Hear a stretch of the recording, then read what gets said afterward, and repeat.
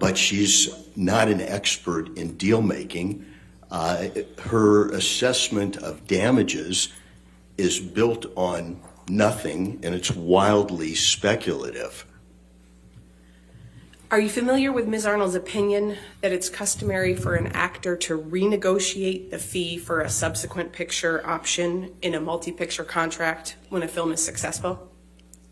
Yes, I heard that opinion. And are you also familiar with her testimony that under those circumstances, an actor will renegotiate a 50 to 100% increase in their salary for the next optional film? Yes, I heard her say that. Do you agree with those opinions? Absolutely not. Why not, sir? Well, what we're dealing with in this case is a test option agreement. And that's an agreement, it's a multi-picture agreement, and it's the nightmare for people like me.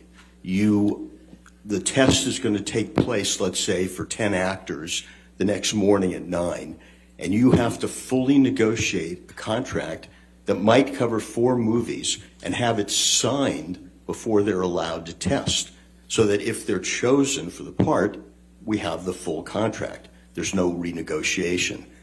So you've got a contract for a multi-picture deal. It's usually a franchise, and you negotiate the first movie. And normally, if they get the part, they're the chosen one, they're the Stars Born moment, if you will. They get the part. Normally, their salary is inflated from their normal salary, because now they're going to play a character that could go on for 4 movies. In this case, Ms. Heard's first salary when she got the part was $450,000. If Warner Brothers and DC Comics decided to make a next movie,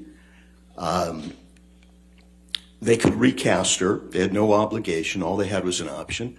But if they did cast her up front, that they had agreed to more than double her salary, like 2.25 times to get to the $1 million. These are large bumps, if you will. If an actor is on a series, say, they go, and they have 5 options. They go up in increments of 5%, 10%, 20%, not these multiples that you see in a test option agreement. And that's one of the reasons that they aren't renegotiated normally. They are in some instances, but not normally. What's the significance of the test part in a test option agreement? The test significance is that an established actor usually wouldn't test. They'd be offered the role. Ms. Heard was in a group of actors that needed to be tested to see if the studio wanted to hire them, and then if they hired them, they would be locked up for potentially 4 movies at very lucrative increases, because after Aquaman 1, she gets to $1 million, Aquaman 2, she gets to $2 million, and Aquaman 3, you get to $4 million. These are unheard of bumps if you're going on a normal career and trying to increase your salary by increments. In your experience, what is customary for negotiations of multi-picture deals? Well, I think what happened in this case was customary for negotiation of multi-picture deals. And by that I mean that you assume success. The reason you go from the first Justice League movie where Ms. Heard played Mira the first time, the reason you more than double her salary is you assume success. So you've already built in the bonus that Ms. Arnold was referring to, a renegotiation, if you will, for the 3rd movie. Instead of doubling her salary, Ms. Arnold said it would only be fair to quadruple her salary. And that's just not the way these idiosyncratic contracts work. They're a very small portion of the contracts we deal with.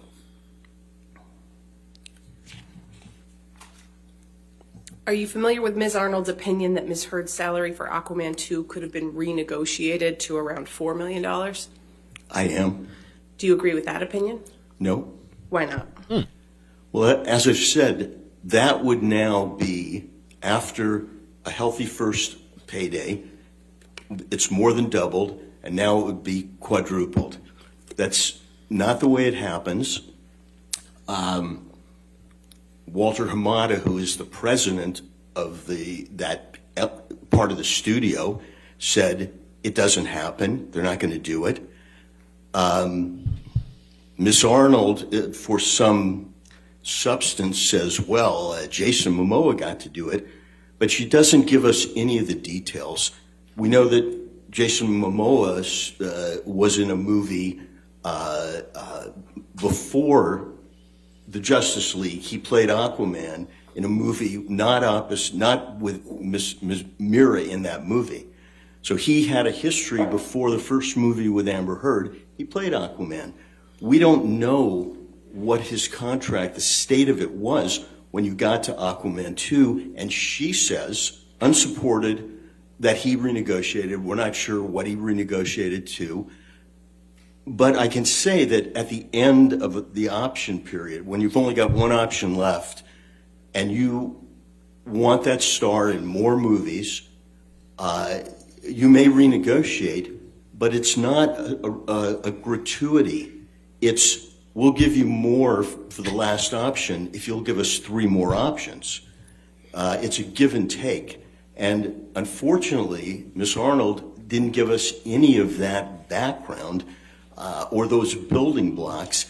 And then I think yesterday she said, and the other actors renegotiated.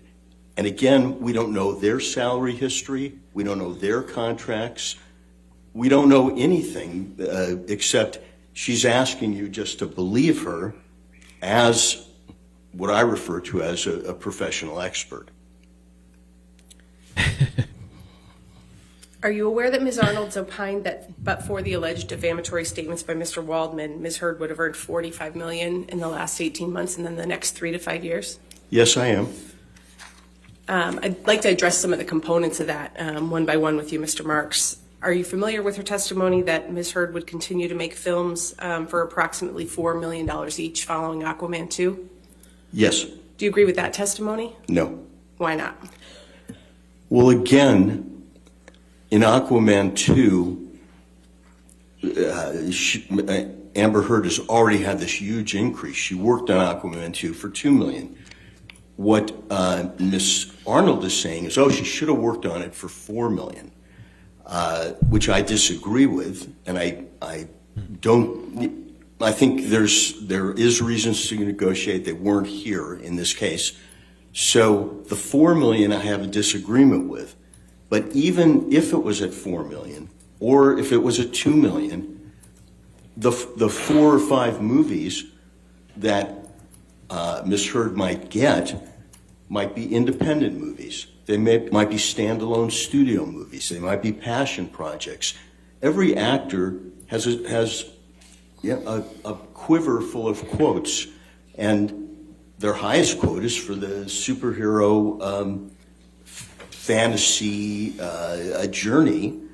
Their lowest quote might be for the independent passion project, where they'll defer their salary and almost take nothing to work, just SAG minimum. And did you know you? To assume that she'd get 4 or 5 more movies at this, her last fantasy quote, would be to assume that those are also those type of movies, playing another character. And Ms. Arnold says that Ms. Heard's breakout moment, her Star is Born moment, is Christmas 2018. If that's true, and I don't think it's true, those moments don't normally happen to supporting cast, but if it's true, as a deal maker, you would expect, if you represented producers, production companies, to flock in, to take advantage of this hot star and to sign them up. And we have, from Christmas 2018 to spring 20, where there is none of this activity. The Stars Born phenomena didn't happen. Miss Heard starred in one series of 8 episodes, and she earned a healthy fee, $200,000 an episode. But that's 5 times less than the million Miss Arnold is tossing out, supposedly based on Jason Momoa's quote. She doesn't prove it or give us facts. And Jason Momoa is not a comparable actor. He's been in a series where they shot 78 episodes, 44 episodes, 21 episodes. He played Conan the Barbarian. He was in Game of Thrones. It's not a comparable. All right, I'll sustain the objection. Next question. Mr. Marks, we'll get to some of those issues. He's smiling too. He's I just want to take you smirking. back for a second. I believe you testified a few minutes ago that your understanding is that the last option in a multi-picture deal might be renegotiated under some circumstances. Do you have an understanding of whether Aquaman 2 was the last option in Ms. Heard's contract with Warner Brothers?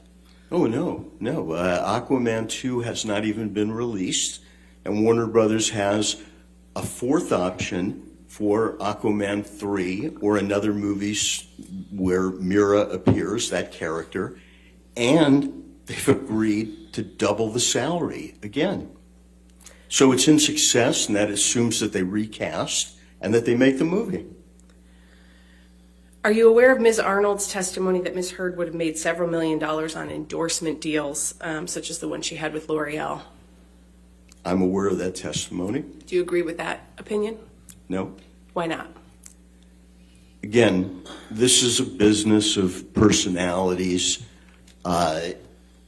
We didn't, after the breakout moment that Ms. Arnold talked about, Christmas 2018, we didn't see endorsement deals flocking to Ms. Heard during that 16-month period before Adam Waldman made a few statements in the London Daily Mail, I believe it was. We didn't see those endorsements coming to her. We didn't. What Ms. Arnold shows you is these non-comparable actors, they had endorsement deals. But she doesn't show you, when she describes the breakout moment and why she's comparing Amber Heard to these, what I call uncomparable actors, but she's making the comparison. She's saying, well, they had all these deals, why wouldn't she? But for the statements that happened 16 months later, and I guess my primary question is what happened in the 16 months, even if you believe 3 statements in the Daily Mail are the stake through the heart of this Stars Born moment. Do you have an opinion about Ms. Arnold's testimony that Ms. Heard would have made $1 million an episode in a couple of streaming series following her A Star is Born moment? Yes, I heard it. I have an opinion. What's your opinion? Well, after Aquaman 1, this is a major coup. Amber Heard got that role. She tested for it. She could have been the other 19 actresses or 10 or whoever else tested. Didn't get it. She got the role. And she got her salary doubled for Aquaman 1 to $1 million. Now, Ms. Arnold wants you to believe that that $1 million would translate into, she'd get that for each episode of a series. We know what she got for a series. She got a series in that period after Christmas 2018, before spring of 2020. She got a series. It was 8 episodes, and it was $200,000 an episode.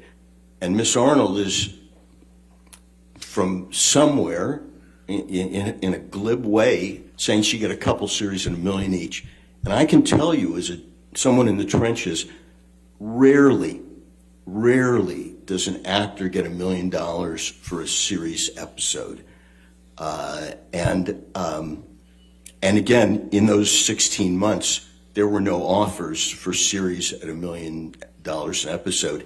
In fact, her only series is the $200,000, And if you look at her resume, the series that Ms. Heard were in, I think the longest one ran 8 episodes.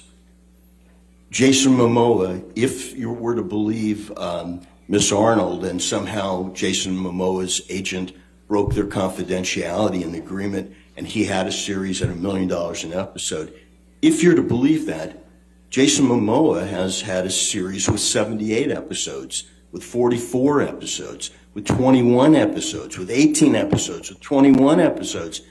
He was in, again, there's not a comparableness there.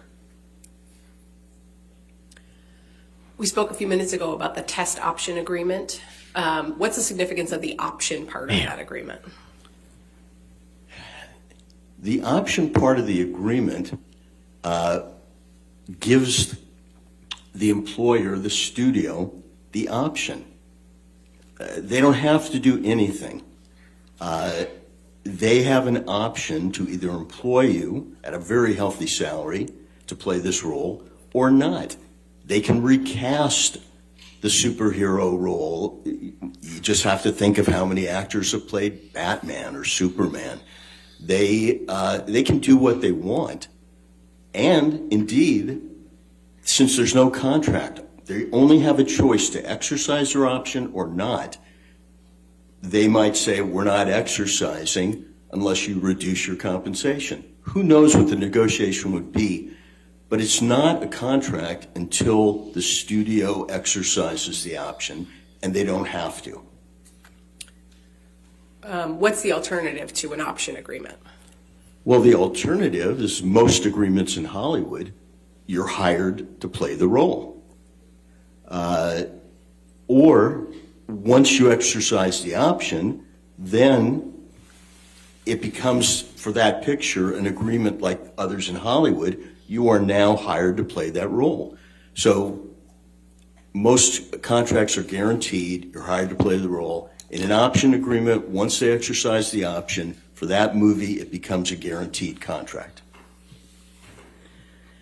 Are you aware that Ms. Arnold testified that Ms. Heard was released from her Aquaman 2 contract and then subsequently rehired? I heard that testimony. Is that consistent with your experience of the film industry in connection with these multi-option contracts? No. Why not? Again, studios don't do things they don't have to do. As we heard Mr. Hamada, the president of the studio, say, you either exercise your option or you don't. They exercise their option. He denied releasing and then rehiring, and in my experience, in almost 5 decades in the business, doing this type of work, not talking about it, not consulting. I mean, I have, I heard Ms. Arnold say she'd been an expert 100 times. I'm a transactional lawyer. I do this occasionally. Basically, it's not a contract till they option it, and they pick up their option, and at that point, it's a guaranteed contract, and then different rules apply to it. In your experience in the industry, do studios typically comment on those types of actions that they're taking with respect to options? No, just like Mr. Hamada said, they don't need to comment on it. They either exercise the option or they don't. In Hollywood, silence is the default. You play no card before it's time. And the cards there were exercise the option or not. And I was surprised by Mr. Hamada under oath basically saying that there was this discussion of chemistry. That Objection, Your Honor, hearsay. That's what he said. It was an in-court statement this morning, I believe, Your Honor. In-court Depp. That's fine. It's the same hearsay that you were. It's hearsay like yesterday. I mean, it's hearsay. I'll overrule the objection. Go ahead. Thank you. I didn't hear. Go ahead, sir. Overruled. You can continue, Mr. Pissed. I was surprised to hear Mr. Hamada say that they talked about chemistry. That would normally be behind closed doors because it can't help your relationship with the actor. You're either going to exercise or not. And that was quite a bit of candor from someone at his level. And so, therefore, I take it at face value. I think he felt that he was under oath and he was telling the truth, but it wouldn't Objection, be. Your Honor, is I'll sustain the objection. Mr. Marks, are there circumstances where a studio would be more likely to say something about not using an actor again in a franchise? Yes. What are those circumstances? Once they've exercised the option, once the contract is guaranteed, the studio still has the right to pay the actor but not play them, pay or play them. And that is a rare condition because you've hired the actor, you've got to pay them, but you say, go home, we're recasting. In that situation, after you've exercised the option and the contract is guaranteed, if you pay off the actor, that's normally commented on. That becomes a bit of information because it's not normal. Is that circumstance different from Ms. Heard's contract with Warner Brothers for the Aquaman movies? Oh, yeah. Ms. Heard's contract, again, it was just an option. Either we exercise it or we don't. And if we exercise it, she's in the film. If we don't, she's not. Until we exercise it, we have our right to recast or not make the movie. And even after we exercise it, we'd still have a right to recast and not make the movie. We just have to pay her salary. Do you understand that Ms. Arnold compares Ms. Heard's career trajectory with that of other actors, including Jason Momoa, Gal Gadot, Zendaya, Ana de Armas, and Chris Pine? I heard that. And what's your opinion of those actors as comparables for Ms. Heard?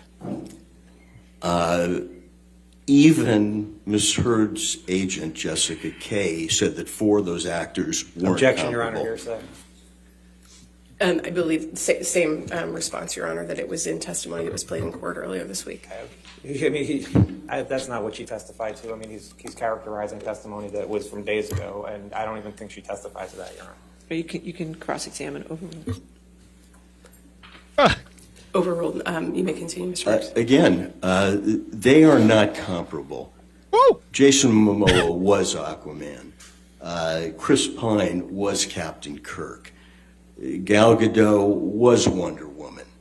Zendaya has been working on Disney Channel since she was 13. She's in all the Spider-Man movies. She goes by one name. Ana de Armas, when she was in a movie that they call, her breakout, it was as a nude poster. She's been in an ensemble piece, Knives Out. These are not comparables. Now, Ms. Arnold stuck to Jason Momoa, who's the most non-comparable because of his history and his career, but she didn't give us the advantage of telling us what his contracts were, what he renegotiated to, what he earned. She didn't give us any of those building blocks. She just she set him up as a comparable and then said what Ms. Heard should earn, but she never gave us the salary of Jason Momoa or the other comparables. And she built like this house of cards on nothing. She showed us with her words, the beautiful clothing that the emperor was wearing, but we could see, if you know the business, Objection, Your Honor. that he wasn't. Beyond the scope of the question. All right, I'll sustain the objection. Next question. Okay. You were just speaking about Mr. Momoa as a comparable. Are you aware that Ms. Arnold compares Ms. Heard to Mr. Momoa as an actor with equivalent franchise experience who was able to renegotiate his salary for significant increases in bonus? Yes. What's your response to that opinion? Again, he didn't have comparable franchise experience to Ms. Heard. He was Conan the Barbarian. He played Aquaman in a movie that Amber Heard was not in. He played Aquaman, not a supporting character like Mira. It's just not comparable. And you can say the words, but I saw nothing from Miss Arnold to back it up, something to build on, which, if she was a negotiator in the trench, the studio negotiator would say, okay, so show us. Where's the comps? Let's talk numbers, because ultimately that's what we have to get to, not just because you say it's so. We just don't believe you. You've got to show us. In your experience in the industry, what factors influence the negotiation of the terms of a film agreement with an actor? Well, I mean, first it depends on the film. If the film is $1 million movie and everybody's deferring their salaries, that's one thing. If it's a superhero movie, that's another. But for deal makers and negotiators, the best predictor of what the deal should be is past earnings, precedent, comps. You also look at the budget of the movie, what it can bear, because if Jason Momoa's comp is $10 million, but the budget's $10 million, obviously he has another price for that movie. But the best predictor of future earnings is past earnings. And I didn't see any Miss Arnold talk about past earnings at all, except the earnings in this rarefied superhero 4-picture deal, where instead of incremental increases, which you normally see, it was multiples increases. And then when you get on a series, the big renegotiation was when the network has no more options. Until then, the actors on the series get 5, 10, 15, small percentage raises. They don't get multiples. They get the multiples if it's a success and the studio wants to continue making the series and they want to keep these characters. That's when the renegotiation happens. Here, even if we believe Miss Arnold, after Aquaman 2, there was still an option waiting at a big price, double the previous payday. What's the significance of the timing of the Waldman statements to the opportunities Ms. Arnold claims Ms. Heard lost? Well, the argument, as I understand it, is that Ms. Arnold says that Ms. Heard lost all these opportunities because of those losses were caused by Adam Waldman's statements 16 months later. So I think the timing. Sure. Yo, this guy is coming in hot. I wonder what they're gonna have for him on the cross-examination, but he's coming in hot. How you guys doing? Yo, I don't know what's going on with YouTube, man. The thing was doing kind of what it was doing yesterday, but it completely just cut out. If you guys could hit like, I'd appreciate that. I put the link for this stream and the previous stream in the comment section, so hopefully people can kind of see that. I don't know. Kind of weird. And Twitch didn't have any issues. It's kind of weird. I don't know what's going on because like when I'm monitoring my connection, like the live bitrate, there is no drops, but YouTube for some reason is just having issues but I don't know. It seems like it's just for me though. I don't know. But this guy's on fire, Richard Marks. Mr. Marks, what's your overall assessment of Ms. Arnold's opinions in this case? My overall assessment of her opinions is that they're not worth the paper they're not written on. She knows something about our business, but not about negotiating deals. She may have gotten someone at the Endeavor office to breach confidentiality, but she never laid out the building blocks. Excuse me, there's an objection. You have to stop talking, Mr. Marks. Thank you. Beyond the scope. Yeah, Mr. Marks, can you just limit your testimony to your opinion about Okay. Ms. Arnold's opinions, please? My opinion, as someone who's made deals as a deal maker for almost 50 years, is that she calls herself an expert, but she's not. She doesn't have the background, she doesn't have the day-to-day knowledge, and her testimony that I heard did not back up her bottom line. If you want to get those figures, you have to show why they're deserved. And again, she was constructing a Jenga without the bottom pieces. It does not hold up under scrutiny by someone who makes deals. No further questions. All right, You guys know what cross-examination. Jenga is? Jenga. Jenga. Is that how they do it? And then they pull the piece out and the whole thing falls. This guy got comebacks for days. Let's see what the cross-exam has. Good morning, Mr. Marks. Good morning. So you agree that studios use comps to negotiate deals, correct, with actors? Sometimes they do. And you have an issue with the comps that Ms. Arnold used, correct? As you testified to. I have an issue with the comps that she says she used that she didn't disclose. The comps being the actors that you just talked about. She did disclose, she disclosed the actors. She disclosed the actors and budget figures from their movies. She never disclosed their salaries and salary history as comps. You're not offering a different set of comparators that should be used, correct? I'm saying if you are going to, That's not my question. Are you offering a different set of comparators than what Ms. Arnold used? I'm not here offering comparators. I'm saying what she offered are not comparators.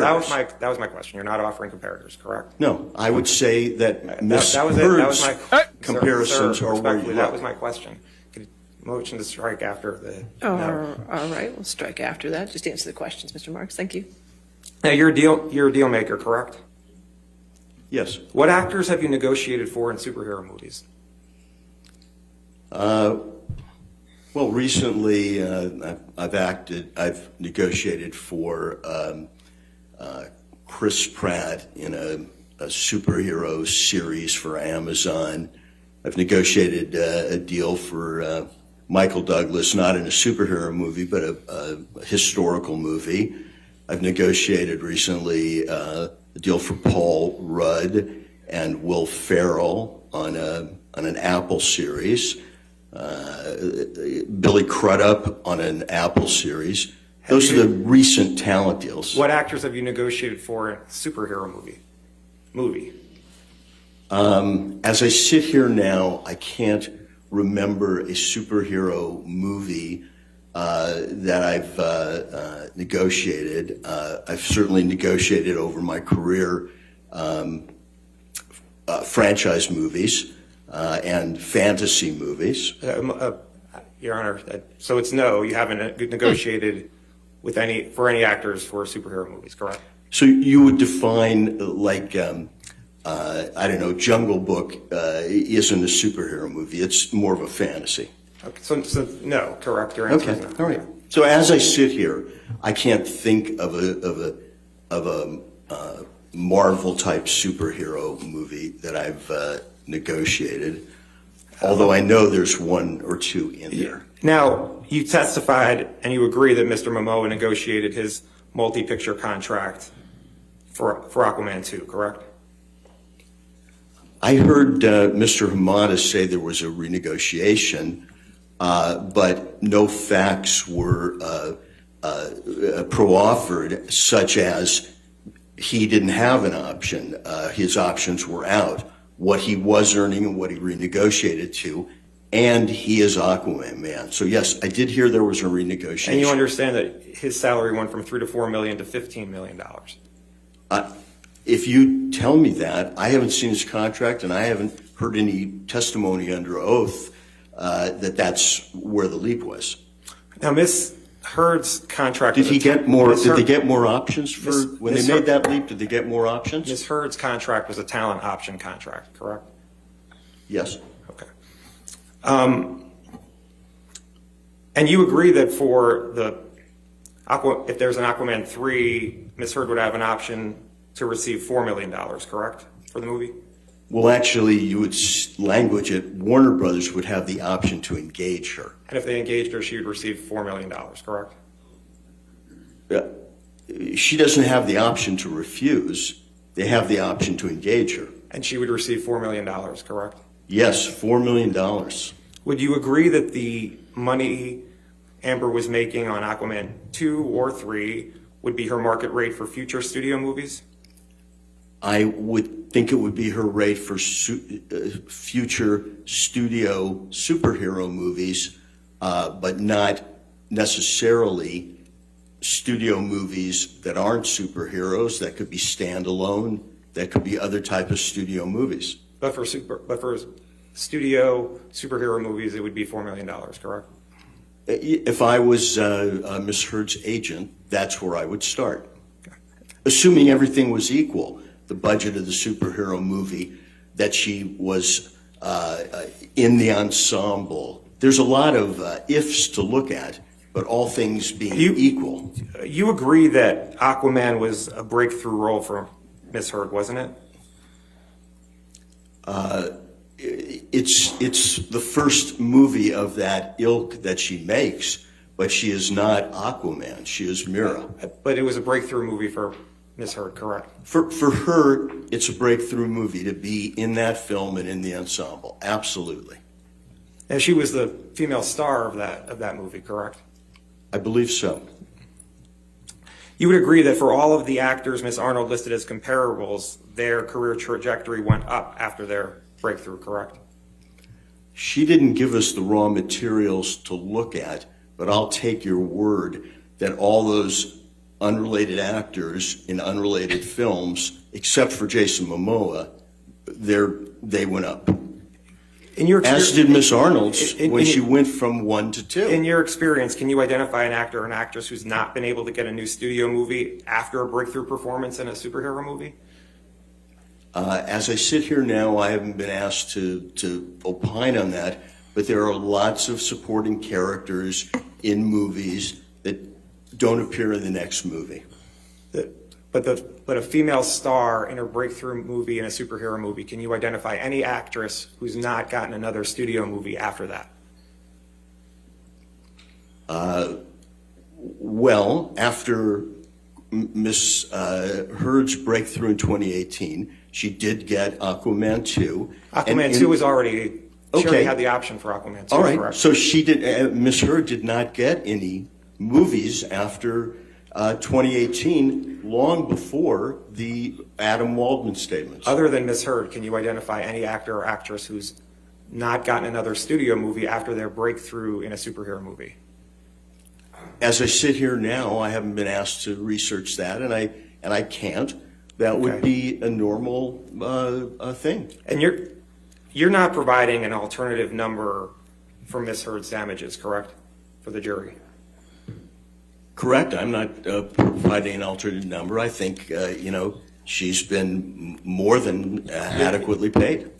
I'd move to strike after no, I've not been provided another number. That's all. I mean, my question was you're not providing another number. I think it's in fairness and the full answer of the question, Your Honor. It was a yes or no question. He said his answer was no. I'm not going to strike it. Okay. Oh. Uh-oh.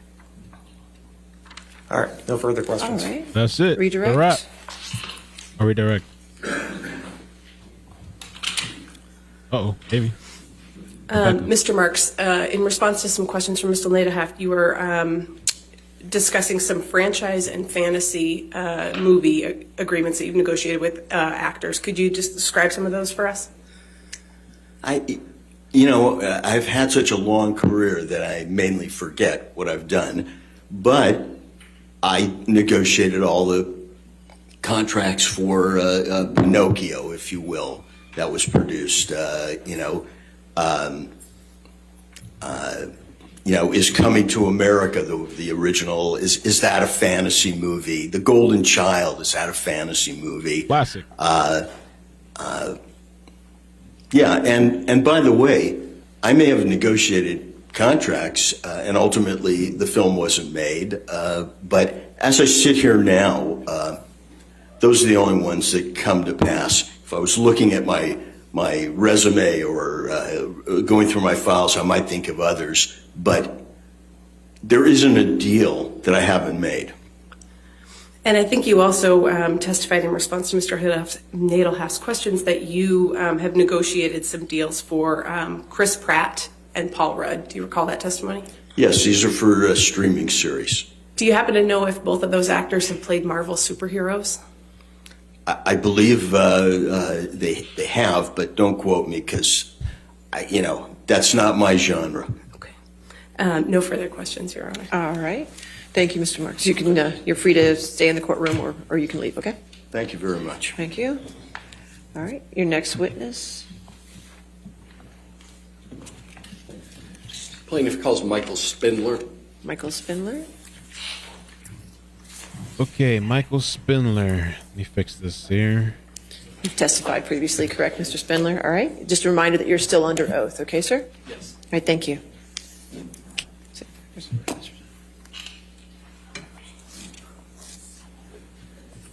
Yes, sir. Thank you. Good morning, Mr. Spindler. Good morning.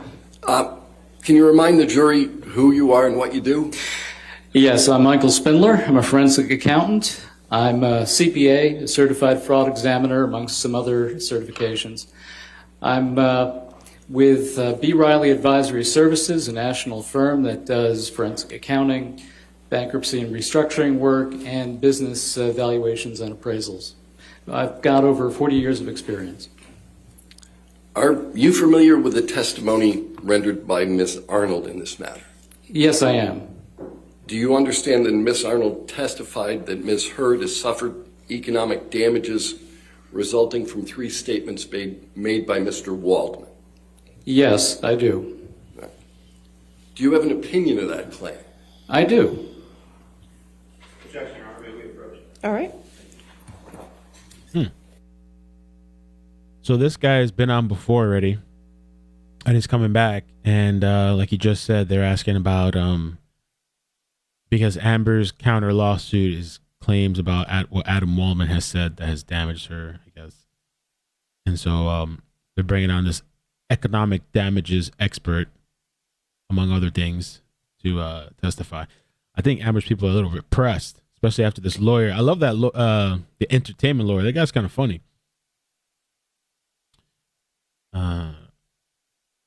Richard Marks. We still have for today, let me see. What we got? We still got Kimberly Collins, the forensic pathologist. They got the hospital representative for the deposition. We already saw Walter Hamada. We saw Richard. We're watching Mike. Still Doug Banya. We still got Morgan Knight, the witness for the Hicksville incident. We saw David Colbert, the doctor, the hand doctor, which is pretty brief. I was surprised how brief that was. And Jennifer Howell, which I'm really, really kind of curious and looking forward to that. Amber damaged herself. But yeah, thank you guys for coming back. I appreciate that. Connection stuff, I guess. Got knocked off, bamboozled. Thanks, Mr. Spindler. Now, you indicated that you had listened to Ms. Arnold, and she testified on behalf of Ms. Heard relative to economic damages. Have you formed an opinion as to the testimony and opinion rendered by Ms. Arnold?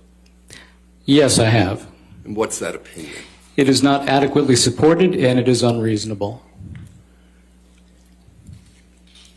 There were multiple elements to that analysis, both damages that related to her film career and to endorsements. Have you analyzed both those issues? Yes, I have. What is your opinion of the claims that have been asserted relative to the film career and endorsements? Okay, well, first of all, with respect to her damages calculation, there was no calculation per se. She initially looked at these comparable actors and seemed to use that as a basis for numbers. She didn't provide the underlying calculation. She didn't provide underlying support. And then it appeared as though in her testimony, she backed away a little bit from that, but she still suffers from the issues of not providing detailed calculations or support for where those numbers come from. And she still, to some extent, appears to be using some kind of comparable analysis. All right. What is the type of analysis that you think is appropriate here? Well, I think, and as you heard from the last witness, I think that something that is anchored in facts, taking a look at historical compensation as a basis for anticipating future compensation. Had you looked at Ms. Heard's prior compensation? Yes, I have.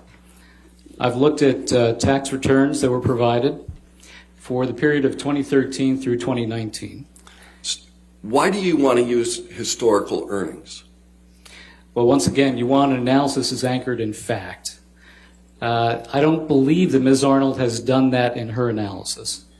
So here we've got some actual data, we've got some historical compensation, and as the last witness mentioned, that often provides somewhat of a basis for future anticipated earnings. In addition, I believe that Ms. Arnold herself said that she had hoped to be able to look at a renegotiated salary for Aquaman 2 and then use that as a basis for future compensation, that being the new kind of base, if you will. All right. Were there any years in particular that you focused on in your analysis as to Ms. Arnold's testimony? In terms of the historical compensation? Yes. Well, for 2013 through 2019 in total, her compensation was around $10 million for all those years combined. In 2019, the last of those years, her compensation was somewhere between about $2.6 million and $3 million. Now, that's a good year. That's known as a clean year. What do you mean by a clean year? Well, for example, 2019, you had Aquaman was released in December of 2018, and that was a successful film. So in 2019, you've got the benefit of that kind of success, and you also don't have any potential impact from the alleged defamatory Waldman statements that occurred in April of 2020. So 2019 is clean of all that. What did you understand Ms. Arnold's methodology to be?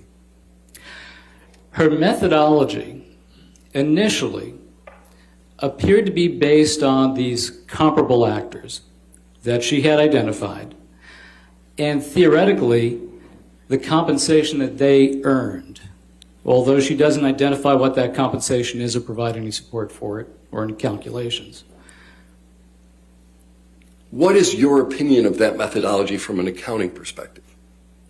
That methodology was unsound. It's just unsupported. There are no numbers. There's no data that she provided and support for that.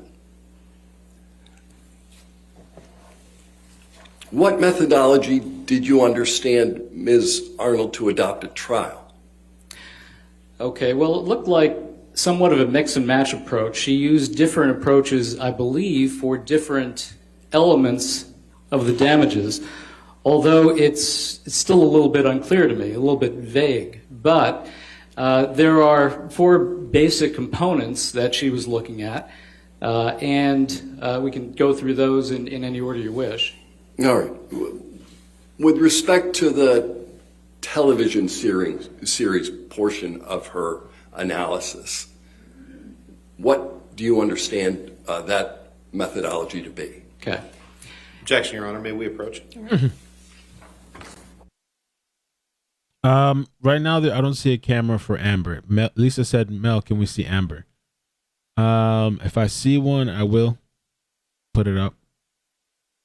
And they were getting, it seems like they were about to get right into that television or series part or whatever.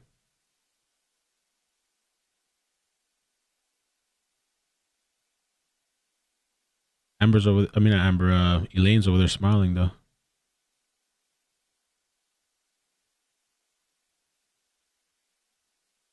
Maybe approach the couch.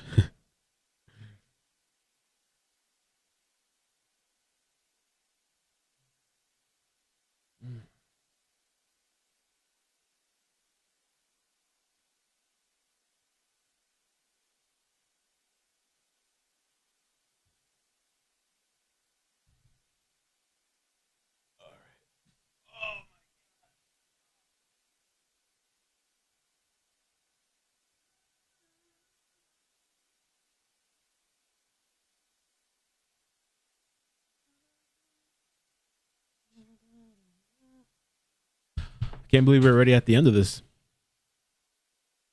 Rottenborn. Mr. Rottenborn.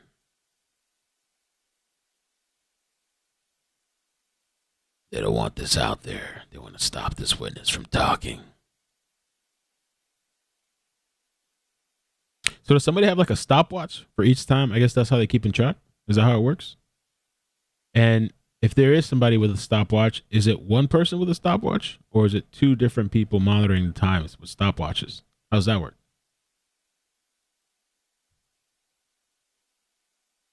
Yo, I don't know what it is, but yeah, my ass is hurting. And I never ordered the... Now I feel like, damn, is it too late to do anything as far as like merch? And I was going to order this gangster... I'm still going to order the gangster chair cushion because we'll probably be here for some other trial. I haven't figured out what exactly. And in between, we'll do regular content, I guess, until we figure out what trial. Yeah, I don't know. I got no idea. I was talking to Lindsay a little bit about that. About like what's next. I'm not even sure. I'm gonna try to get some clips out today for Facebook. Try to get myself back on track, hopefully. Getting on these live streams and being here. Hopefully less issues the last couple of days. Laughing beside you, I saw the search for Lena hit the 5-month mark. Damn. Still missing. Yeah. A party after this? I feel like I can't celebrate anything on YouTube. Anytime I do anything celebratory, I get canceled. I get a strike. The last time I was celebrating the 100K thing with a bottle of champagne, and I got a strike. I think it's really, I guess, because of the videos I was playing. Did you clip Dr. Meth's face yesterday? Yeah, Lindsay got a clip for me. There's some stuff we could do with that stuff from yesterday too. That was really funny. That was so weird when the guy like stuck out his tongue and started doing all this weird stuff. The interesting character. The Big zoom. Earnings from television I don't know, maybe. shows. Did you analyze what historical earning Ms. Heard had during the period that you were concerned with relative to television shows? Well, yes. During 2019, she entered into a contract in July of 2019 to appear in a television series at $200,000 per episode. All right. What about endorsement deals? Did you look at what she had made on endorsement deals during that period?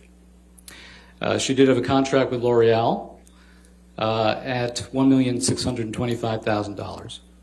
All right. With respect to her movie roles, what were her historical earnings during that period? Well, certainly for the most recent years, you had the Warner Brothers deal, which was a 4-picture deal. The first film was $450,000. Then the first Aquaman was $1 million base fee. Then $2 million for Aquaman 2. And presuming that there was an Aquaman 3, that would have been $4 million. Okay. Why do you look at historical earnings as part of your analysis? Because you want your analysis to be anchored in facts. You wanted to have a sound methodology, and you want to come up with a reasonable result. So if you take a look at, for example, the analysis that Ms. Arnold did, it didn't appear to be... Let's just look at the analysis that you're doing. What you said, I think, is you wanted them anchored in facts. Why? Because that provides a sound basis for coming up with something with reasonable certainty. There's AICPA, or American Institute of Certified Public Accountant, guidance with respect to reasonable certainty. And those are the basic elements of it. Thank you. No further questions. All right, cross-examination.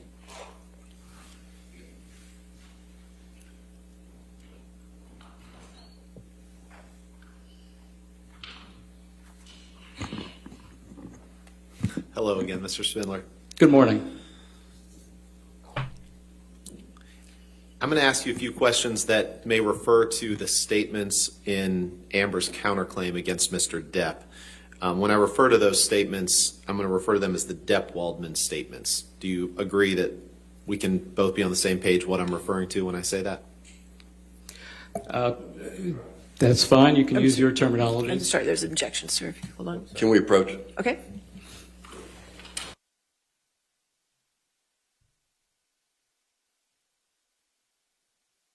Mel should do a live taking calls about certain witnesses because, you know, we all have so much to talk, so much ish to talk about.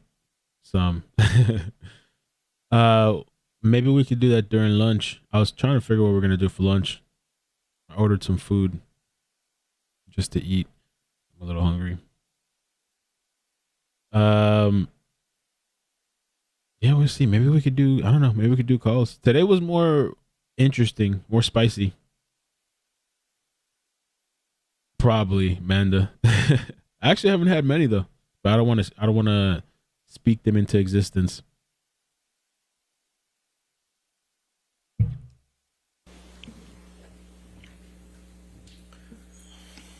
So, Mr. Spindler, when I refer to the Depp-Waldman statements, you understand me to be referring to the statements in Ms. Heard's counterclaim against Mr. Depp, correct? I'll understand that, yes. Now, you're here to provide a rebuttal opinion to Ms. Arnold's, part of Ms. Arnold's testimony, correct? Correct. You're not providing opinion on whether Ms. Heard suffered defamation by Mr. Depp, correct? That is true. You're not offering an opinion as to what any of the underlying facts relating to whether Mr. Depp abused Amber, correct?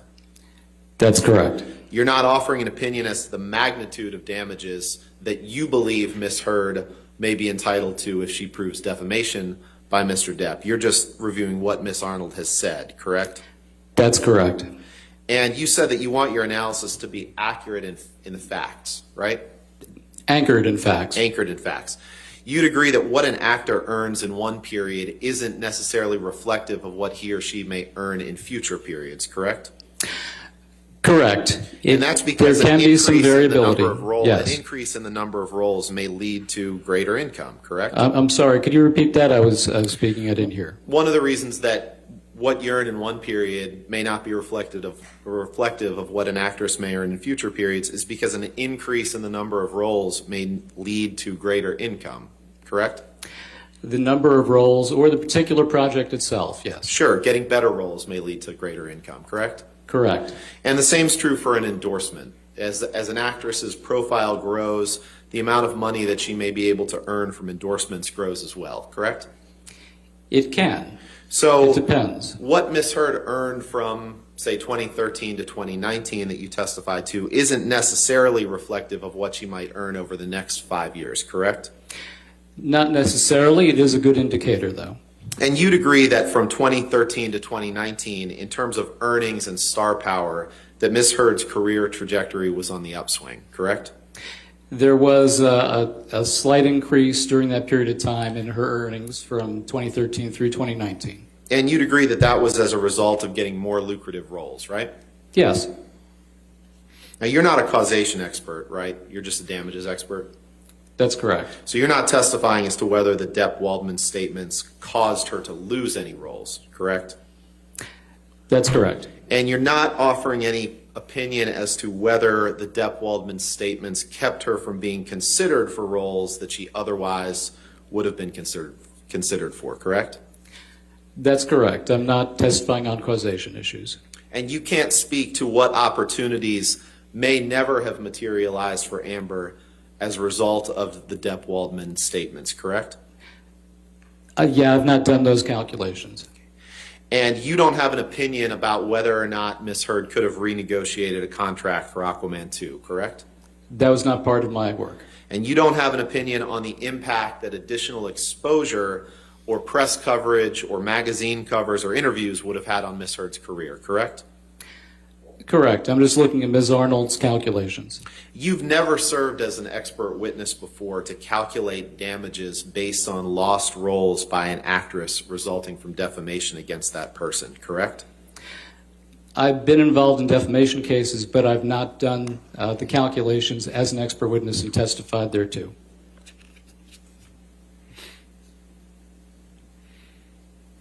And there's never been an instance in which you have served as an expert witness in a case to calculate damages based on alleged defamation against an actress, correct? Correct. And you're not offering any expert opinion on what impact the alleged defamation by Mr. Depp has had on Ms. Heard's career, correct? I'm sorry, one more time? You're not offering any expert opinion on what impact the Depp-Waldman statements by Mr. Depp has had on Ms. Heard's career, correct? Other than taking a look at Ms. Arnold's calculations. And you're not offering any expert opinion about what impact, if any, social media coverage of this case or of Ms. Heard may have had on Ms. Heard's career, correct? You're correct. That's other experts. Can we approach No Your further Honor? questions. Thank you. All right. If you want to approach.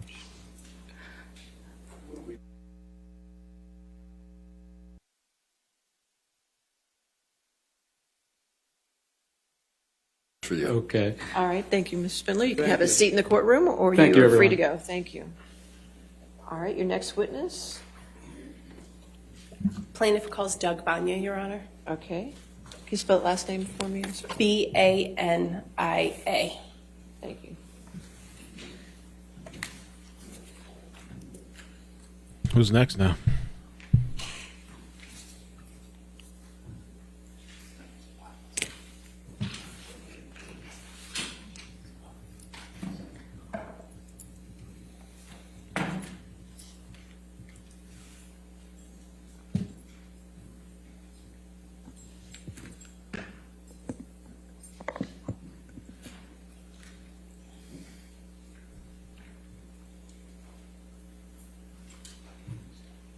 All right, so you can. So just a reminder that you're still under oath, okay, sir? Thank you.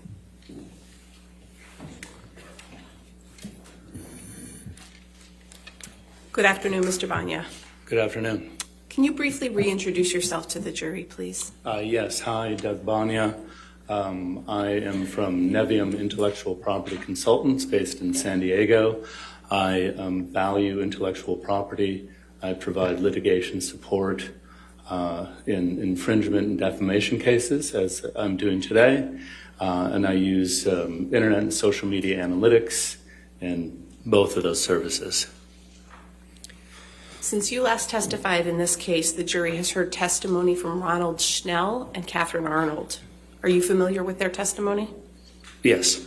Were you asked to analyze their testimony and provide opinions in response? Yes, I was. Have you formed opinions in response to the testimony of Mr. Schnell and Ms. Arnold? I have. Generally, what are those opinions? Generally, Mr. Schnell provided no evidence of a correlation between the Waldman statements and the hashtags and the spikes of those hashtags on Twitter. Second, based on my internet and social media analytics investigation, I've concluded that the alleged comparable actors that Ms. Arnold came up with are not comparable with Ms. Heard. And then thirdly, Mr. Schnell and Ms. Arnold both failed to provide any evidence of causation as it relates to the Waldman statements causing any economic harm to Ms. Heard. Let's dig into those opinions a little bit. You're familiar with the testimony of Mr. Schnell that there are more than 2.7 million alleged negative tweets related to Ms. Heard between January 2018 and June 2021? Yes. And what's your understanding of how Mr. Schnell identified those particular 2.7 million tweets? Yeah, so essentially Mr. Schnell chose hashtags that he felt were negative towards Ms. Heard. Those hashtags range from Justice for Johnny Depp, Amber Heard is an abuser, Amber Turd, and the hashtag, we just don't like you, Amber. So then he used those hashtags and he searched through, using the Twitter API, searched through various tweets and then came up with any tweets that were using those hashtags. Did you conduct an analysis of those tweets? Yes, I was given that exact, the data that Mr. Schnell used on a hard drive. So yes, I dug into that data as well. And what was the purpose of your analysis? So what I'm trying to do, and what's at issue of the case today at this point is, were these tweets, did they contain the Waldman statements? That's what where we're at right now, are the Waldman statements. So I wanted to analyze those tweets to determine which ones, and if any, contain the Waldman statements. And what's your understanding of what the Waldman statements are? So my understanding is there's three Waldman statements that were published in the Daily Mail. The Daily Mail is a UK tabloid, and Mr. Arnold was quoted in three of those articles, and those dates were on April 8th, 2020, April 27th, 2020, and on June 24th, 2020. And my understanding that those quotes, I'm sorry, I think I said the wrong name, but those quotes are the only remaining in this case. Did you analyze the timing of the tweets that we were talking about as compared to the timing of the Waldman statements? And that's exactly what I did. So I wanted to look at the Waldman statements, look at the dates that they happened, and then analyze those as compared to the Twitter data that I had. Have you prepared a demonstrative that reflects that aspect of your analysis? Yes. Your Honor, may I approach? Yes. Did you show counsel?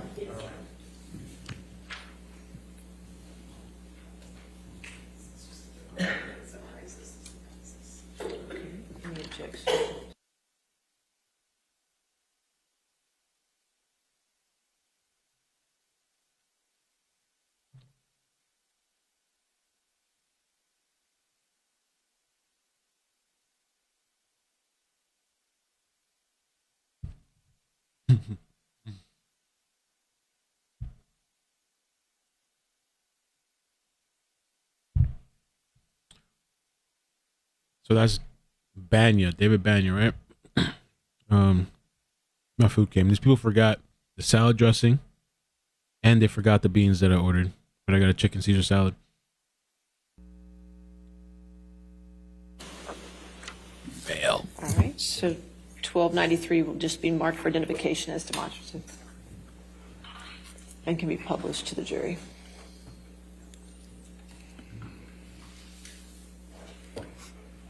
Mr. Banya, can you explain to the jury what this demonstrative shows? Yes.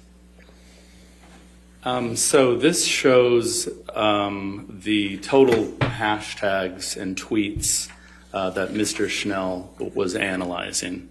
This is the summary data. There are tweets that are running from January 2018 to June of 2021. And again, these are related to the four hashtags that I discussed.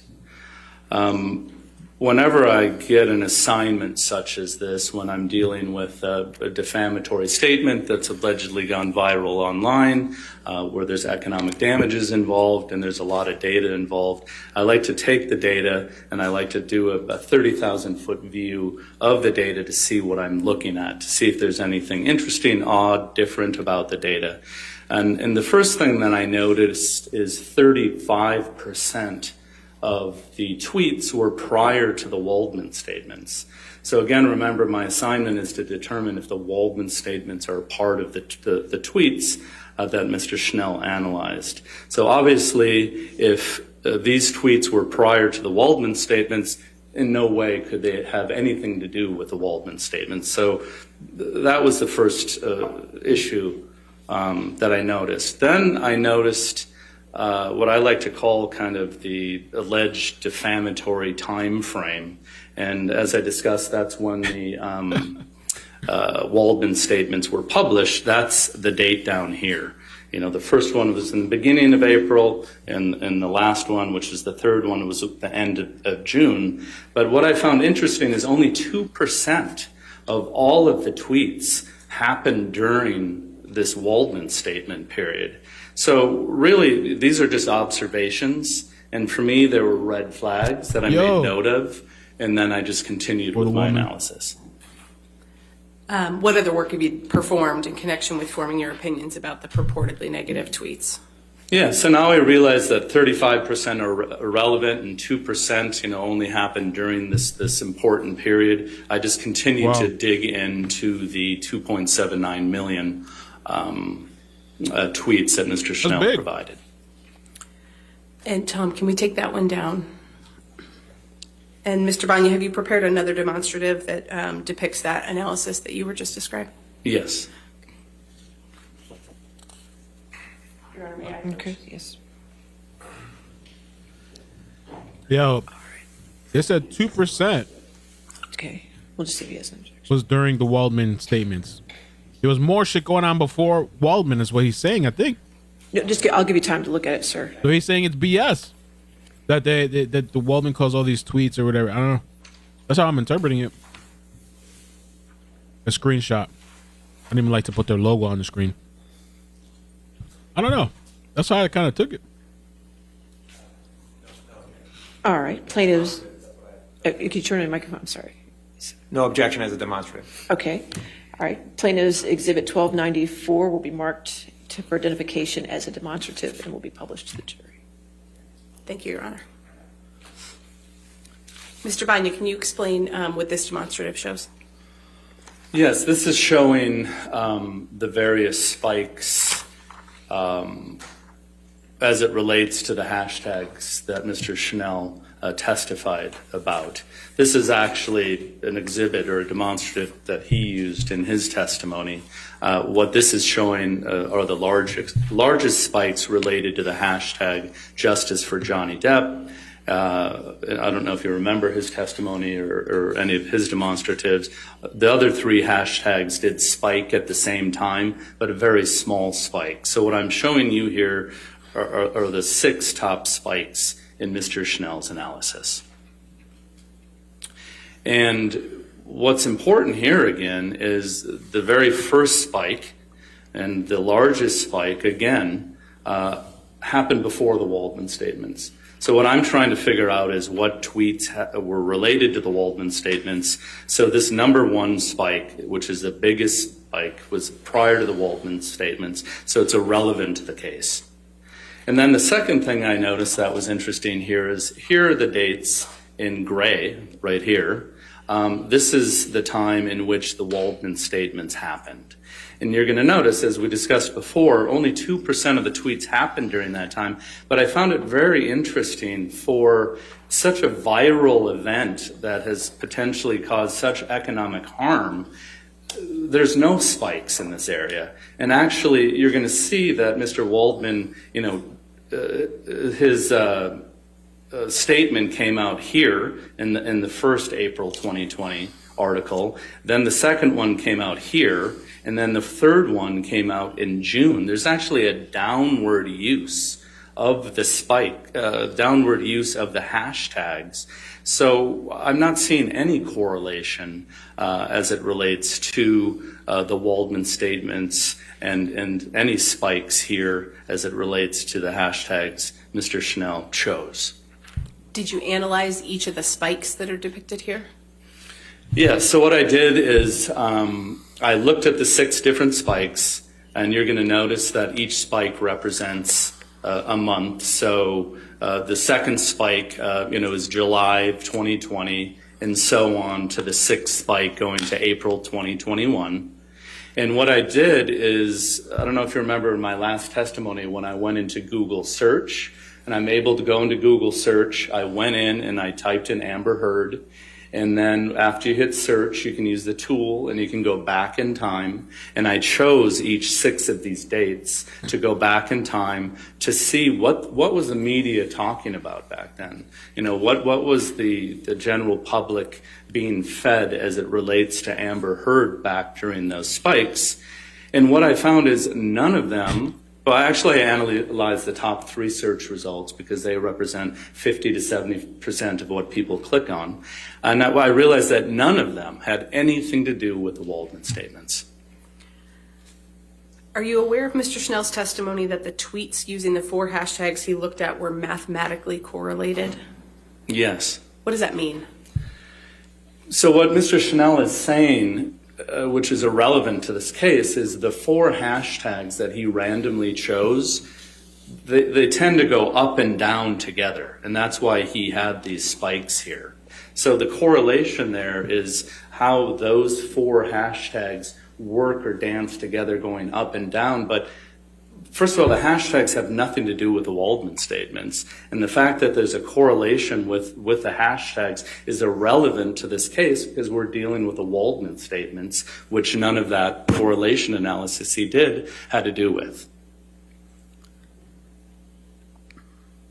How do you know that the correlation doesn't have anything to do with the Waldman statements? Can I clear this at all? No. Oh, yeah. Well, first of all, I know because that would happen right here. If when Mr. Waldman, one of his quotes was published, you would see a big spike right here. And then you would see maybe a little noise down here, and then the third time you might see second time a big spike, and the third time a big spike. That's not here. So that's telling me there's no correlation between the Waldman statements and this hashtag use. And then I've actually provided evidence that there's no correlation because I analyzed each of these spikes and none of them had to do with the Waldman statements. Is mathematical correlation the same as causation? No. Why not? I mean, correlation is simply a relationship between 2 or more variables or 2 or more things.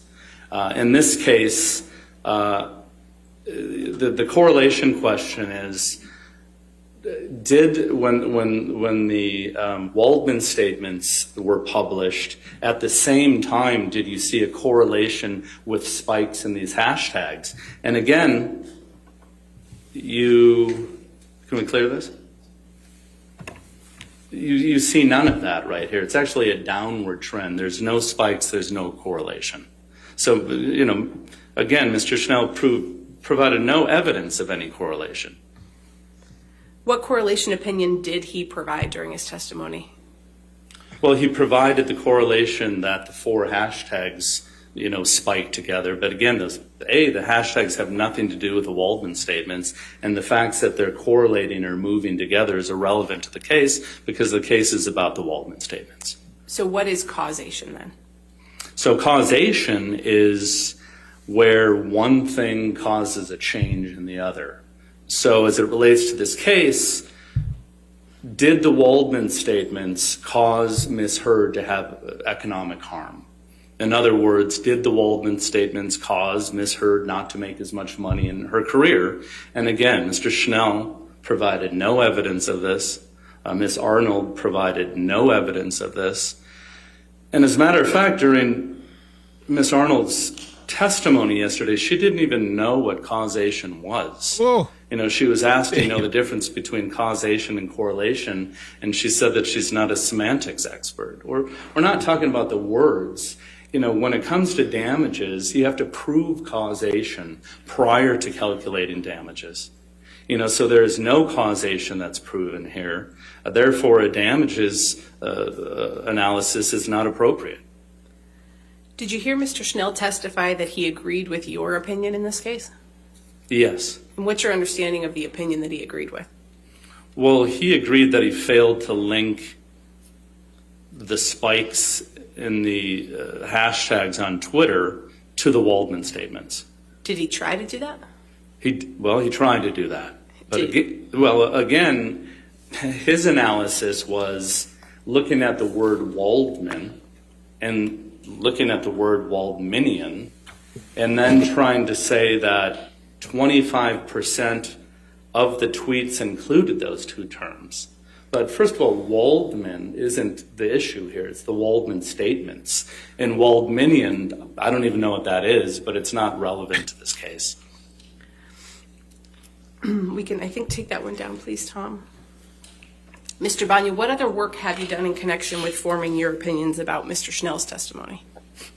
Again, the assignment was to determine if the Waldman statements were part of the tweet, so I continued to dig in, to the data. I believe the next step is, now that I've excluded, the 35% that was before the Waldman statements because they're irrelevant, I wanted to really analyze from the April 2020 forward to see if any of those tweets, contained the Waldman statements. Did you prepare a demonstrative that reflects that analysis that you did? Yes, I did. Okay. Your Honor, may I approach again? All right. Yes, ma'am. Yo, I love how, I guess they're bringing back, the previous experts, and they're having the experts. Sir? No objection as a demonstrative. All right. We'll That I mark it for analyzed. identification as plaintiffs 1295 as demonstrative and published to the jury. And they're calling out what doesn't make sense. So, Mr. Banya, did you consider the content of the statements made by Waldman as part of the work that you did? Yes. Yeah, so here I reviewed the Waldman statements again, and what I wanted to do is I wanted to determine what, if any, tweets included the Waldman statements. So what I went back to the Waldman statements, and I came up with key terms and key themes for those Waldman statements, which are listed here. The Waldman statements were about abuse hoax, sexual violence hoax, and fake sexual violence. So what I did is we're now dealing with 1.2 million tweets because we're starting in April 2020 because that's when the Waldman statements started. And what I did is I searched the 1.2 million tweets, for these three phrases. And I determined that there were 751 tweets that included those key terms, which is 0.06% of the 1.2 million. And then as I was sifting and sorting and analyzing this data, I realized that a lot of these tweets had the exact same language. It was interesting to see it was the exact same tweet because I'm analyzing the language to see if it matches one of these three. I realized that a lot of these tweets were retweets, likes, or shares. So therefore, I eliminated any of those, and it came down with 95 unique tweets. And then what I did from there is I analyzed those to determine if any of these terms were in there, and I identified 5 tweets that were related to the Waldman statements. Do any of the hashtags Mr. Schnell analyzed include the words from the Waldman statements? No, they don't, and because I am rebutting Miss Arnold, her testimony yesterday, she was saying that the Waldman statements caused these hashtags. Then throughout her testimony, she walked that back and admitted, no, none of these tweets have anything to do with the Waldman statements. They don't include the Waldman statements. These hashtags are only hashtags that Schnell, in his opinion, felt that they were negative towards Miss Heard. Based on your expertise, what are your overall opinions about Mr. Schnell's testimony and the Twitter hashtag data? Mr. Schnell provided no evidence that any of the tweets were related to the Waldman statements. Mr. Schnell, there's no correlation there.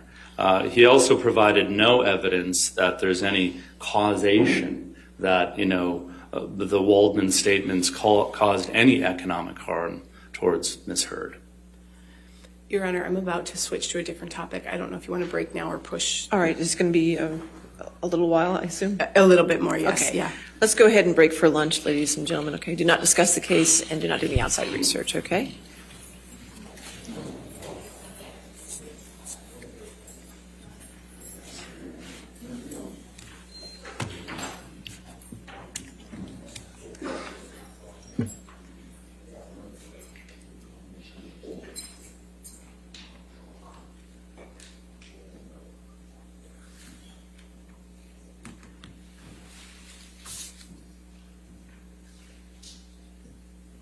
All right, we'll come back at 1:40 then. Is that right? All right, Thank you, Your Honor.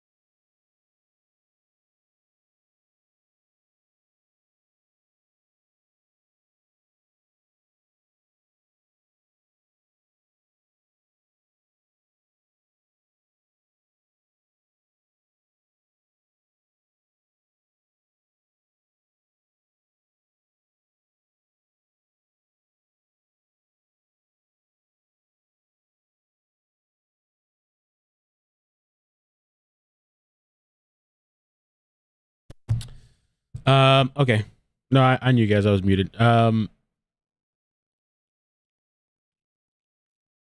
So we can either do phone calls, or we can finish we never finished the behavior panel. We could do a poll, which I feel like we've done the poll 2 times already, so this will be the 3rd. I feel like we already know where it's gonna lean. Where it's gonna lean.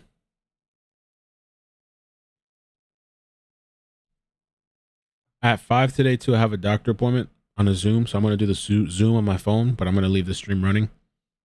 So I just got to multitask everything.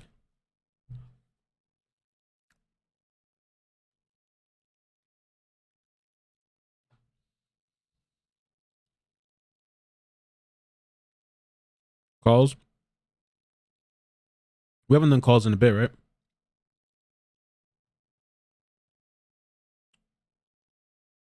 Send these pictures.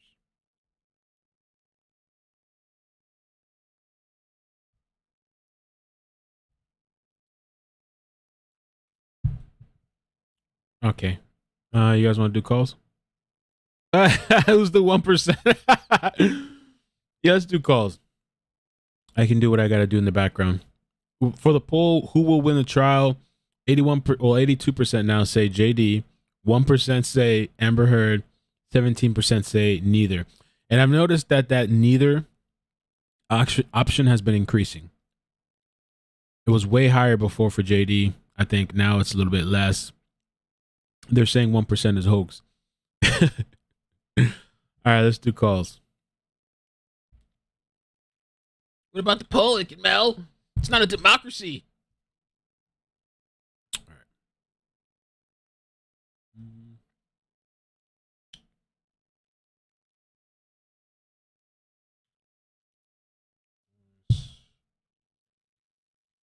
right. Did anybody catch what time they said they're coming back? I didn't even hear it. Yeah, I think people want to do calls. Did I say llamada?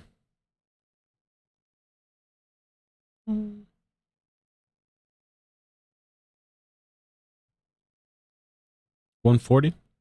Okay, gracias.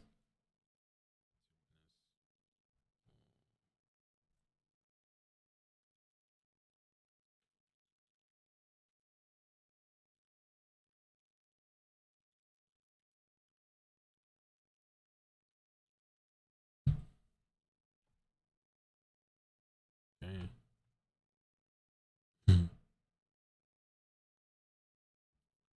All right, let me open up the lines. Let's do the calls. Let's see.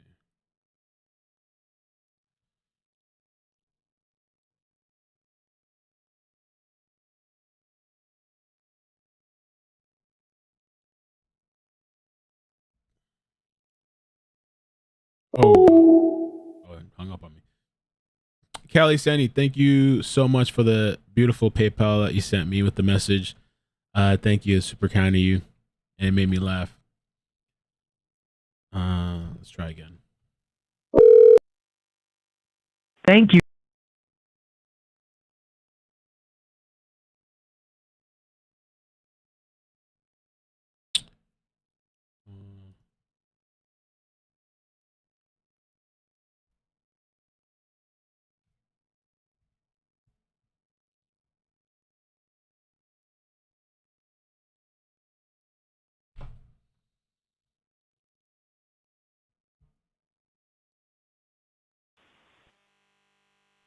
Okay, so I connected and we have a call already. So I guess we'll start there. I'm trying to. I don't know about this title.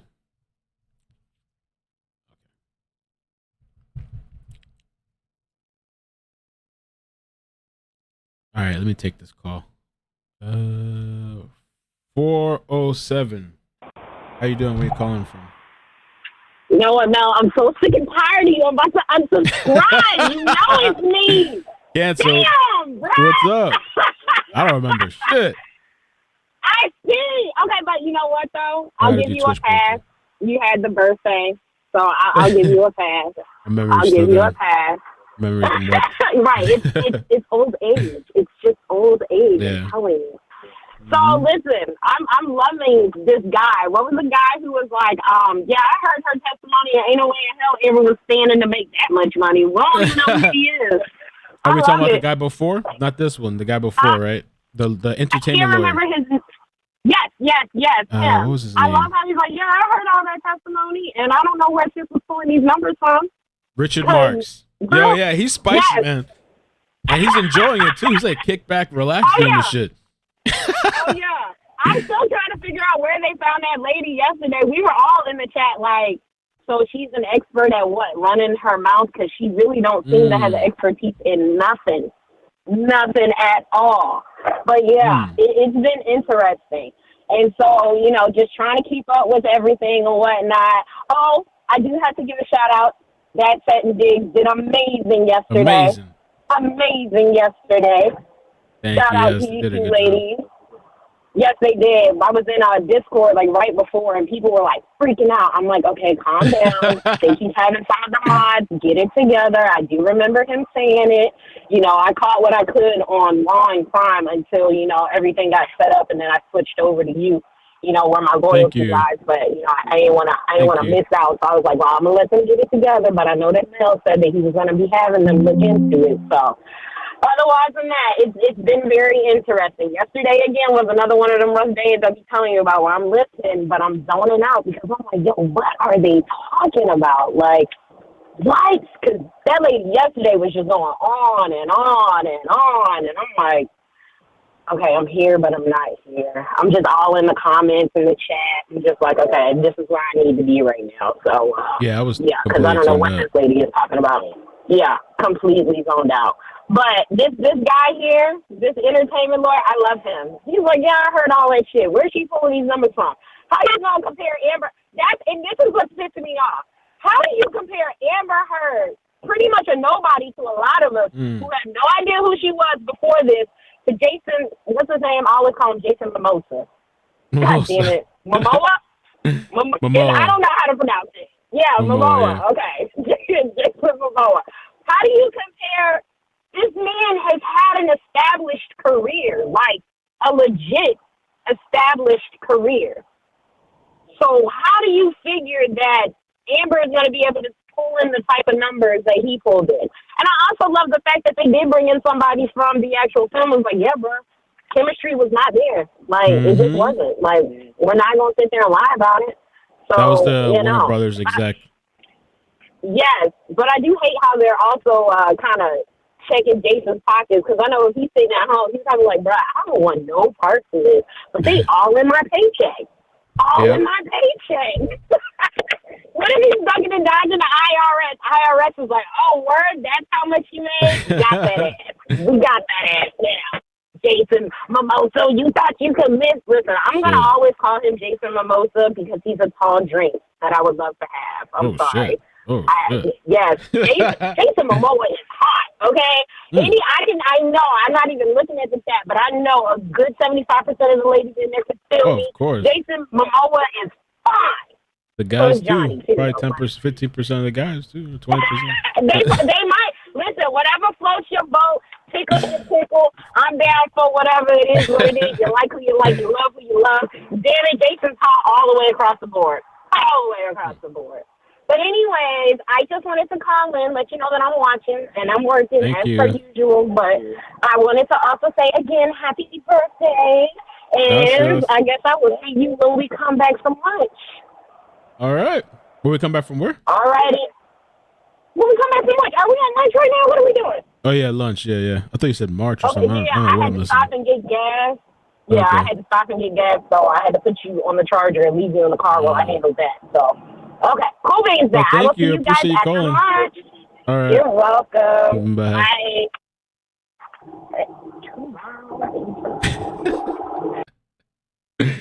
He's funny. All right. 831. How you doing? Where you calling from? Hey Mel, it's Leslie. Hey, how you doing? Welcome, Leslie. I'm doing all right. So I just wanted to say that it's so obvious, like the vibe of each side by their witnesses. You know, like Amber's side gets these like dusty, unhinged whacks to come like say whatever because they're being paid. And then you got Johnny's side, composed, respectful, like knowledgeable, and like it says a lot. I agree. And then like pussycat ladies over here arguing with the judge.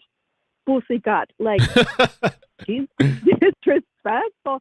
Like I want that judge to like grow a pair and like set her straight, you know, like put her in line.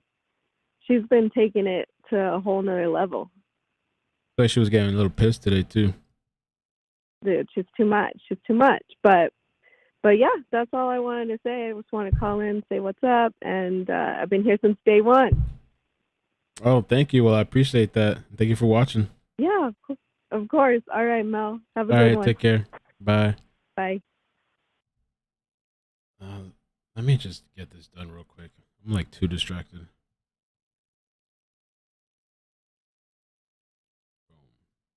I gotta show Lindsay how to do this. Okay. Next call, 717. How you doing? Where you calling from?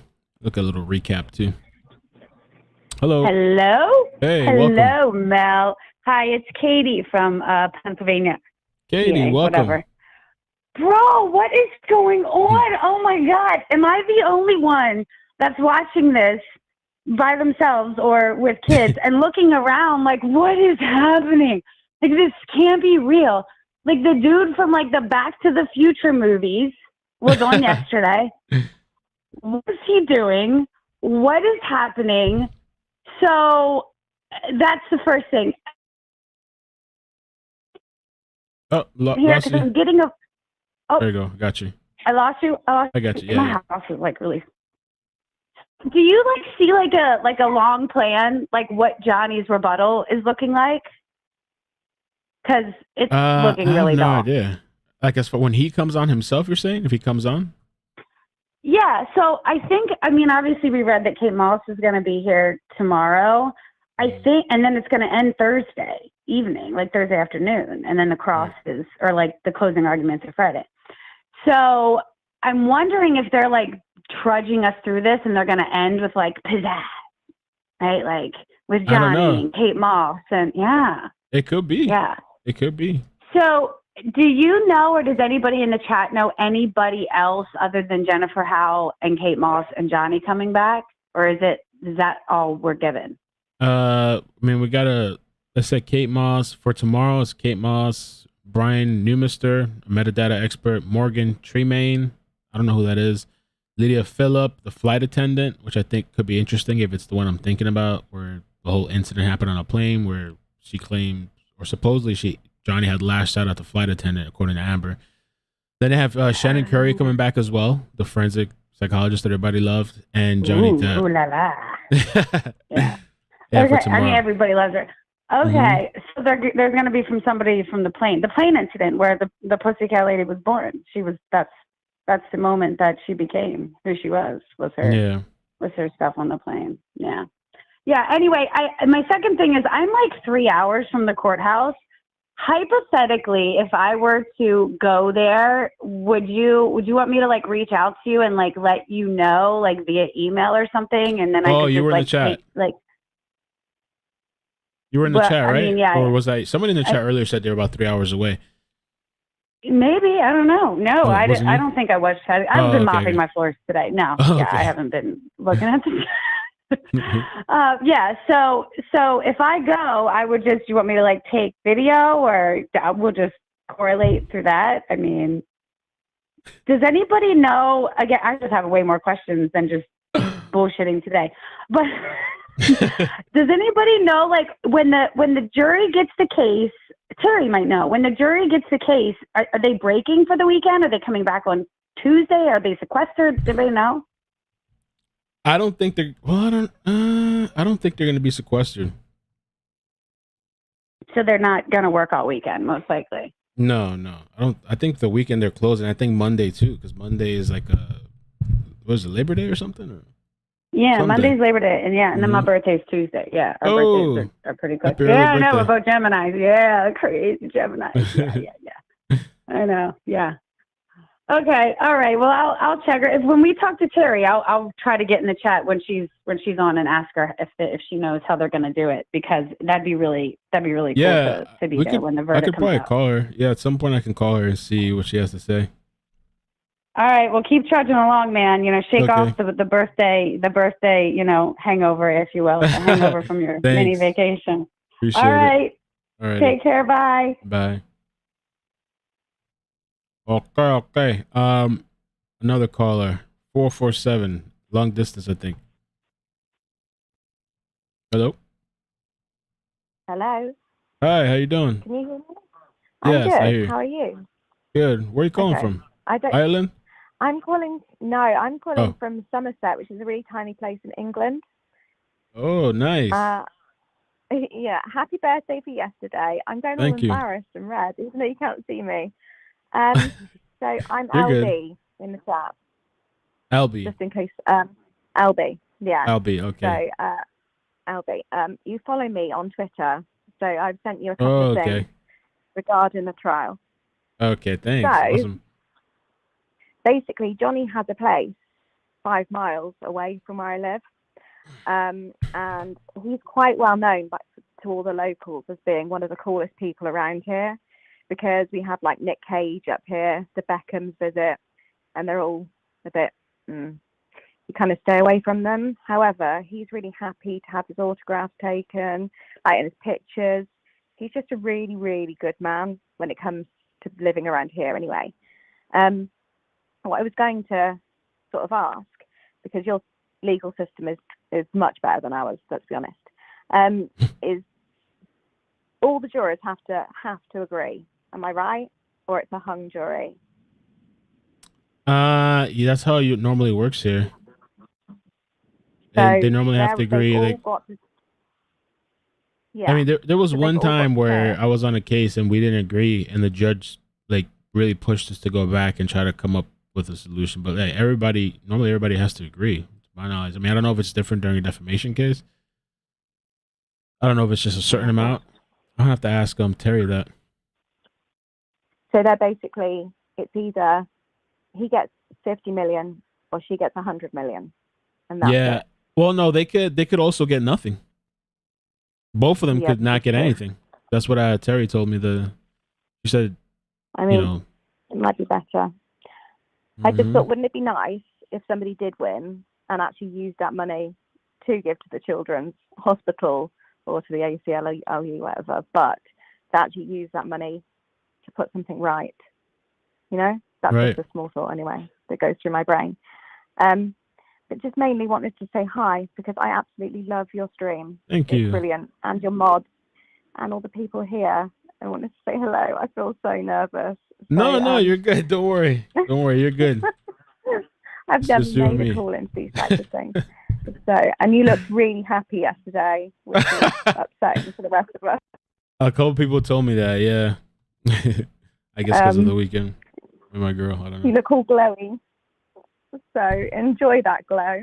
Thank you. And thank you so much for having me on. I'm sorry if I've asked you something other people have. No, it's okay. What do you think about today's witnesses? Absolutely brilliant. Right? It's like suddenly you're awake after being asleep for what felt Yeah. like forever. Those Mhm. crusty, dusty, boring. Oh, did we lose her? Oh shit, we lost her. She was saying those crusty, dusty. Maybe I could call her back. I don't know. Let me see.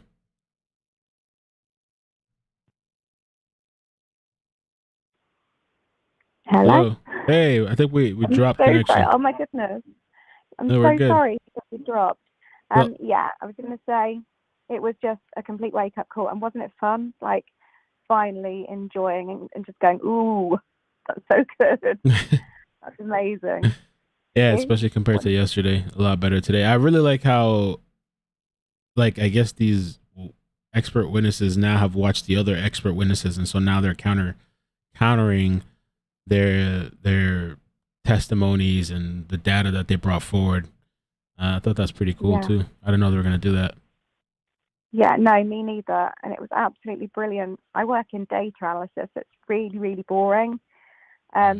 But when the way he did it, it was just so interesting. The other guy was just like, I was falling asleep when we were doing all the hashtags, repeating the word turd. So yeah, but this was just like, it was just like so many home crews exposed. It was brilliant. Really, really good. More exciting. Last week Yeah. I wanted to sleep. The guy with the one hair just kept on flapping around. It's just, I'd had enough. So yeah, no, it was good. Well, thank you. I really appreciate it, and thank you for watching and for the support, and thank you for calling all the way from. Where's the you name of the so place much. again? It's Somerset. Somerset in the UK. Yeah. Okay. In the UK. All right, nice. we're- Thank you. Thank you so much. I All really right. appreciate it. Thanks. Thank Take you. care. Bye. Bye. Andrew. Bye. That was nice. It's kind of nice voice. Okay. The call lines are empty. I was a little distracted trying to post this thing for the lunchtime. I'm not sure I like the title, but we'll see. So I'm gonna leave the lines open for a little bit to see if anybody else calls in.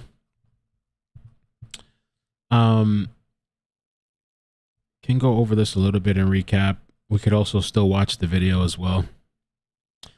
They're talking about, let's see here, Kate Moss. A lot of people are kind of looking forward to this Kate Moss thing.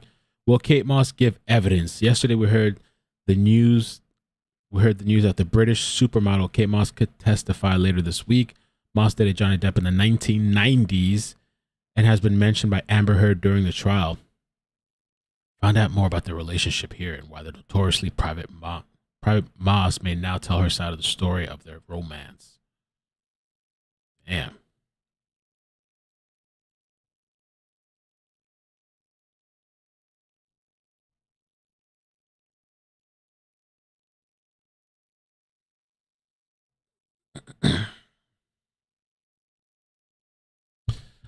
$1:40. We'll be back.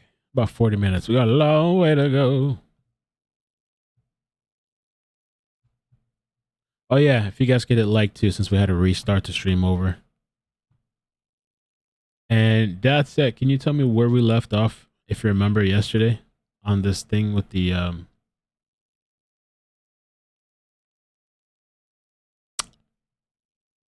what the hell? Facebook changed the Facebook Messenger. If you could tell me where we left off at yesterday on the behavior panel. If you still, like, if you're able to click, you might be able to open up your YouTube video and it might have the timestamp still there.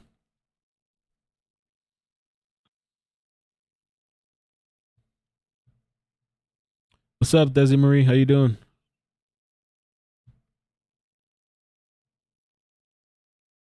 Oh, that was LB? Oh, what's that, LB? That called? Is that what she said? Oh, I don't know why in my head when she said LB. Thank you for calling. I thought it was something. I don't know why I thought in my head I envisioned it different word, like a, I don't know. But now, yeah, I remember you because you've been commenting. I appreciate the call. That was nice.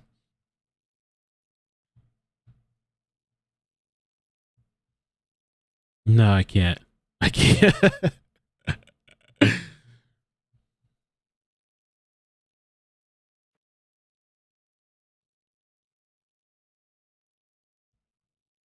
All right, let me pull it up. Let me give her a call.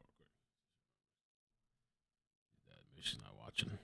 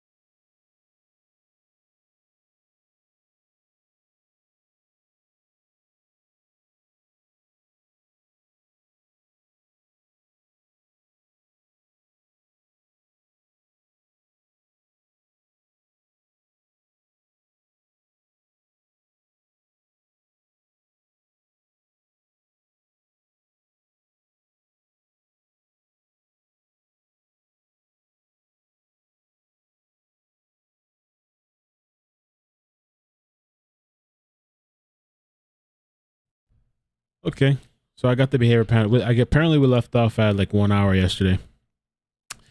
But I really like this too. The social media and internet analytics expert Doug Banya is being asked for his opinion on testimony given by Ron Chanel,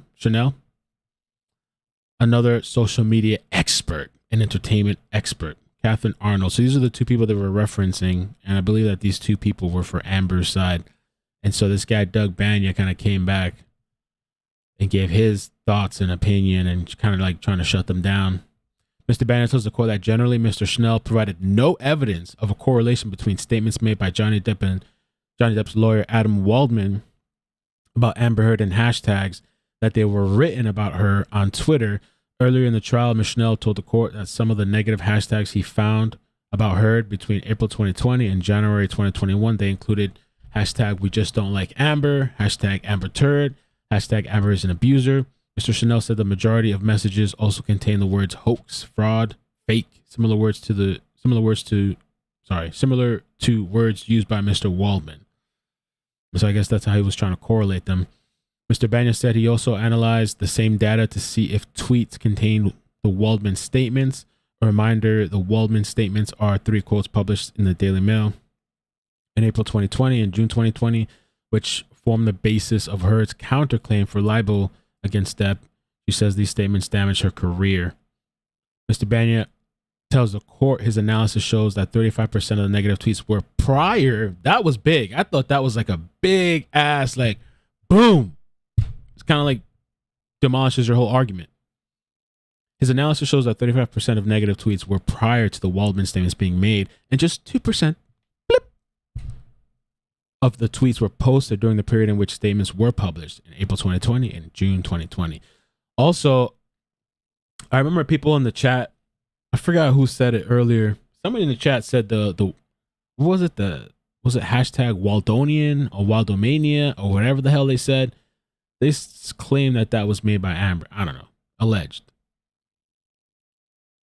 He also says there was no spike in the use of hashtag justice for Johnny Depp hashtag during this period.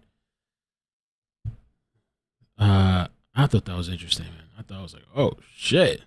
And I remember, I think the first time this guy testified, I was saying, this is the guy I need. This is the guy you want on your team for social media. All right, I'm going to hang up the line. Bloop.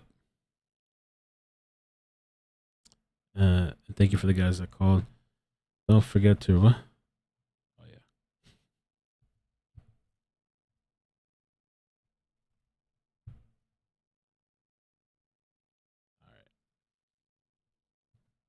Wald Minion. Oh, yeah, there we go. Hashtag Wald Minions. I was like, I don't even know where that came from. Who concocted that? I don't even know what that means.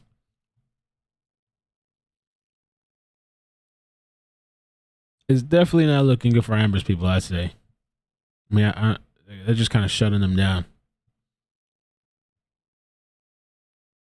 Sounds like something she would do, Amy says. Waldomania.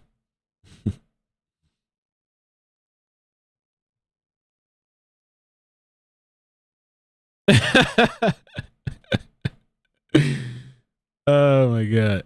Delana, thank you so much. I hope you had a very blessed birthday, my fellow Gemini. We needed to have a mega pint together for our do we have the same birthday? Mega pint together for our shared birthday. Much love. Happy birthday. Thank you.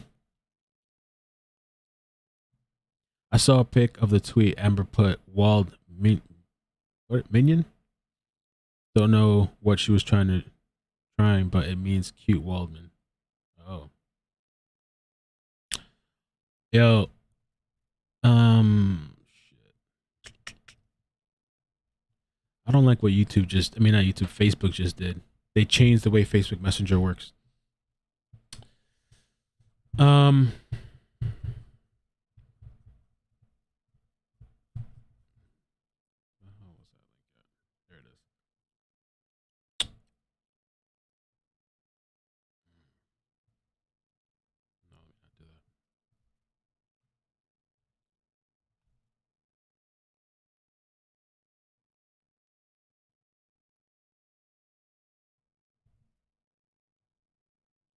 I got it. I got an idea.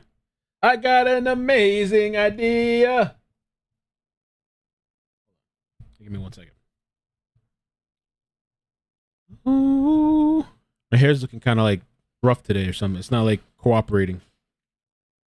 My barber was telling me I should like blow dry it or something. It's just like a patch. It just does whatever the hell it wants.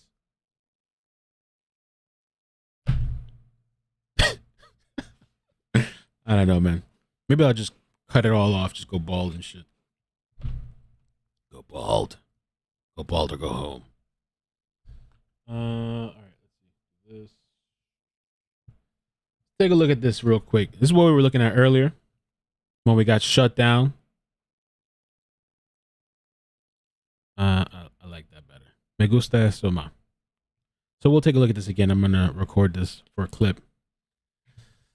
So this is Courtney Love, and Courtney Love says that Johnny Depp gave her CPR after the 1995 overdose. This is the video. Daily Mail has it, and thank you to Diggs for finding this, because this is what I was asking for, so appreciate that. Let's watch the video first, and then we'll take a look at the article. Hey, I don't really want to make judgments publicly. I just want to tell you that Johnny gave me CPR in 1995 when I overdosed. Oh my God. Outside the Viper Room with Sal. Johnny, when I was on crack, and Frances was having to suffer through that with all these social workers, wrote her a 4-page letter that she's never showed me on her 13th birthday. Didn't even really know me. Then he sent limos to her school where all the social workers were crawling around, again, unasked, for her and all her friends to go to both Pirates. She did it a bunch of times. Gave her own seat with her name on it. I've never seen one of those Pirates movies, but she loved them. And, she said to me when she was 13, Mommy, he saved my life. And she said it again. And he gave her own trailer. I mean, I love you. Lastly, there's a lot to it, I guess. I've been the most hated woman in America. I've been the most hated woman in the world before TikTok, and I have a lot of empathy for what that must feel like for Amber. And wow, right? Can you imagine being her? Jesus. That if you use a movement for your own personal gain and you inhabit queer, feminist, intersectional spaces and you abuse that moment, then, I hope justice gets served, whatever it is. And I think we should have less schadenfreude and more empathy for all concerned. Having said that, Laura Wasser would never call TMZ. Look, it's not like anybody asked my opinion, and I'm sure no one ever listens to what I know anyway. Harvey, Brittany, what was it Lou Taylor said? We don't comment on aliens impregnating people and what Courtney Love says. So, who cares? Bye. That's Courtney Love. Let me take a look at the article. Courtney Love.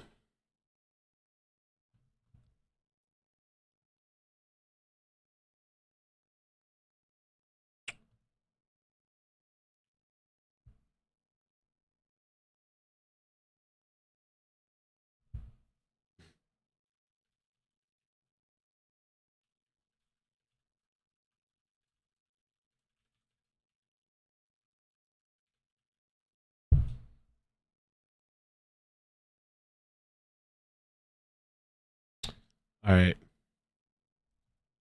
Okay, publish. Let me just fix this real quick. The boss lady gonna get mad at me. I think we need a better title, Lindsay. And the thumb is gonna come in a little while. Jazz is working on the thumb. I think we need a better title.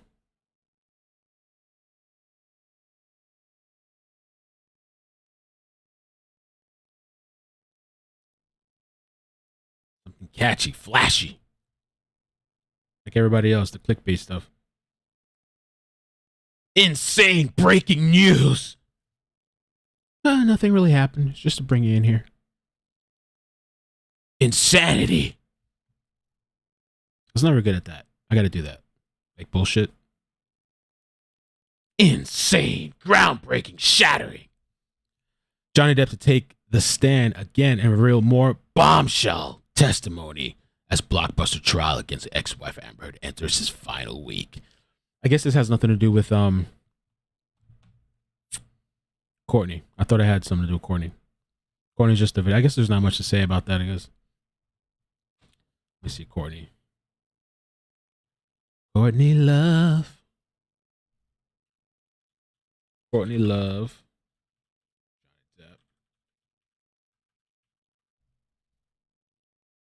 All right. We got some articles. Courtney Love.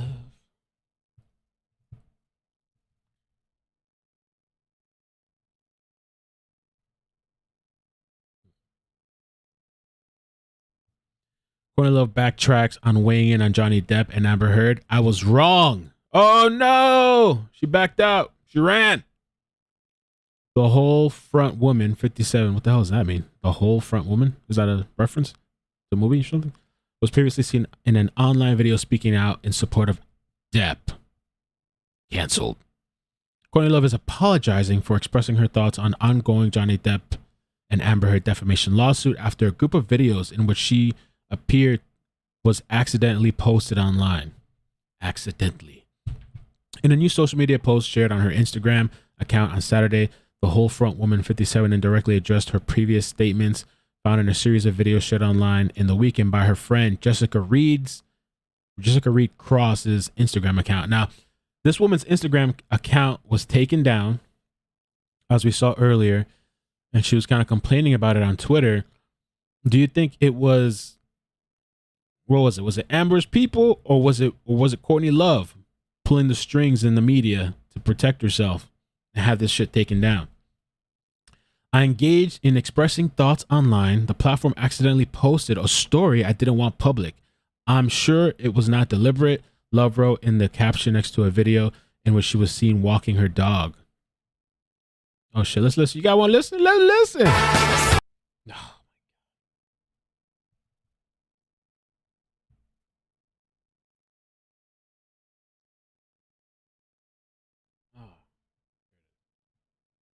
Oh my God. I can't watch. Let's see if I can pull it up. Courtney.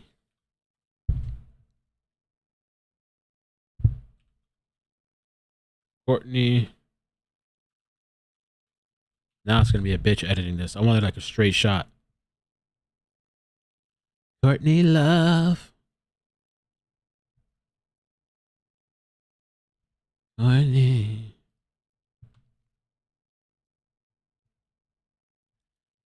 My side of the street needs to stay clean. I engage in expressing my thoughts online. The platform accidentally posted a story I didn't want public. I'm sure it was not deliberate.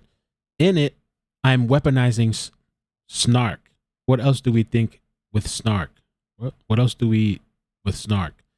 Was it my own, granted massive, a character defect ego?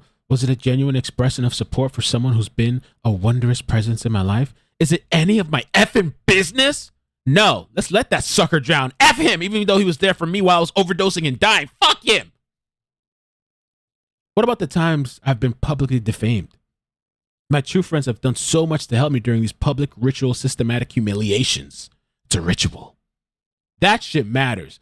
I think of my mentors in morality, whose opinion of my actions are important to me.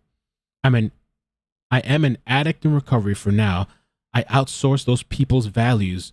What would X do in this situation? X? Who's X? DMX? My best thinking in addiction got me into hell, hunger, animality, greed, ego. While I recover, I borrow the values, moral compasses of those I look up to, and dogs especially, who do the right thing. I certainly don't always do the right thing. My goal, emulate the human revolution of my mentor, iCkEdMeL. I want to show neutral support for a friend. I don't want to bully. I've been bullied enough. I did want to express my own bias / internalized misogyny. Oh my God, you a misogynist too now? Everybody's misogynist. Do give me a break on that one. Look at my job. I'm working on it. I want nothing to do with contributing more online bullying to someone enduring being bullied like no one ever has ever been online. In my program of recovery, when we are wrong, we promptly admitted it. I was wrong. The only important takeaway of this was posted is that I expressed that we should all stop having fun with Shondan fraud. Look it up. Delight in another's downfall. You sick bastards. And show sincere empathy for both parties. If I hurt anyone, please accept my amends. Back to my online life. Hashtag when we were wrong, we promptly admitted it. Hashtag 10th step.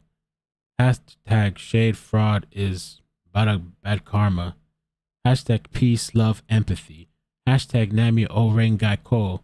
Hashtag recovery. Courtney Love. What y'all think? Who got to her? Somebody got to her ass. Somebody got to her ass. She's lovable. Is she still the most hated? So what she do? Somebody should have called in and told me the scoop with Courtney. I ain't nobody tell me about Courtney.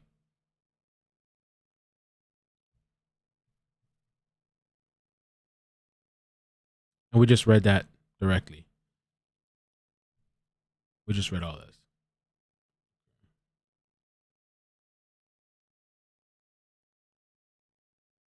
In the first series of videos shared over the weekend, Love said, I don't really want to make judgments publicly. I just want to tell you that Johnny gave me CPR in 1995 when I overdosed outside of the Viper Room, referencing the famed club in West Hollywood, California that Depp once co-owned, and where River Phoenix collapsed and died of a drug overdose in October 1993. Johnny, when I was on crack, and daughter Frances, being Cobain, was having to suffer through that with all these social workers, wrote her a 4-page letter that she never showed me on her 13th birthday. Love continued. The musician said Depp sent limos to Cobain's school where all the social workers were crawling, again unasked, for her and all her friends to go both Pirates of the Caribbean movies. That was nice. He did it a bunch of times. He gave her own seat at the premieres with her name on it. Love continued. I've never seen one of those pirate movies, but Frances loved him. You know, she said to me when she was 13, Mama, he saved my life. And she said it again.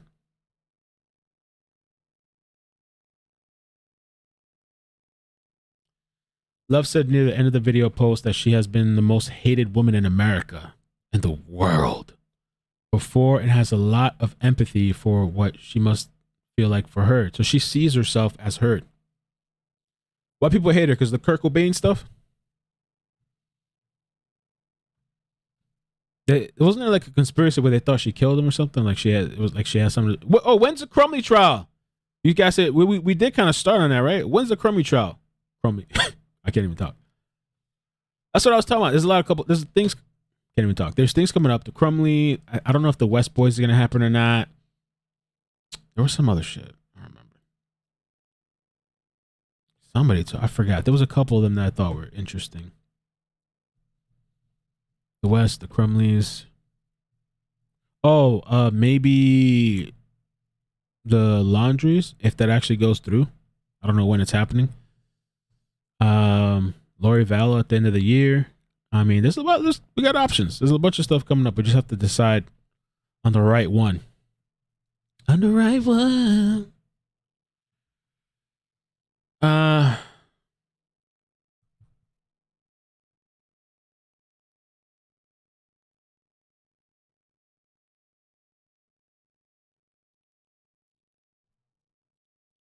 The Daybell trial.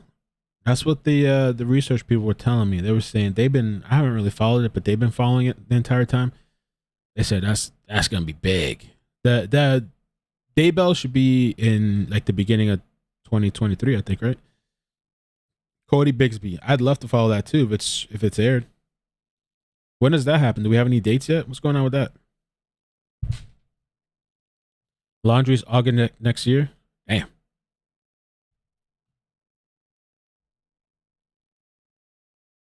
September 6th, Crumley, 8:30 a.m., says Dat Set. So that's a possibility. There's a lot of time in between then. I'm going to have to set a little notepad with dates. Because maybe even between that, we can do something else, a different trial. That's good to know, though. Mel, you need to do the Daybell trial. Okay. There's a lot of research with that. That's just crazy. Right? Everybody's cuckoo for Cocoa Puffs and that shit. Oh, family jacked up. Or is it just maybe I shouldn't say that because I don't know what I'm talking about. Is it going to be a Marilyn Manson trial? Courtney started, Mom made the 666 as Courtney started Kurt Cobain on drugs. Ooh, main reason why people hated her. And they have documentaries about that too, right? I think I've seen one about that before. As you were, as I wanted to be, as a friend. How's it go?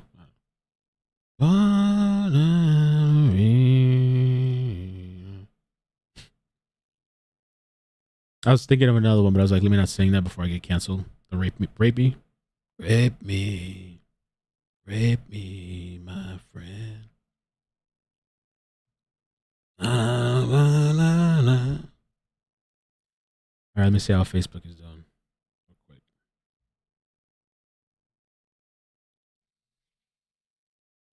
Oh no.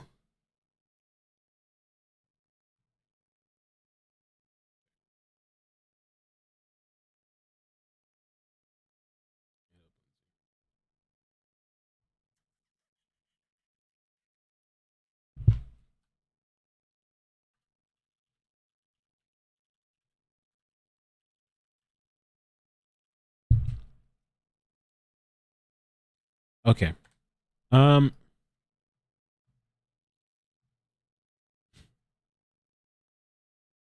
Emo days, right? No.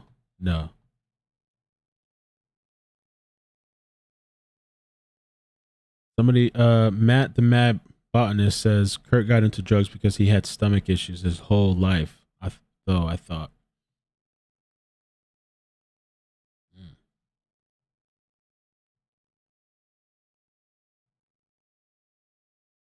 Oh, that's another one too. I forgot who was I talking to about that. I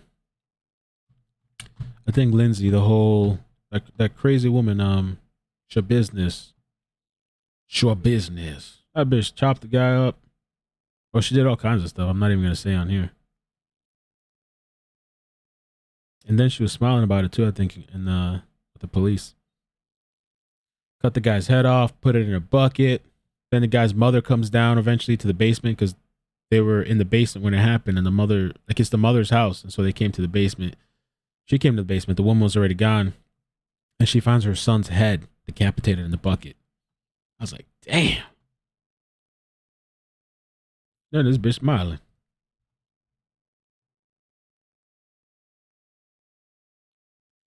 Okay, yeah, we need a different title for this.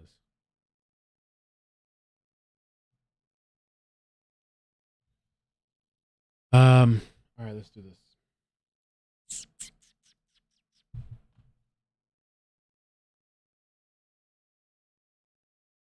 We're going to talk about Amber. Loud. We're only going to watch, there's about 12 minutes left, right, before they come back. I'm going to let this play for 10 minutes. I'm just going to get up and stretch. And I got to hit up Lindsay, too. See if we can get this figured out. And I also have an idea for another post. The question is going to be, Mark's Hotel room, may I help you? Room service. So she's running these scenarios of how the answer might end up and what her answers are going to be before it even finishes. That's what's putting her in cognitive overload. That's why she starts stuttering. And when she says she went to the doctor for a concussion check, she shows a stress mouth or disappearing lips or lip compressions. Some people call it. I call it stress mouth because that's what you see, for example, in congressional hearings when someone, especially when their integrity is questioned, you'll see those lips disappear. They'll compress them and they'll completely disappear. And that's what we're seeing in this case. I call it stress mouth because they're under a lot of stress at this point. Also, her eyes are wider than they've been up to this point in this series of videos we've been watching. And that's because she's keeping her eye on the attacker. Also, watch how many times she doesn't look at the jury during this. Check that out. And that gets worse as we go along, when she nails her with something. But I think she when she goes to the doctor and she's supposed to have been being beaten, she doesn't show me the injuries. I understand that, like Mark was saying earlier, about not talking about that. That makes sense. Some people don't want to talk about that. But I think we're seeing her in panic mode, and she's trying not to derail herself as she gives these answers and try not to give anything away. But I think she's in cognitive overload, and it's just like I get when I get on here and I get talking too fast and words start running into each other. That's what's happened to her as she's trying to think about what she's going to say next. Chase, what do you got? I agree with you guys. I've been crossing stuff off of my list here nonstop. And that's one of the things, like, if you don't know this, we don't review this before together. We don't compare notes. We don't do any of that stuff. So when you see a lot of us kind of looking down and doing that kind of stuff, we're crossing off what somebody else is covering. But right at this moment where there's the words concussion check, right at that moment, the lips tighten around the teeth. They start stiffening while still leaving the lips parted. And I was struggling with this morning, going through these videos, and I had to call in the big guns. So I spent 20 minutes on the phone with Joe Navarro this morning, sent him this clip, had him analyze it, go to this exact thing, because I needed some feedback from the Godfather here. So this is from Joe Navarro here. Communicating severity is what this means. It's hard to fake, and it typically indicates negative emotions, that a person is going through or thinking about negative emotions. And I told Joe I would say this just to basically brag that I had his number. Joe's response was, the biggest brag you can do on YouTube is that I picked up the phone. But that's from Joe, not from me. But let's quickly talk about what I mean with this small movement of the muscles on the face. When somebody wants to fake something, it's going to be big. It's not often going to be small because they want it to be seen by other people, especially if the jury's 30 feet away. And right at this moment when we're hearing, I didn't talk about what happened, she literally told the doctor that she bumped her head while standing up. You know how I know that? Because it's written on the medical paper right there on the screen. Very strange behavior here. So let's move into histrionic personality segment number 5, or quality number 5. Considers relationships to be more intimate than they actually are. Direct quote from the DSM: will refer to physicians early on in care by their first names. Interesting that we saw that here, and it's literally written inside the DSM. So that's all I got. This is your medical record for December 17th, 2015, isn't it, Ms. Heard? That's correct. And this record doesn't document any physical injuries on you, does it? I don't think so, no. I don't think I spoke to Kipper. I didn't speak to Kipper that day. And but you went to Dr. Kipper's office and were seen, correct? I went to Dr. Kipper's office for a concussion check. Right, okay. And this medical record is from that visit, correct? Partially, yes. Scroll down, please, if we could.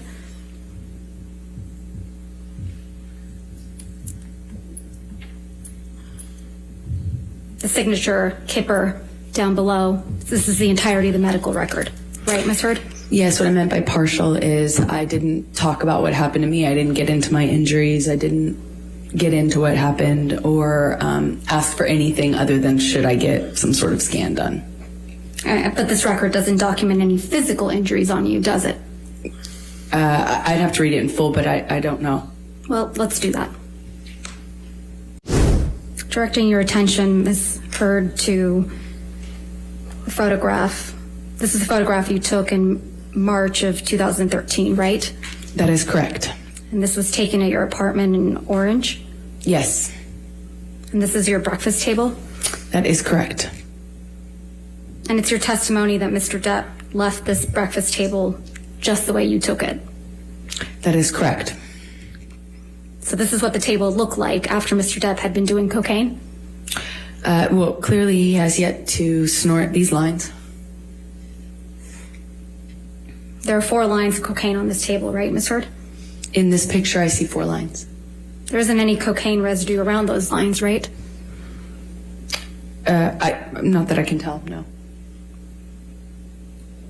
Doesn't really look like anyone's been doing cocaine off that table, does it? With all due respect, I'm not sure you know how that works. I'm asking if you do. You've testified you've done cocaine. I have. Doesn't really look like Mr. Depp or anyone was doing cocaine off that table, does it? I beg to differ with you on that. When you snort cocaine, typically it goes into your nose. And there's Doesn't stay on the residue. table. There's residue from that cocaine when your lips and nose touch the table, right? Well, the tampon applicator next to the driver's license that you see is a device that I believe my sister had taught him to use in order to put the cocaine in your nose. Mr. Depp is a pretty heavy smoker, right? He is. And that's a cigarette in the ashtray in the back there? Back right? Yes, it looks like one of his hand rolls. There's no other cigarettes in that ashtray, are there? I see one cigarette. The one that's not smoked? That's correct. There's no ash in that ashtray either, is there? Not that I can tell in this picture. It's pretty clean. In this picture, it looks like it, yes. It's a pretty neat table. Wouldn't you agree? Depends on what you would call neat, I suppose. And you sent this picture to your friend, Rocky Pennington, as well, didn't you? I sure did. And when you sent it, you said, quote, "Look at my morning," or something like that. Is that right? Yay for mornings. So you have a habit of sending staged photographs to your friend Rocky, don't you? I had a habit of communicating with my best friend about what was going on in my life. You don't have any pictures of Mr. Depp actually consuming cocaine, do you? I don't think I have a picture of him mid-snort. No. You don't even have any pictures of Mr. Depp with cocaine. What do you mean by that?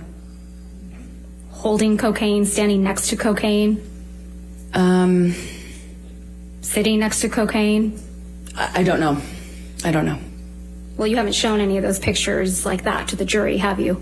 I don't know. No, I haven't.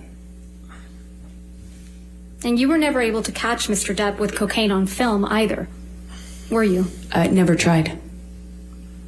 But you were able to catch him sleeping, right? I have seen him pass out in all sorts of places, yes. Chase, what do you got? These are some rapid and quick answers. And then we're seeing after these, in the beginning here, we see some backpedaling, some not answering questions at all. So one thing I will continuously tell, since you're subscribing as we speak, you're going to hear this quite often. What's being concealed in the story? Is there emotion? Is there detail? Is there sensory detail? What's being concealed or removed from a person's story? So instead of just looking at the verbal stuff, the nonverbal stuff, what's being hidden in the story? Right when she says, "Not that I can tell," no, this is the most strongest indicator of anger that's not the anger facial expression that I could possibly see. And this is a dominant shoulder retreat. The dominant shoulder starts moving away from the person that's asking questions. Because I think as this next question is loading, she knows where it's going. And there's a lot of lower teeth exposure here. And right when she's saying, "I have a habit of communicating to my best friend," there's some closed eye talking going on there, which typically indicates in some people pretentious feelings of or self-pride. And you haven't shown any pictures to that jury. We hear that elicitation statement in there again, John Nolan. This is another bizarre expression, kind of flashed to the jury. You can watch it right on her face. You can see it. The video is going to come up as soon as we're done. It flashes to the jury. And I want to talk really quickly about true and false facial expressions. True facial expressions will fade off of the screen or fade off of a person's face over time. A false facial expression is more likely to drop or fall off the face quickly. But throughout this whole thing, she's failing to answer questions. A lot of these questions are kind of like designed to sound snarky on purpose. I'm not sure. I think they could have been worded a little bit better, but I think she's doing a great job either way.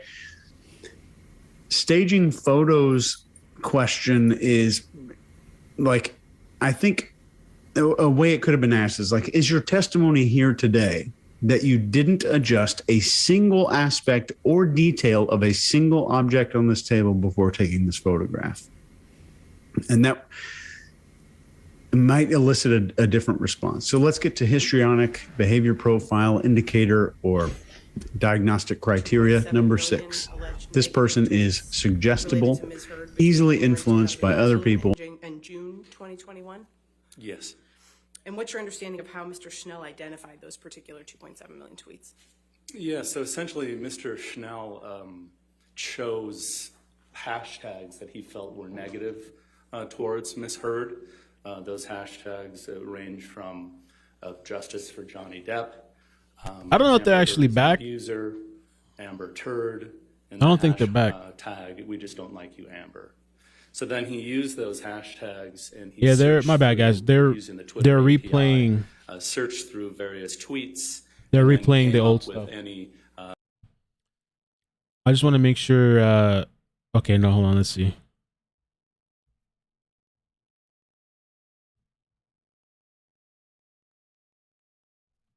Yeah. Okay. Let me change the feed. On one of the streams they're replaying, but they're actually getting ready to come back now. So I just want to make sure we don't miss anything. Oh no, what the hell are they doing? There we go. What the hell are they doing? I think they're all starting to come back now. Baby, come back. All right. Oh, Mrs. and Mr. Steelers, thank you for the super chat. Says, I'm Katie on the call. I could go down to VA and video call outside the court for the verdict. That would be dope. I'll ask my husband to take off and watch the babies. That'd be really cool. If you can contact me directly, like email or something.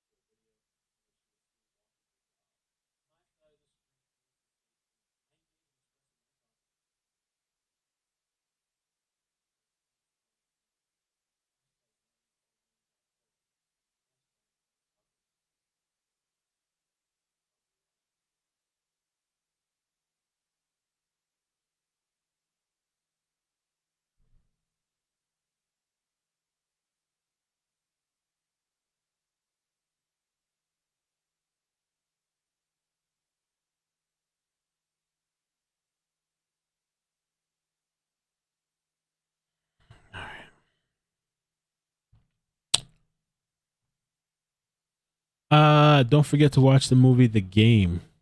They wanted me to watch what was it, Missing Girl? Gone Girl, something like that. They're telling me Gone Girl is good. You gotta watch Gone Girl.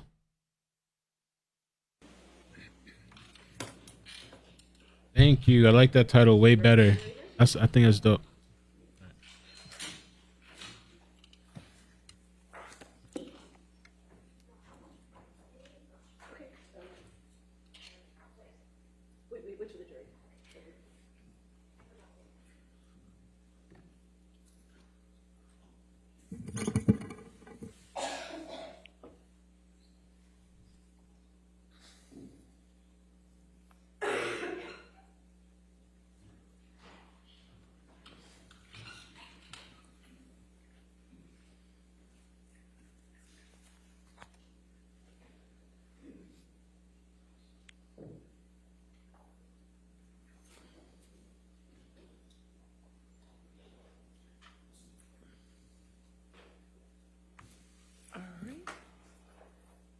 All right, you may be seated. All right. Do you need to approach for a moment? Okay.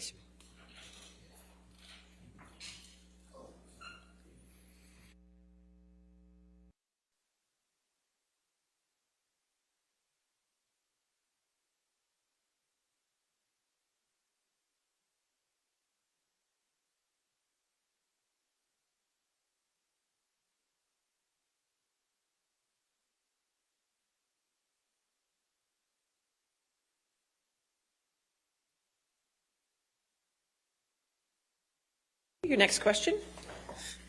Mr. Banya, before lunch, we were talking about your opinions in response to the testimony of Mr. Schnell.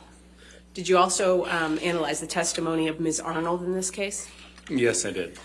And are you aware of her opinion that Ms. Heard's career would have followed the same trajectory as that of Jason Momoa, Gal Gadot, Zendaya, Ana de Armas, and Chris Pine, if not for the Waldman statements?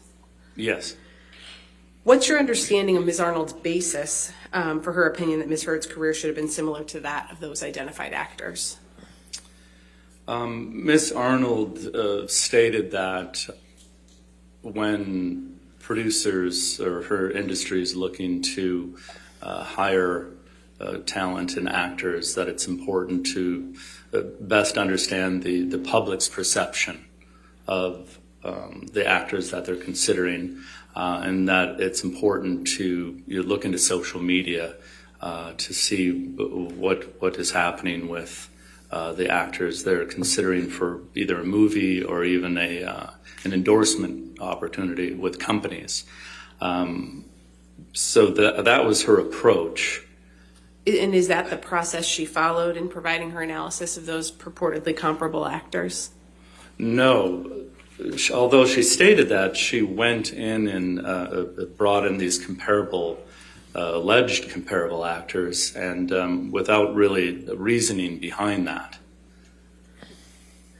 Did you conduct an analysis based on your expertise in social media and internet analytics of Ms. Heard compared to the actors to whom Ms. Arnold compares her? I did. And what did you find? Well, since Ms. Arnold stated that the proper approach is looking at the public perspective, looking into social media, and she did not do that, I felt that was the best approach to do this based on her words. So yes, I did go into best understanding the public perspective of Ms. Heard and the alleged comparable actors using Q scores. Then I also went and did some analysis online and on social media as well. Can you briefly remind the jury what Q scores are? Yeah, again, Q scores measure how well a celebrity, it could be a cartoon character, it could be a sports person, how well they're known, how well they're liked, and how much they're disliked. And it's an industry standard tool that's used. It's not just focused on the movies that they're in, but it's focused on them as actors, but also what's happening in their personal lives come to play as well. So that's how Q scores are typically used. Did you prepare a demonstrative that reflects the Q score analysis you completed? Yes, I did. Okay. Your Honor, may I approach again? All right, thank you.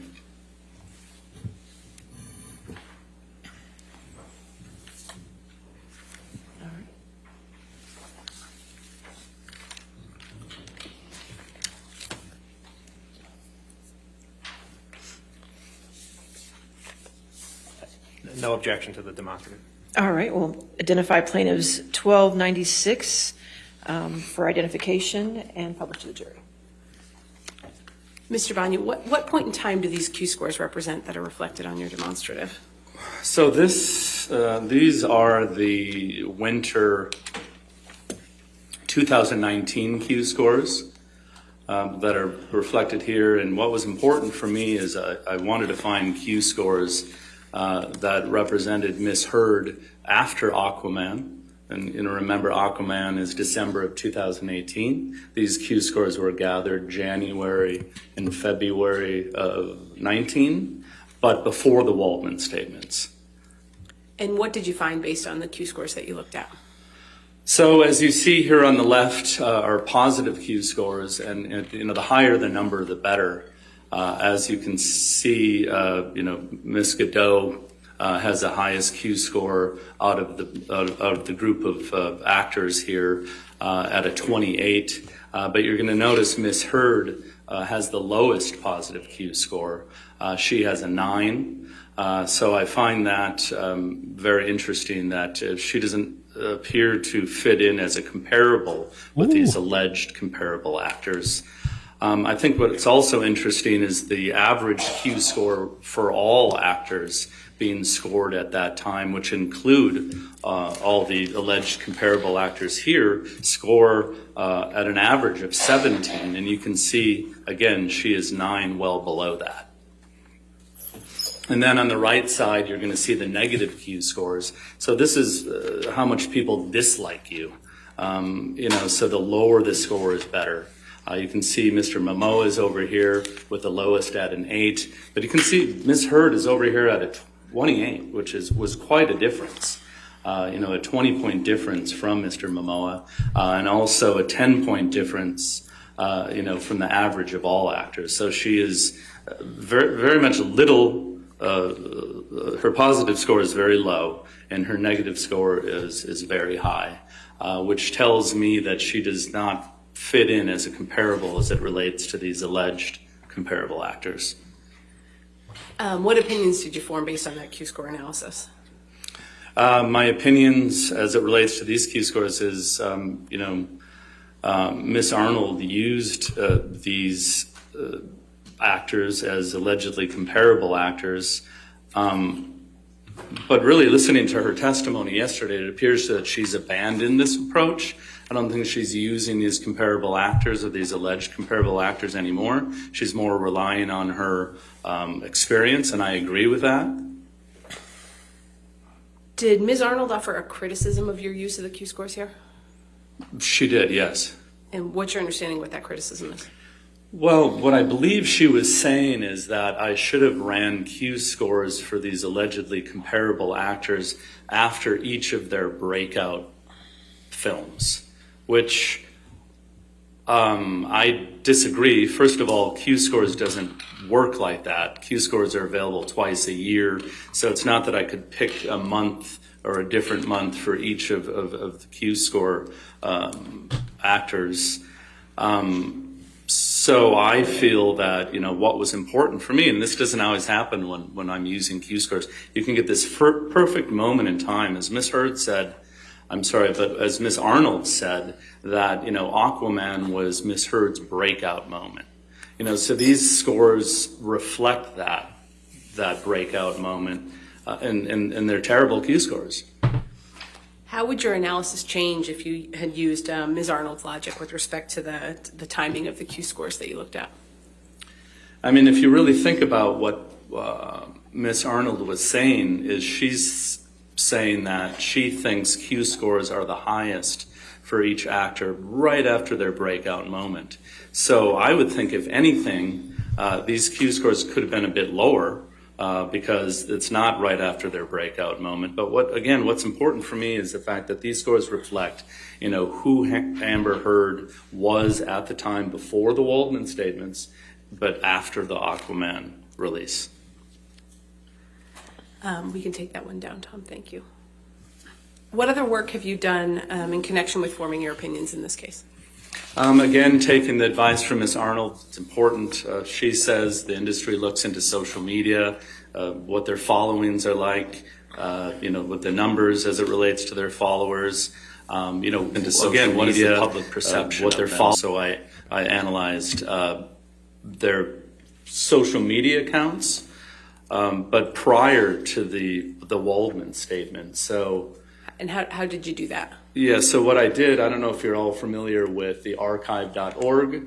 They have a tool called the Wayback Machine. What archive.org does is it archives the internet. So you can go back in time to see what websites and web pages used to look like in the past. Not all the time can you actually get a celebrity's social media accounts to have been archived, but we were fortunate that each of the alleged comparable actors' social media accounts were in archive.org. So I was able to go back in time prior to the Waldman statements to see what the following activity was for each of the alleged comparable actors. Mr. Banya, did you prepare a demonstrative that reflects your social media analysis? Yes. Your Honor, may I approach? Yes, ma'am.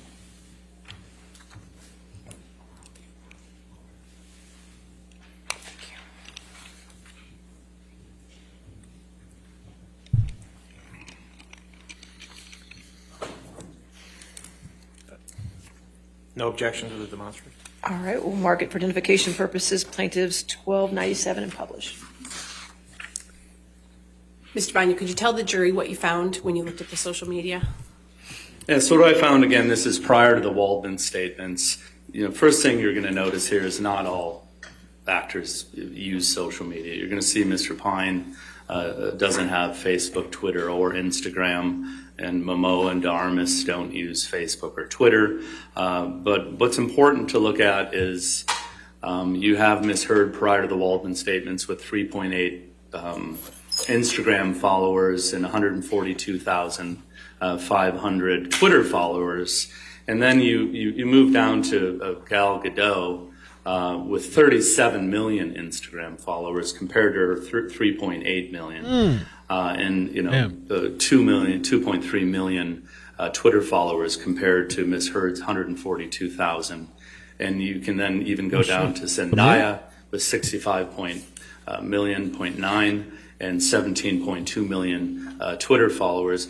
What this is telling me is really, more people are interested in Ms. Gadot and Zendaya and even Mr. Momoa than Ms. Heard on social media. It just tells me a lot. People are interested in these actors as opposed to Ms. Heard, more of a following. Q scores, well-liked, less disliked. So it kind of fits into the analysis of determining whether or not these alleged comparable actors are actually comparable. Based on your expertise, what are your overall opinions about Ms. Arnold's analysis of the so-called comparable actors? Yes, again, it appears that she's abandoned this approach, and I agree with that. I feel that, through the Q-score analysis and the social media analysis, that they're just not comparable. Tom, we can take that one down. Mr. Banya, based on all the analysis you did in this case, what are your overall opinions? Yes, my overall opinions are that Mr. Schnell failed to prove any causal connection with the Waldman statements and the search or the hashtag activity, those spikes as it relates to Twitter. There's no causal connection there. My second opinion is, based on my social media and Q-score analysis, Ms. Arnold's alleged comparable actors are not comparable. And then third, Ms. Arnold and Mr.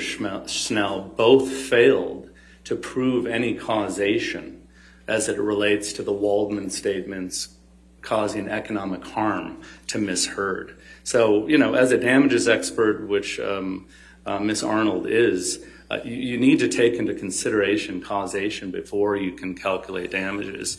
You look at damages and you look at this allegedly damaging event, and not only do you have to prove that 100% of the damages because of these Waldman statements, she didn't even consider COVID. It happened at the same time. A lot of actors probably made a lot less money because of COVID. Maybe films didn't get made. And, when you do an analysis of damages, you prove causation, but you also have to look at everything else that might have caused this alleged economic harm. And she didn't look into any of that. She didn't even know what causation was. So I don't think damages is an appropriate approach in this case. No further questions, Your Honor. All right, cross-examination. Oh, he even brought up COVID. Let's see how the cross is. Good afternoon, Mr. Banya. Hi. Yeah, you're not a damages expert, correct? I am a damages expert, but not providing any quantitative damages opinions in this case. In this case, okay. And is it your testimony that only if a person repeats the Waldman-Depp statements could they be related to the defamation? Say that one more time. Are you saying that a person literally has to repeat the Waldman-Depp statements in a tweet for them to be related to the defamation?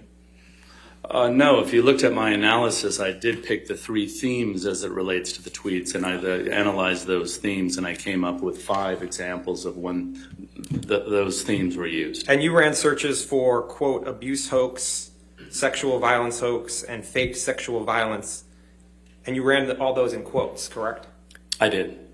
So only if a person used a tweet with those words in that order and with that spacing would they hit on your searches, correct? Objection, compound. Overruled. Yeah, so I used them in quotes because, hoax could be used in many other contexts. So I wanted to make sure I was fitting my search with the theme of the Waldman statements. So if someone tweeted Miss Heard faked sexual violence, that wouldn't appear in your searches, correct? Faked with an ED. It would not. Okay. And if they use 2 spaces between abuse and hoax, that wouldn't fit in your search. That's correct. Okay. Did you? And a tweet can only be 280 characters, correct? That's correct. All right. So certain of the Waldman-Depp statements, a person could not tweet the whole thing in one tweet, correct? The whole statement in one tweet. The Waldman statements? Correct. No, you could not tweet those entire quotes. Did you make any determination if there was an online bullying campaign against Mr. Depp after Ms. Heard's op-ed? I didn't look into any online bullying campaign for Ms. Heard nor Mr. Depp. Did you determine if there were tweets harassing Mr. Depp that quoted from Ms. Heard's op-ed? No, my assignment was to determine if the Waldman statements were part of the tweets that Mr. Schnell provided. I was rebutting him. And in your analysis of when you testified before, you never looked to see if the op-ed was quoted anywhere, correct? Objection, Your Honor. May we approach?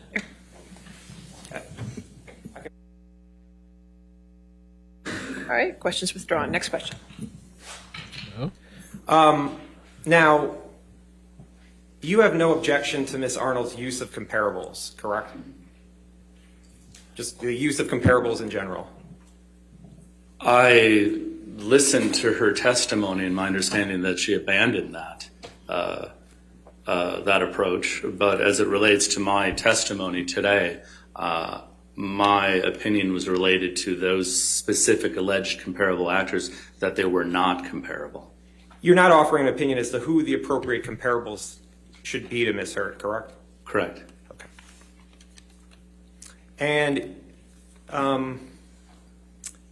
you testified just before about the Q scores of Ms. Heard and the comparables. That was Plaintiff's Exhibit 1296, correct?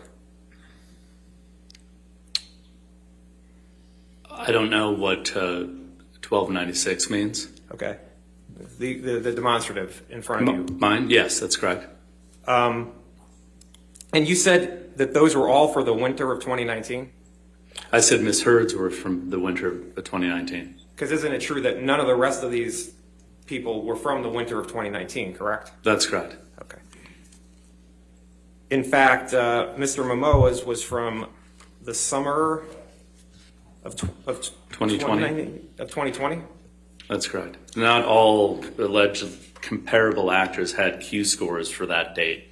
What was important for me is to get Ms. Heard's Q scores right after Aquaman, but before the Waldman statements. So you weren't comparing apples to apples, correct?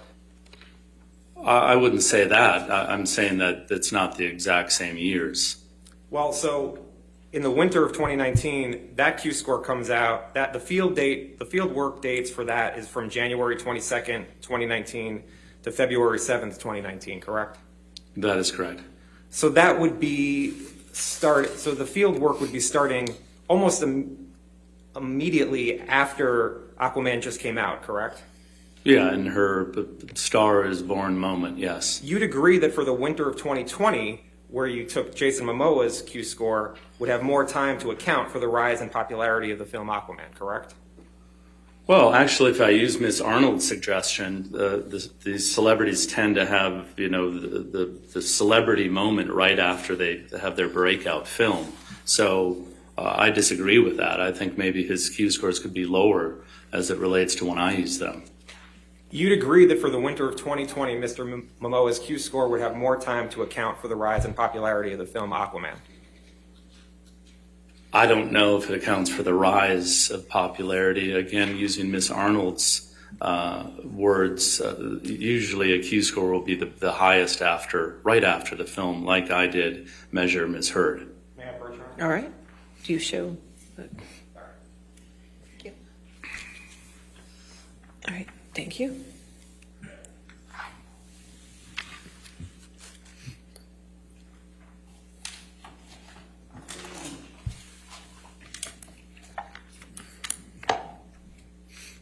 The Wayback Machine. Pull up. If you look on page 177 of your deposition transcript, you see that? I don't see a page. Is that what you handed me? You don't see page 177? At the 4 pages? 4 pages per? Oh, yes, thank you. Looks annoyed. And I asked you at lines 6 through 10, you'd agree that for the winter of 2020, Jason Momoa's Q-score would have more time to account for the rise of popularity in the film Aquaman, and you answered yes. At that time, as I am a rebuttal expert to Ms. Arnold, based on her testimony, I've learned something new from her. Okay. You didn't look at Ms. Heard's Q-score for summer of 2020, correct? She doesn't have any. And Ms. De Armas had a lower familiarity score than Ms. Heard, correct? If I don't have that in front of me, but if you're saying that, yes. Okay. And Ms. De Armas's career trajectory has gone up since the summer of 2020, correct? I don't know. I didn't analyze her career trajectory. Okay. Could you put up plaintiff's trial exhibit 1297? That was the demonstrative.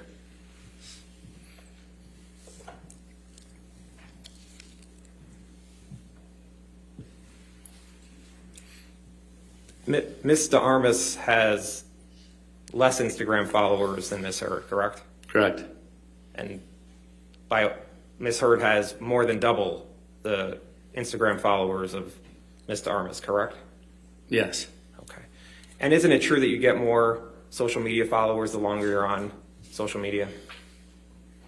Not necessarily. It doesn't work that way. It depends on many other factors. And so Ms. De Armas had a lower familiarity score and less Instagram followers, yet your testimony is that she would not be a proper comparable to Ms. Heard? That's correct. Okay. And you're not offering a different set of people who should be comparables, correct? That's correct. Okay, thank you. You can take that down. Now, you understand that Mr. Waldman has been banned from Twitter for life for harassing Amber Heard, correct? I don't know that, but if that's the case. And you understand that Mr. Waldman appealed the decision to Twitter and they have confirmed his ban for life? Objection, Your Honor. May we approach on this one? Okay, sure. So I wonder, I mean, the whole argument as far as like social media and like whether you've been there longer or not, I mean, there's people that have had accounts forever that don't have, once you start getting up in those numbers, it has to really do with relevancy, I guess, notoriety.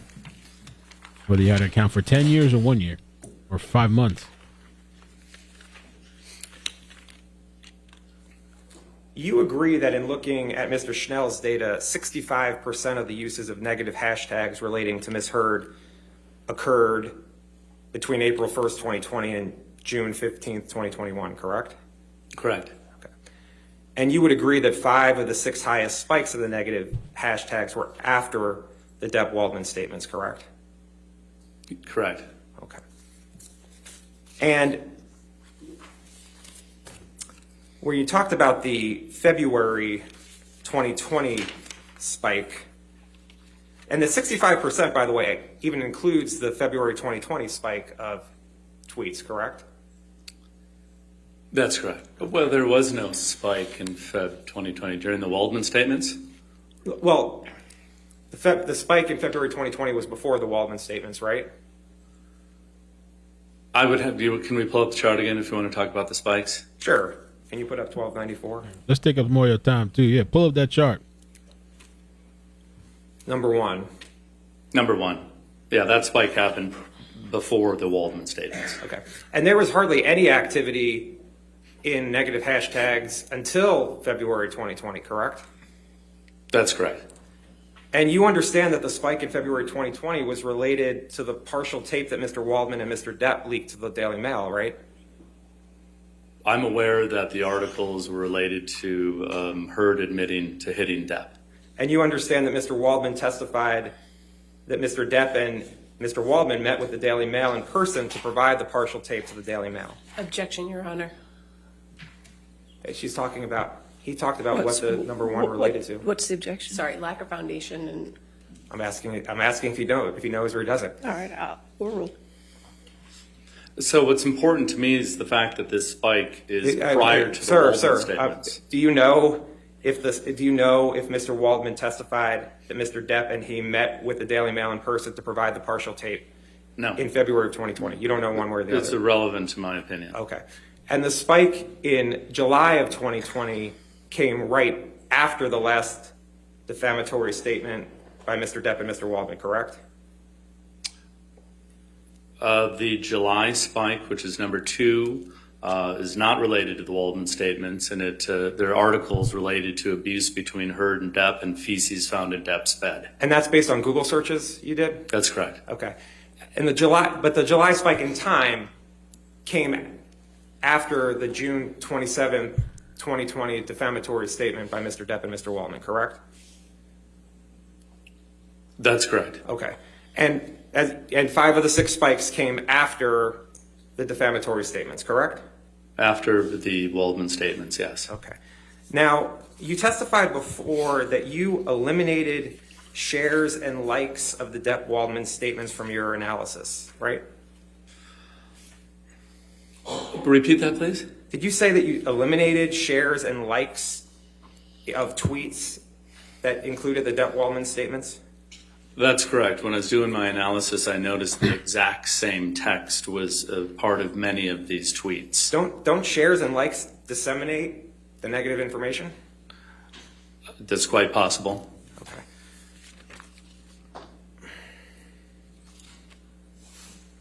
And you agree, right, that use of the term Waldman or Waldmanian occurred over 25% of the time in the negative tweets toward Ms. Heard from April 2020 through January 2021, correct? Although it's irrelevant to this case, it has nothing to do with the Waldman statements. That's what Mr. Schnell says. You don't disagree with the search results, correct? Although has nothing to do with this case or the Waldman statements, I do not disagree. So if people are tweeting about Adam Waldman or Waldmanian at the same time as tweeting negative hashtags about Amber Heard, it's your testimony that they have nothing to do with this case? The hashtags have nothing to do with this case. That's what you're saying? Okay. Yeah. Let's look it up. And even if they include the negative hashtags with Mr. Waldman's name and Waldmanian, you're saying they have nothing to do with the defamatory statements? All 4 hashtags that Snell used had nothing to do with the Waldman statements. Waldman himself has nothing to do with the Waldman statements. We're talking about the Waldman statements here.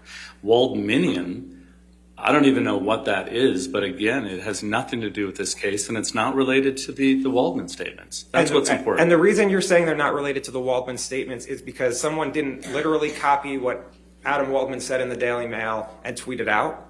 Well, I looked at enough tweets that included the name Waldman that have nothing to do with anything negative or the Waldman statements. No, they must have had to have the negative hashtags toward Ms. Heard, because the only way that those would have been in the data you looked at would have had the negative hashtags towards Ms. Heard. It was looking at that universe, correct? Well, first of all, I don't agree that the justice for Johnny Depp is a negative hashtag towards Amber Heard. So listen, the assignment was to determine if the tweets that Mr. Schnell presented were related or included the Waldman statements.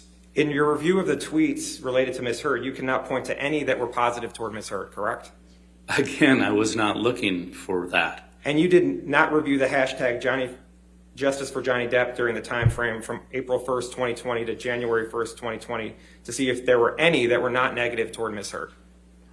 I did not look into anything as it relates to anything other than what relates to the Waldman statements. That's what's at issue here today as we sit in court. Okay. And you didn't form any statistical analysis to rule out the Waldman statement's impact on the hashtags, correct? Correct.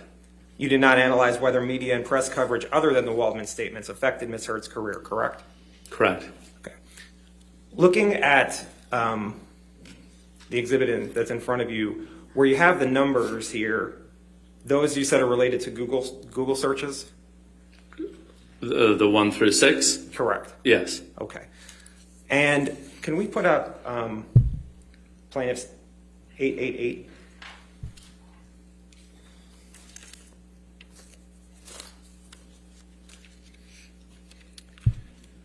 And we could just start at 1. Do you understand that your... Okay. Oh, thanks. And 888, it's page 76. These are the documents you relied upon for your opinion today? Yes. And are these the search, where it has the different letters, these are the searches that you ran for the various time frames and the articles that came up for numbers 1 through 6, correct? No. I mean, obviously document 1A is the Heard supplemental expert witness disclosure. These are documents that I used throughout the time I've been working on this project. So these aren't related to those 1 through 6 numbers. Okay. These are documents you relied upon for your opinion today? These are documents that I relied upon when I presented my designation. For your opinion today, that you're offering today? Yeah, these are the documents that, yes, I've relied on throughout this case. Okay. And actually, Michelle, could you turn in this designation to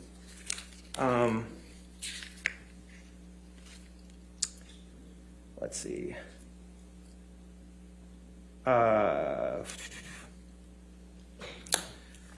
Hold on one second. Can you just scroll down? Yeah, keep scrolling. Just keep going.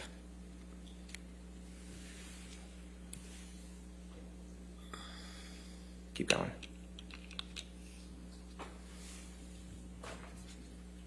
Okay, stop. This was the chart you provided with your designation for your opinions in this case, correct? Yes. Okay. And it's similar to the chart that we had before with the 1 through 6, correct? That's correct. And where it has the various boxes, it's talking about documents 6E through 6H, for instance, related to Depp wanting to have Heard replaced on Aquaman. Yes. And you prepared this chart, correct? Yeah, this was part of my designation. I'd like to have this page as a demonstrative. Your Honor, I do have an objection, if I might be heard. All right, if you want to come forward, page 99.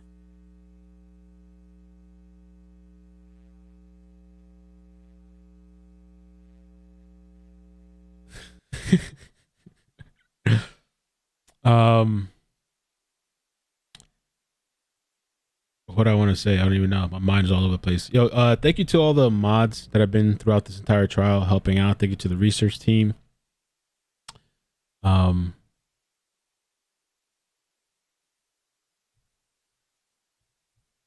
just the people behind the scenes helping out a lot. I appreciate that. If you guys could hit like too, please, for the stream, because we had to restart this crap because the world fell apart a couple hours ago. Not really, just in my computer. If you could hit like, that'd really help out too with the stream. Bum, bum, bum, bum, bum, bum, bum. Let me send this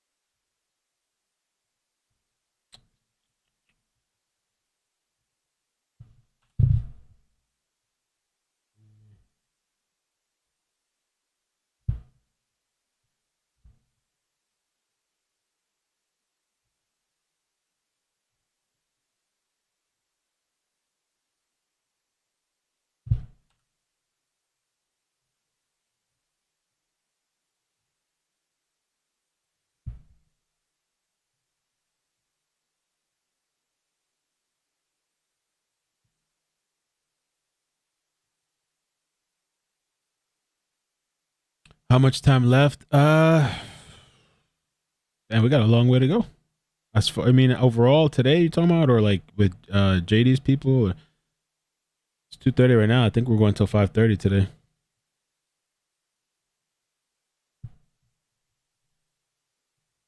Thank you, Nisha. Appreciate that. Sidebar.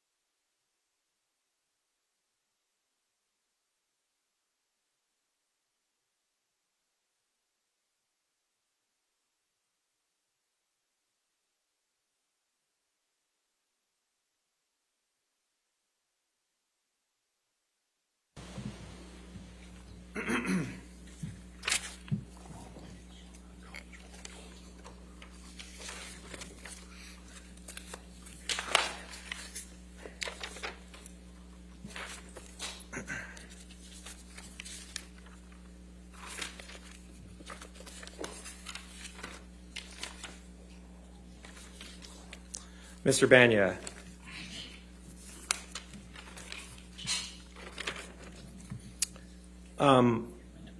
Other than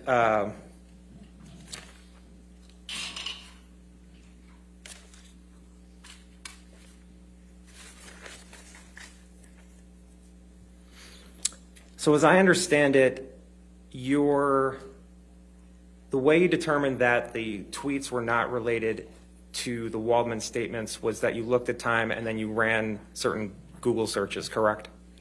Correct. And then the top 3 hits came up. Correct. And then you looked through the article to see if the Waldman statements were there? So as it relates to any trending event, any defamation that's happened online, any allegations of economic loss because something went viral, going to Google, looking at the spikes in time and going back in time to see what was happening on those top 3 sites will give you an indication of the best results that were being served at that time. So something viral that's happening would appear most likely in those top 3 results. And just so the record's clear, if we could go back to page 76 of this document.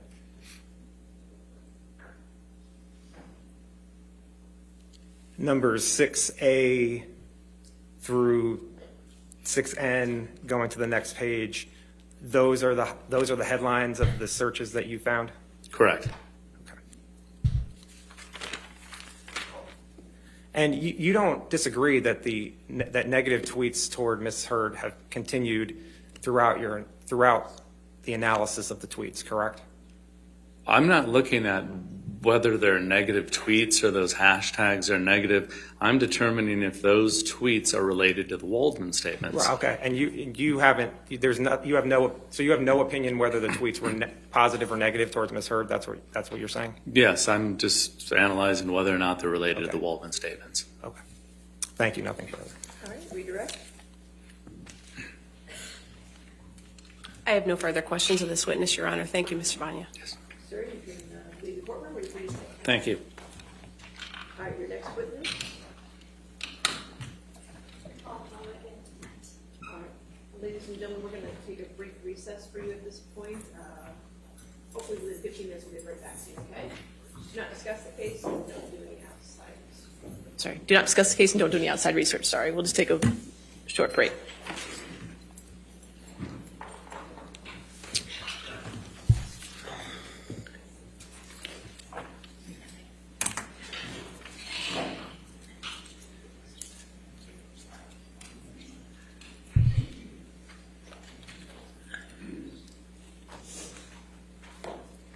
All right, so just so that we're on the same page, you can have a seat. Keep standing the whole time. All right, just so we're on the same page with Mr. Knight's testimony. Actually, could Mr. Knight go back out, please?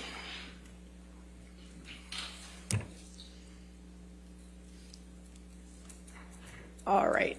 So we're on the same page with Mr. Knight's testimony. There is a rule on witnesses. However, Mr. Knight's a rebuttal witness.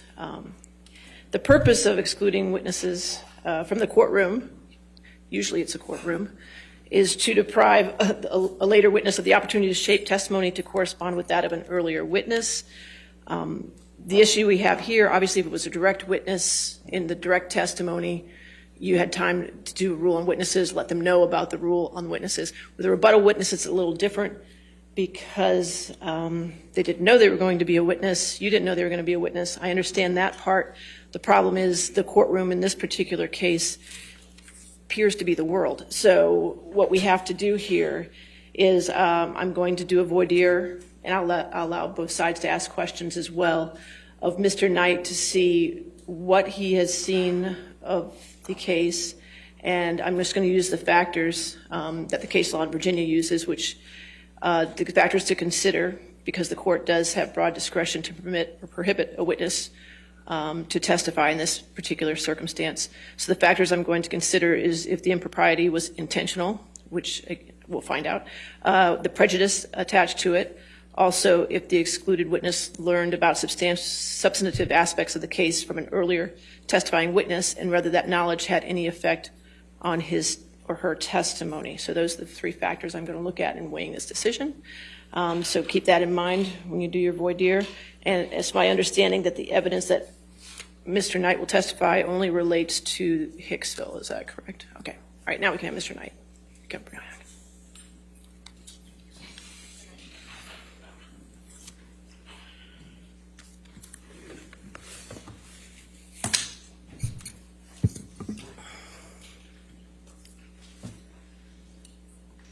All right, sir. Mr. Knight, if you could come forward to be sworn.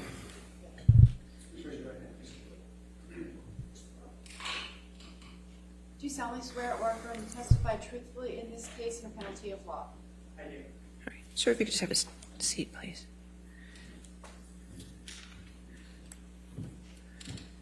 Sir, what we're doing is I'm just going to ask you a few questions outside the presence of the jury, and then the attorneys are going to ask you a few questions, okay? Sure. Then I'm going to have you step back outside after that, okay? No problem. All right, what's your full name, sir? Morgan Higby Knight. Okay, you don't have to be that close. All right. All right, how do you spell your last name? N-I-G-H-T. Okay. All right, and sir, before I can allow you to testify, I just want to ask you a few questions. Have you seen any of the trial that's been going on for the past 6 weeks? Approximately 5 weeks ago, a friend of mine texted me that Hicksville was mentioned, and I watched a little clip where it was mentioned. Which clip did you watch? I believe it was somebody testifying about, I think it was the security guard testifying maybe about Hicksville, or I forget exactly who was testifying. But it was something where Hicksville was mentioned, and it was about something about a wrist or something like that. All right, and what did you do after that? At some point, did you get in contact with attorneys? So I didn't reach out to them. I didn't really care. The innkeepers that worked at Hicksville before reached out to them and said, we saw some stuff that wasn't true, and then they asked, is it okay if I give the attorneys your phone number? So the attorneys reached out to me. Okay, and when did the attorneys reach out to you? May 3rd. May 3rd. And you talked to the attorneys at that time? Yeah. Okay. Not Camille, but Geraldine. Okay, and then have you seen any other parts of the trial? No, she instructed me not to watch anything about it, regardless of if it was about Hicksville or not. So I've been keeping off the internet and turning off anything that seems to be like it's on social media, so I just don't watch any of that. Okay. All right. And questions, Ms. Breder? So, Mr. Knight, you were contacted by an attorney for Mr. Depp on May 3rd?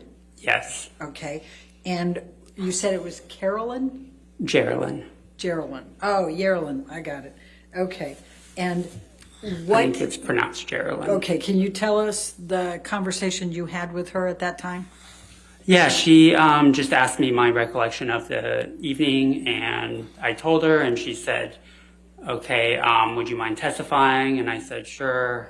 And she said, okay, well then, we're not sure if we're going to call you or not, but just in case, please don't watch anything having to do with the case. And I said, I will do. Now, how is it that, to your best knowledge, how is it that Geraldine was able to get hold of you? How did she know that you knew something? So, like I said, two of my innkeepers, my innkeeper and my manager, had reached out to her team, I think through email, and one of them texted me and said, hey, do you mind if we give Geraldine your phone number? Now, you also communicated on Twitter, did you not, about this case? Yeah, 2 weeks prior to Geraldine reaching out to me, someone had made a comment about something that happened by the fire pit, and I said, that's not my recollection. I didn't see, that's not what I saw. So who was it that made a comment about something that happened at the fire pit? So once I was told about the fact that Hicksville was mentioned, I went and did a Twitter search of Hicksville trailer. So it was, I don't know who it was, but I was just like, what are they saying about Hicksville? And so that was why I did a search, just to see, because it was weird and fascinating, because the night to me wasn't that remarkable in the context of all the different experiences I've had at the trailer palace. So explain to me, please, what you mean by you did a trailer search. So if you go to Twitter and you put in keywords and do a search, all the tweets regarding that subject come up, or anything with those keywords in it. So that is how I found the tweet that I replied to. Okay. And how many tweets did you find that mentioned Hicksville when you did that trailer search? Probably like 5 or 6. I only replied to one of them. Okay. And what do you recall those tweets saying about Hicksville? The one that I replied to said that there was some incident by the fire pit, and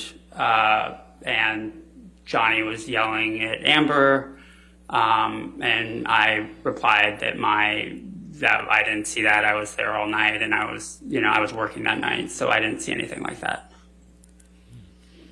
So your best recollection on that one was that somebody said somebody was testifying that Johnny was yelling at Amber?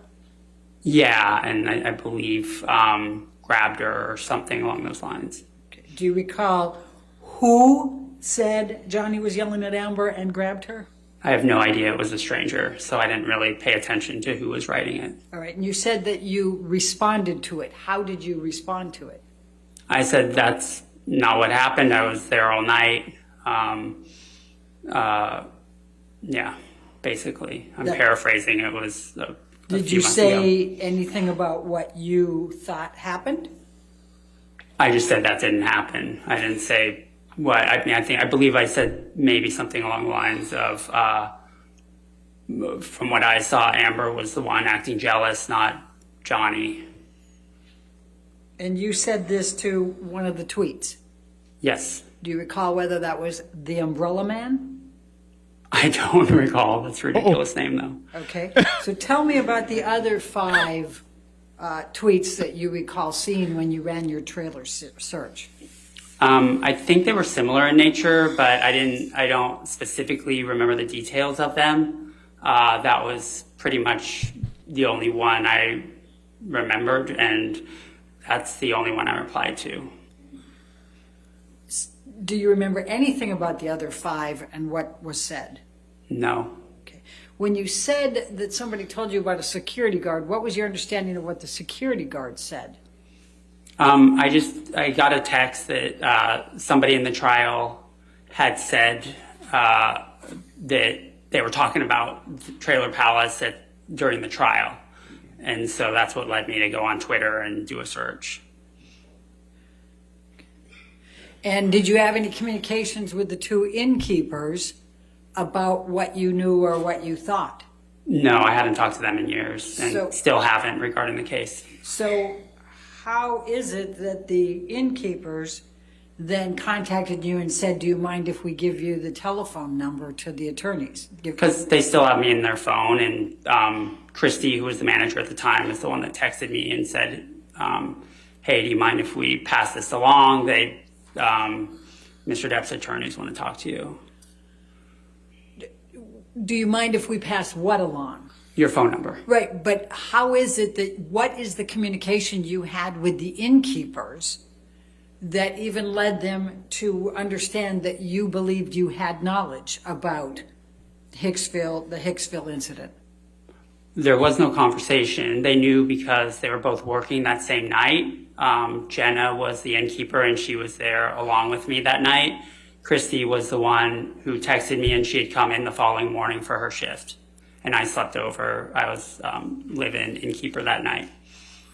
So I'm trying to understand. So just based on the fact that 7 years ago, they happened to know that you were working that night. 9 years ago, and it's because I was there Okay. with them. My math, well, it's 2022 right now, and that was what year? Oh, that was 2013. You're right. Okay. So how is it that out of the blue they remembered 9 years ago that you worked there that night and that you might have some knowledge? I mean, to be honest, like we do get celebrities sometimes, but it was, it's not that unmemorable. It's not like it's any other night of the week. So I'm sure they remembered the specifics of that night. Had Mr. Depp's attorneys ever attempted to contact you before? No, Had you ever attempted to contact Mr. Depp's attorneys before? no, I had no interest. All right. Have you had any conversations with Mr. Depp's attorneys other than the one you described with Geraldine? Since? Yes. Well, I met with Camille last night. All right. And what was that conversation? Please describe. I just went through, the story again that I had told Geraldine. And let's hear what that story was. You want me to go through? Yes. The whole story? Your Honor, we would object to attorney work product. There's no attorney work product. No, I'll overrule that. All right. objection. That's fine. That's okay. Go ahead. Go ahead, sir. Yeah, sure. That I described like them getting to the trailer palace, me showing them around, the interactions I had when I was on duty with Mr. Depp and Miss Heard, how the evening progressed throughout the night, the levels of drinking and drug use that I witnessed, what the state of the damaged trailer the next morning, and basically just, the details that I had only, spent total 45 minutes to an hour with Mr. Depp and Miss Heard throughout the entire course of the night. So it was my recollection of those events during that time. And what did Ms. Vasquez say to you? Your Honor, this is beyond, we object on the grounds that it's beyond the scope of the voir dire, No, which is I think limited to the whatever three she said criteria. to him But is may I very please finish critical. stating my objection, Your Honor? Go ahead. Yes, sir. The objection is that it's beyond the scope of the voir dire. Your Honor enumerated the three criteria which are relevant here. Come on, Camille, get This it. is a rebuttal witness, so. Yeah. Your Honor, whatever Ms. Vasquez shared with him is going to be very important here because they knew by this time he was going to be a witness. So, Well, that was what- last night. So how Right. does that fit into one of the three factors of deciding whether or not he's going to testify? Well, one of the three factors, Your Honor, may I approach so that the witness doesn't hear? Okay, that's fine. Ooh. So they met last night. Johnny's team working nonstop into the night and everything. Morgan Knight. So does he own the place or something? This is with regards to the Hicksville incident. And so, I pulled up a quick article to just for the people who are wondering or She claimed that in 2013, Depp abused her in the trailer on the retreat during her trip with her friends. They're coming back now. Based on Heard's testimony, we pieced together the evidence found. Mr. Knight, did Yes. Ms. I'll get back Vasquez to it after. provide you with any information that anyone had testified to or said at any point? No, she didn't talk about anything except for asking me my experience and just getting a clear understanding of what my experience was. She didn't mention anything outside of the scope of what I saw and just asked me for the facts and told me just tell the truth and let me know, you know. Do you know what any of the witnesses said in this trial? About, I mean, outside of what I described earlier with the, a friend of mine texting that someone was talking about Trailer Palace, I do not. Do you know whether any of the witnesses testified about any jealousy? Other than the tweet that I replied to, no. All right. Thank you. Your Honor, may we approach? All right. Well, do you have any questions? All right. Sir, if you could have a seat back outside the courtroom. Sure. Thank you. So this is just to see Yes, you can have your water. they're going to be able to use him as a witness or not, I guess, right?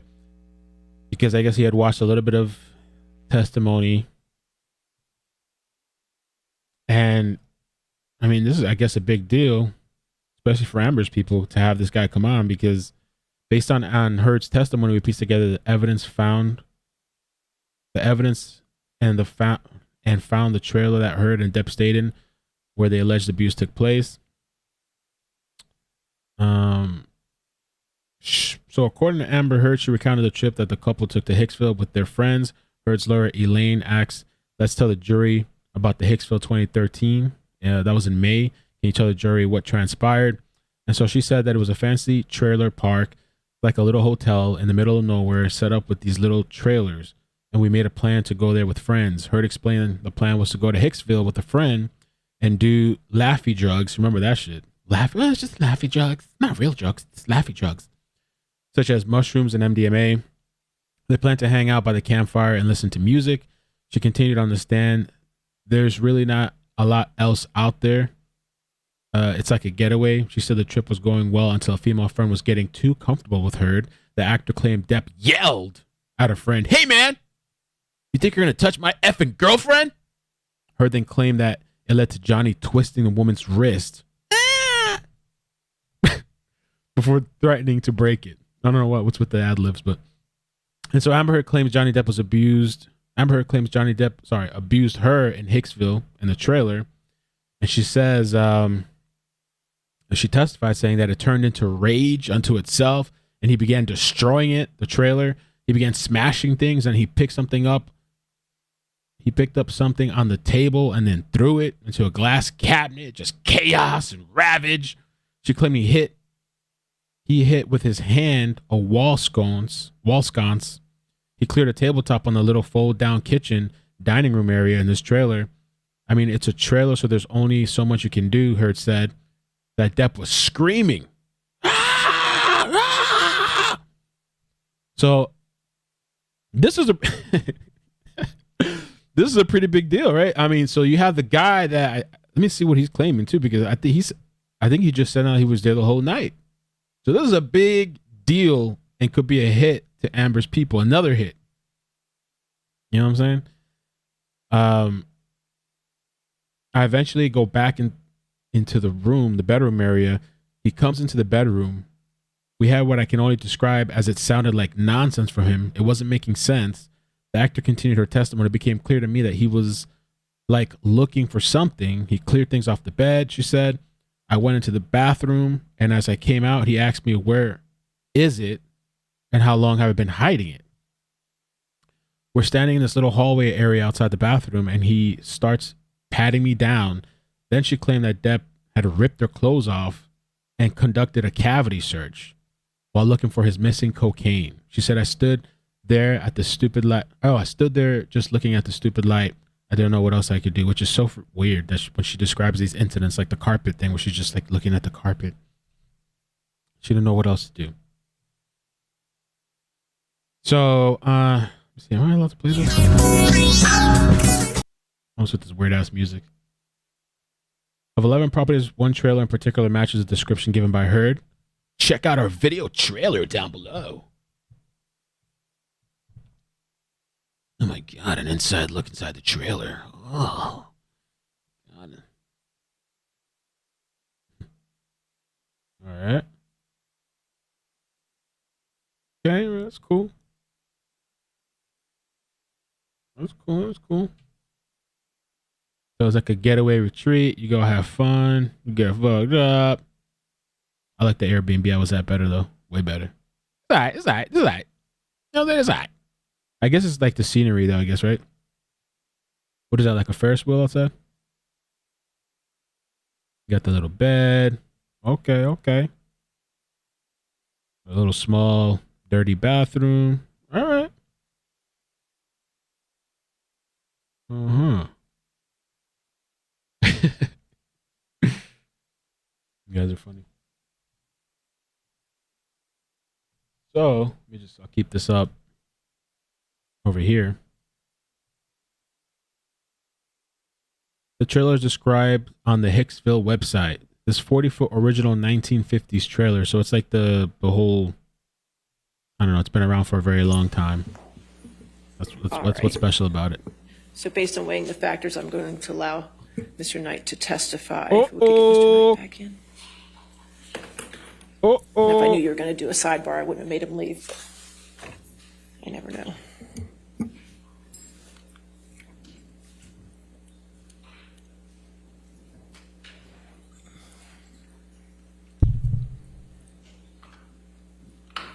All right, this should be interesting. All right, sir, if you could just stay up, you could just stay there while we get the jury, okay?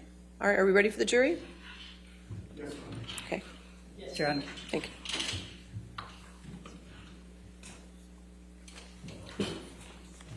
Yeah. Just we're going to swear him in again in front of the jury, okay?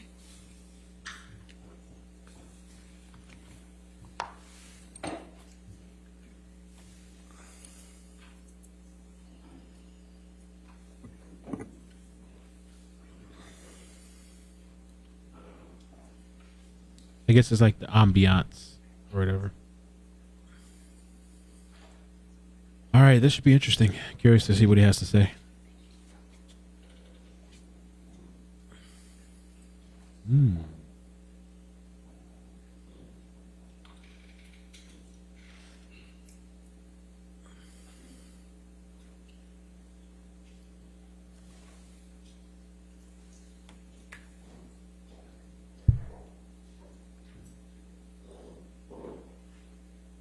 All right, you be seated. All right, thank you, ladies and gentlemen. I apologize for the interruption. You're going to notice as we get closer to the end of the testimony, you're probably going to have some more interruptions, and I apologize for that, but there's just some matters we have to take up outside your presence, okay? All right, thank you. All right, your next witness. Morgan All right, Knight. Mr. Knight, if you could come forward to be sworn. Do you solemnly swear or affirm to testify truthfully in this case under penalty of law? I do. Sir, if you could have a seat. I wonder how much those trailers cost. Can we find out? We look up online? Like to stay there?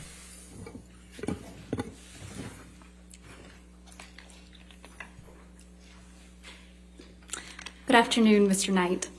Good afternoon, Camille. Would you please state your full name for the record? Morgan Higby Knight. Mr. Knight, where are you from? I live in Los Angeles, California. And what do you do for a living? So I currently own and run Hicksville Pines Bud and Breakfast in Idlewild, California. And I created and ran Hicksville Trailer Palace in Joshua Tree, California, starting in 2009. And how is Hicksville Pines Bud and Breakfast different from Hicksville Trailer Palace? So Hicksville Pines Bud and Breakfast is up in the mountains of Idlewild, which is a beautiful snow town above Palm Springs. And all the units are A-frames instead of trailers, which we have. It's obviously a very different climate than Joshua Tree, which is a desert area. The rooms, which are themed at both places, are trailers, vintage trailers from the 50s through the 70s at Hicksville Trailer Palace. So There's also different kind of amenities. There's a pool in Joshua Tree. There's a rec room up at Hicksville Pines. When did you first become the owner of the Trailer Palace? Trailer Palace, I started building it in 2009. It took about a year with my collaborator, Stephen Butcher, and on the trailers. And we got done and opened in 2010. Did there come a time that you sold the Hicksville Trailer Palace? Yeah, I did at the beginning of 2020. I had some health issues and just it was too much to run both at the same time. So I chose Idlewild because it was newer and shinier. And just for my sake, how long did you own the Trailer Palace? So 10 years of us being open, 11 years total. And what was the Hicksville Trailer Palace? So it started out as a artist retreat. I was a filmmaker at the time and wanted a place to get away and work on film projects outside of Los Angeles. I also put in a recording studio so musicians could record records there. I had lived in New Orleans for 5 years, and there's an amazing recording studio there called Kingsway where all the musicians would come and they'd live in this big mansion and record their records. And I just thought that was a really neat thing for artists to be able to get away and create create whatever they were working on. Over the course of the build out of all the trailers, themed trailers, which I'm a huge fan of this hotel called Madonna Inn. And so I wanted to do really detailed themed trailers. It became too expensive to just make a living off of an artist retreat. So I decided before I was done to make it a hotel as well. And what were your job responsibilities, generally speaking, when you owned the Hicksville Trailer Palace? So I would be live-in manager some nights, a couple nights a week. I would also drive out from Los Angeles twice a week and bring supplies that you can't get out in the Yucca Valley area and Joshua Tree. There's just a lot of things like, Smart and Finals, Costco's and stuff. So I would drive that stuff out. There's also no USPS, so sometimes I'd have to get things shipped to my house and drive them out as well. I would also just do constantly building and creating new stuff at Trailer Palace, whether it's new trailers or amenities. So I would be working on that stuff as well. I'm a big fan of the fact that Disneyland is always making it better and better.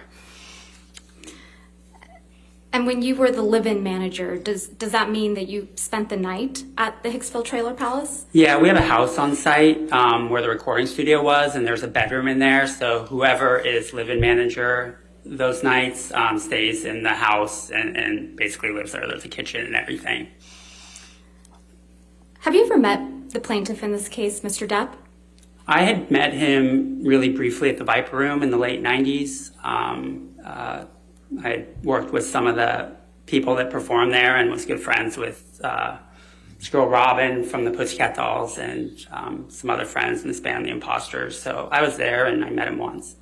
How about Miss Heard? Ever met her? I had never met her before. They were guests at the hotel. When was the first time that you met Mr. Depp and Miss Heard together? In late May 2013, when they were guests, Mr. Depp's assistant Nathan had rented out the entire place so they could have a night there in privacy. And what do you recall, if anything, about Mr. Depp and Miss Heard's arrival to the Hicksville Trailer Palace?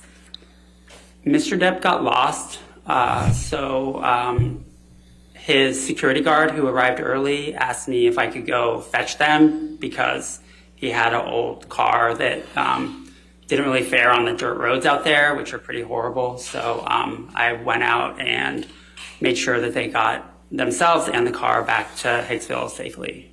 Do you remember approximately at what time that was? It was 3 to 4 in the afternoon. What was Mr. Depp's demeanor when they first arrived? At Trailer Palace, he was super excited about the place, really complimentary, just had a lot of questions and seemed like he was in a really great mood. And how about Miss Heard's demeanor? Anything stick out? She was pretty quiet. She just kind of didn't say that much when I was giving them the tour of the grounds and the trailer. And was anyone else with Mr. Depp and Ms. Heard when they first arrived? There's people that are arriving throughout the afternoon. So there was, I think 10 to 12 people total ended up staying. The security guard had gotten there earlier and just to check out the place. But yeah. And did I understand your testimony previously that the entire trailer park was rented out by Mr. Depp and Ms. Heard? Yeah, the whole place slept, I believe at the time, about 25 people, but there was only 10 to 12 in this party. And who was part of that party besides Mr. Depp and Ms. Heard? I'm really horrible with names, but I remember one of them was Ms. Heard's sister and the security guard I mentioned before, but I honestly forgot his name too. What happened when Mr. Depp and Ms. Heard first came onto the property? So I gave them a tour of, we give all guests a tour of their specific trailer and the grounds, and show them around. When someone rents the whole place, they get another trailer called the bar trailer, which is basically a place to set up their alcohol and stuff, and some people in the group were just putting their beverages in that area. And where were you when Mr. Depp and Ms. Heard, did there come a time when Mr. Depp and Ms. Heard went to the bar trailer? I didn't notice most of the time that my interactions with them, everything's kind of centrally located. So there's a fire pit, bar trailer, and picnic tables all right in the same area. So they were generally around that area the entire evening that I saw them. And what did you observe of Mr. Depp and Ms. Heard as the evening progressed? So Mr. Depp was just super curious and really nice.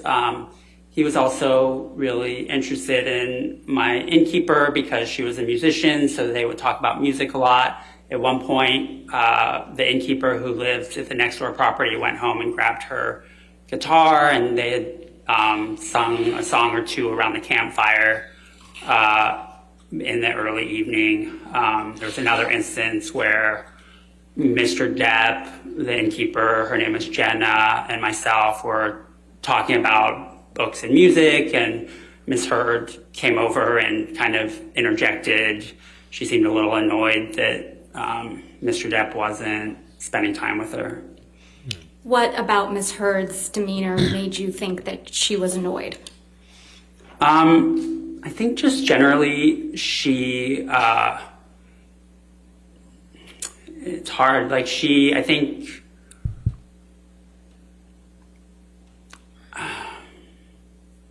I don't know. It was just like a gut reaction. Like I can't describe it, but you know.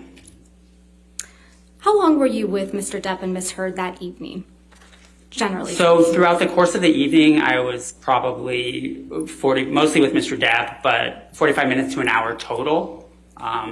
So it was, that's over the whole course until the end of the night after the check-in. Okay. And did you have an opportunity to observe Mr. Depp interact with other people, guests at the property that evening? Yes, I saw him hanging out with his security guard at one point, and outside of the time that him and Jenna were singing around the campfire, he was off by himself a lot of the time, and Miss Heard was over at the campfire with her friends and seemed to have a good time. And if you haven't already, can you generally describe for the jury your observations of Ms. Heard that evening? She seemed to be having a really nice time with her friends around the campfire. And yeah, everyone was in a pretty good mood. Did there come a time in the evening that you observed Mr. Depp and Ms. Heard have a disagreement or an argument? Yes.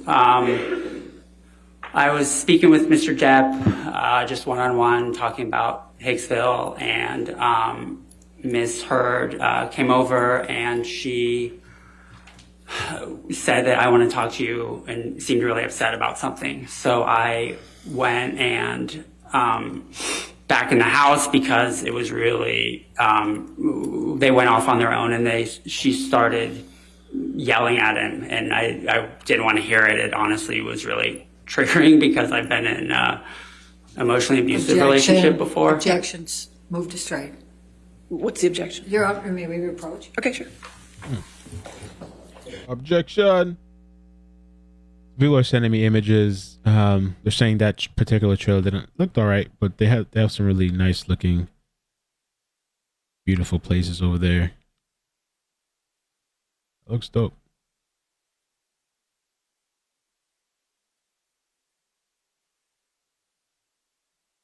This is dope as hell right there.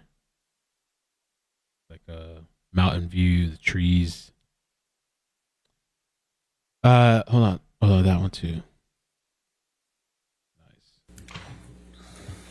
Mr. Knight, will you please just explain for us what you observed when you saw Mr. Depp and Ms. Heard having an argument? Yes. So Ms. Heard asked him to go talk off to the side, and she was upset at him, and she was yelling at him. And I personally had been in Objection. All right, I'll sustain the objection. Okay. If you could just explain to the jury what you observed when you saw Mr. Depp and Ms. Heard having an argument. Okay. He was kind of cowering and seemed almost afraid, and it was really like odd to see because he was older than her, obviously. So, but I just went back in the house because I didn't Objection. You went to what he did. All right, I'll sustain as to. Understood. So after you observed the argument, fair to say you went back to to your house on site? Yes, I did. Yeah. Okay. What happened after that? So when I saw Mr. Depp on my next rounds, he apologized profusely and said, "I'm really sorry about that." She was upset. Objection, Your Honor. Hearsay. Sustain. Next question. What, if any, type of reaction did Mr. Depp have? He was just really... Objection, Your Honor. Hearsay. He's going to say it again. It's the reaction. It's not the statement. All right, if you could make that clear, that's fine. Just what type of physical reaction did Mr. Depp have after the argument between Mr. Depp and Ms. Heard? He honestly, throughout the rest of the night, became a lot more quiet and was just very more petulant. In the beginning of the night, he was a lot more outgoing and extroverted, and throughout, as the course of the night went on, he was less and less so and more quiet. Did you observe any of the guests consuming alcohol while on the property? I assume they were. I mean, people had cups and there was alcohol set up in the bar trailer, but I didn't physically see them pour alcohol into their cup and cup go into the mouth per se. Did you witness Mr. Depp drink any alcohol that evening? I couldn't say.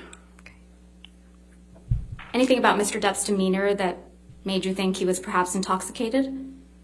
Yes, as the night went on, I am a former bar owner, so even though I wasn't drinking that night, I'm very familiar with the signs. So just as the night went on, like I said, he became more and more quiet, but he also, as we would have conversations, his head would kind of sway a little bit back and forth, which was a little, he was much less sharp than he was earlier in the night. Did Ms. Heard appear intoxicated to you? She did.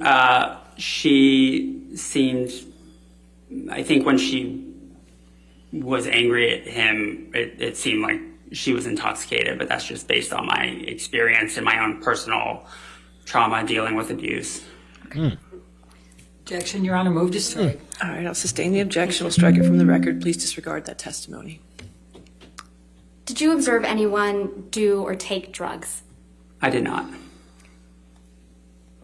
Did you witness Mr. Depp and Ms. Heard interact other than the argument that you previously described for the jury?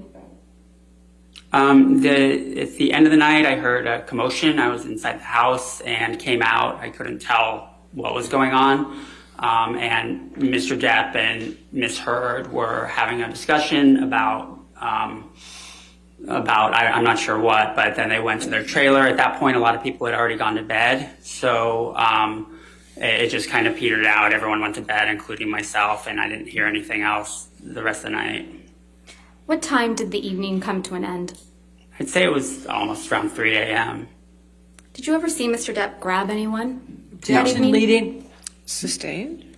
Did you ever see Mr. Depp become physical with anyone? Objection, leading. Sustained. Next question. Did you ever witness Mr. Depp get angry that evening? Objection, leading. Sustained. Oh. Damn. Lane picking it up. Took a Addy. What, if anything, happened the next morning?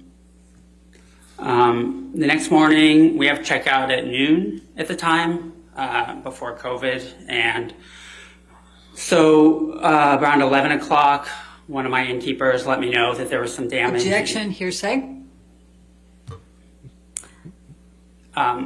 Did something happen that caused you to go to Mr. Depp and Ms. Heard's trailer?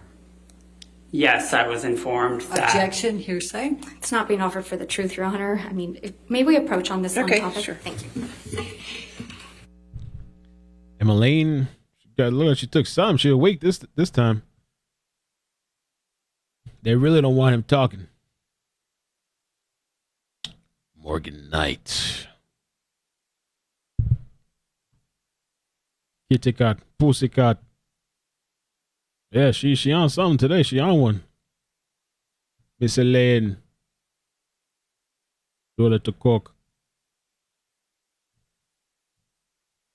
Let's see what we got. Oh, look. Ben Chu over telling her something. What, if anything, happened the next morning, Vice. Mr. Knight? The innkeepers let me know that there was some damage in one of the trailers, and it happened to be Mr. Depp and Ms. Heard's trailer. So I wanted to inspect the trailer because I was extremely worried. All those trailers that Steve and I worked on were like my babies, and the one they were staying in was the only one that was mostly original and restored 1950s style, and so I was very concerned. So what did you observe when you went to the trailer? I observed that there was a light sconce by the bathroom in the bedroom that had been broken off the wall, and a couple pieces were on the floor, and they were, it was basically just broken. The light fixture was hanging on the wall still, except for the pieces that were on the floor. Did you come to understand how that happened? Objection, foundation, and All right, light. foundation. I'll sustain as to foundation. How he knew. Did you ask how the sconce was broken? Objection, hearsay. Sustained. How often do light fixtures in the trailers break? They break pretty often. I mean, it's not like a usual thing, but things in the trailers generally get broken because it's all vintage trailers, and I would say as much as every couple weeks there's some incident of damage in one of the trailers. In this case, Mr. Depp had told me that. Objection, hearsay. Objection. So anyway, yes. Beyond the light fixture, was anything else in the trailer damaged? No, everything else looked fine. In fact, we have something we call a piggy fee that we address to guests, that if there's anything what we call inconsiderate or unusually large messes, we charge them extra for it for a $25 an hour cleaning fee, but they did not receive one of those because everything outside of the light fixture looked fine. And what was your reaction to seeing the damaged light fixture? To be honest, I was relieved because it was not a big deal. There was already another light in the room, so I just tucked the wires in the wall until I had a few months later time to buy, it was matching sconce with another one in the room. So I had to, on eBay, find a matching pair that would fit there. And when I finally got around to it, I was able to get that and charge it to Nathan, whose credit card I had. And what was your understanding of who Nathan was? Mr. Depp's assistant. Okay. And what did you charge Nathan or Mr. Depp for replacing that pair of light fixtures? the pair came out to $62.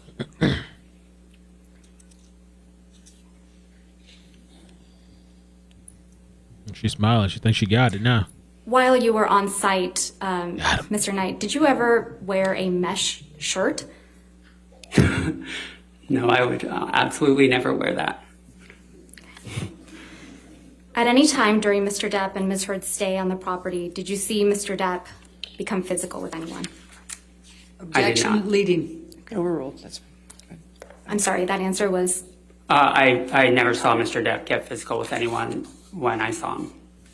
Thank you, Your Honor. cross-examination. Thank you, Your Honor. She's smiling confidently like they got something. What they got up Mr. this Knight, you are a pretty big fan of Johnny Depp, aren't you? I am not. To be honest,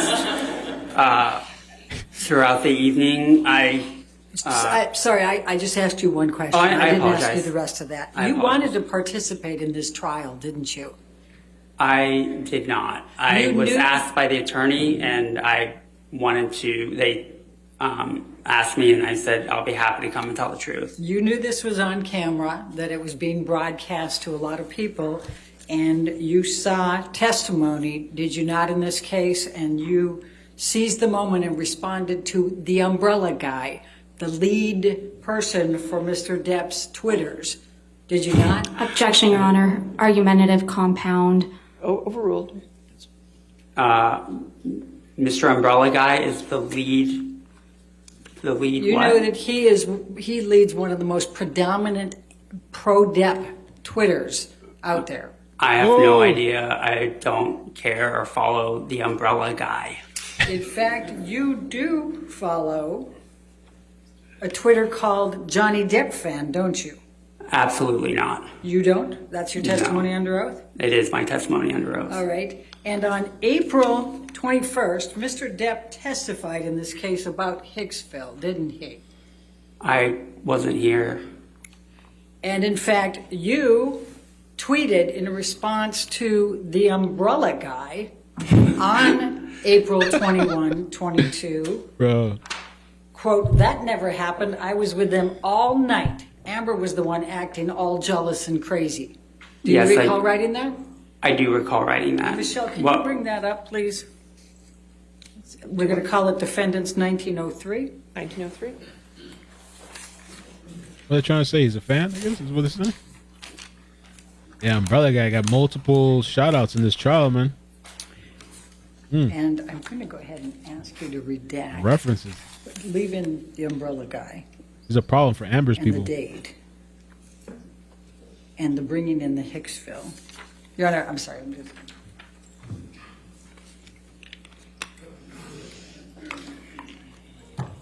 Pussycat.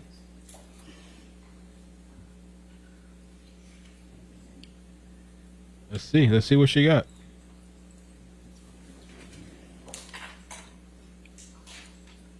Elaine's people been working? They've been digging? While she's working on that, did you write and direct a piece called Matters of Consequence back in 1999? I did. And didn't Mr. Depp's first wife, Lorianne Allison, work as a makeup artist on that? She absolutely did. And while we're looking at that, 4 days after you tweeted to Umbrella Man, I was Umbrella Guy. The Umbrella Guy. Okay. Well, all right. Now we have this up. I'm going to ask you to take a look. What is Defendant's Exhibit 1903? Do you see that? I do. Okay. And that's from that Umbrella Guy on 4/21/22, correct? Correct. And it says bringing in the Hicksville incident accusations. Do you see that? I do. And there's clearly Mr. Depp testifying there, likely a video, right? Okay. And you respond, that never happened. I was with them all night. Amber was the one acting all jealous and crazy. Do you see that? I do. Your Honor, I'm going to move the admission of Defendants 1903. Any objection? Yeah, Your Honor, we believe the first part of the that Umbrella Guy's tweet should be unredacted for context. Oh, I have no idea what I was replying to. It's hearsay. It's rank hearsay, and the context is Your Honor. not necessary. Yeah, let's see it. I want to see the full tweet. I want to see the full tweet. Let's see it. And I don't know, like, I mean, I guess what? I guess this helps her, or supposed to help their team. This guy's saying that bitch was crazy and acting jealous and acting nutty. Is that true? Is that well, yes, it is my statement. But I guess they're trying to say like, oh, he's a fan or something, and that they have links together. He's a Johnny Depp fan, a loyalist, or Depp head. What do they call him? Depp head cultist. Depp head.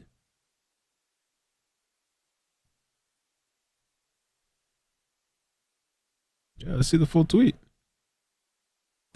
All right. Can make that redaction. With that redaction, any objection? No, Your Honor, thank you. Okay, 1903 will be in evidence with. We don't get to see it.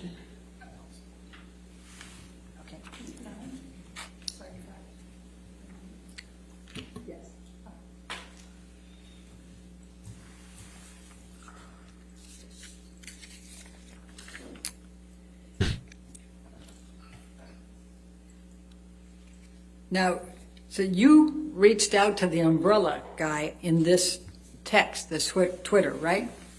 I wouldn't call it reaching out. Okay. And in fact, the umbrella guy is in Mr. Adam Waldman. Do you know who Adam Waldman is? I have no idea. Well, he's testified earlier that he talks to the umbrella guy. That he what? He talks to the umbrella guy? Yeah. Were you aware of that? I honestly, this sounds like schizophrenia. Okay. Now, 4 days after this event where you texted, Your Honor, yeah, it's in, okay, good. 4 days after that, you tweeted something pretty nasty about Elon Musk, didn't you? I did. Uh-oh. Okay, thank you. Uh-oh. Not a tweet So about you don't like Elon. Elon Musk, right? Objection, relevance. Oh, I don't know Elon Musk. overruled. Thank you. So that was, the context of that is that he had... I didn't ask you for the context. I apologize. Okay. How dare you? But you texted something that had swear words in it. Would you agree about Elon Musk? Yes. Okay. Now, let's talk about your recollections here. 45 minutes to an hour. Your recollection is that Mr. Depp actually drove there? Yes. What type of car was he driving? An old one that was a convertible. An old convertible? I'm not a car guy, so I couldn't express the model. All right. And your recollection was this was May of 2013? Yes. Okay. Do you recall when in May? Late May. Okay. Now, you said that you spent a total of 45 minutes to an hour with Mr. Depp and Ms. Heard. Is that correct? After the, mostly Mr. Depp, but that's after the tour and after they were checked in throughout the course of the night. Okay. And you don't recall any of the people that were there other than Ms. Heard's sister and the security guard, correct? I don't recall any of their names. Do you remember how many of them were female? I believe it was predominantly female. Do you remember how many males were there? I don't, outside of the security guard. Do you remember what any of the other people looked like? They honestly just seemed like youngish hipsters, like for lack of a better term. I know that previously a couple of them had stayed at Hicksville Trailer Palace. That's how they knew about the place. Okay. So you don't recall seeing how much anybody had to drink that night, correct? I did not witness that. And do you recall the use of drugs at all? I did not witness that. Okay. Were you sitting at any point with these people at the campfire? I was not. And when you said that that you saw Ms. Heard and Mr. Depp, and Ms. Heard was yelling at Mr. Depp, where were they? She pulled him for a chat, and it was off towards their trailer, like a little bit off towards the dirt. How many feet were there between the campfire and their trailer? The campfire and their trailer? Yes. Approximately 75. Okay, so where in that 75 feet did Ms. Heard pull Mr. Depp and yell at him and he cowered? 20. Okay, 20 From the campfire, From not the the trailer. campfire. Yeah. So your testimony is that Ms. Heard grabbed Mr. Heard, pulled him 20 feet over, yelled at him, and he cowered. Yes, that's what I witnessed. And then did they go back? I went inside the house. So you don't know whether they returned to the campfire or they returned to their trailer? I do not. Okay. And do you know whether there were any disagreements or physical communications, anything of that nature at the campfire? I do not. Do you know whether Mr. Depp did anything to anybody else at the campfire? I didn't see anything. Okay. Do you know whether Mr. Depp grabbed anybody's wrist and asked them if they knew how many pounds of pressure it took to break their wrist? I wasn't there the whole time. Okay. Is it your testimony that Mr. Depp and Ms. Heard went last to their trailer? Everybody else went before them? The rest of the people, I think about half of them had already gone to bed, and they went, it was all around the same time at the end of the night that the rest kind of scattered. There might have been a couple of people that went right after them or right before, but it was all around the same time. Okay, so your recollection is that when Amber and Johnny Depp went back to their trailer, that dissipated, everybody then left at that point? Yes. Okay. Now, how far away was your house that you were staying in from the trailer that Amber and Johnny Depp were staying in? I'd say it was about 75 feet away. Okay. And the next time that you saw or heard anything was when you went there in the morning and saw the broken sconce. Is that correct? Yes, I didn't hear anything after went to bed. Okay. And that's the extent of your knowledge? Yes. Okay. I have no further questions. All right, redirect. Mr. Knight, how did you get involved in this trial? I got a text from one of our old employees who I then talked to for Objection, years. hearsay? Don't tell us what the text said. Just how did you get involved? I got a text from. I got a. I'd still hearsay. You're under Okay. objection. He led. Thank you. Go on, Mr. Knight. I was asked if it was. No, objection, hearsay. Pussy. Apologize. Cut. What did you? I got a What text. did you received a text? Okay. Yes. From and whom? From a former employee. And how long had it been since you had heard from this former employee?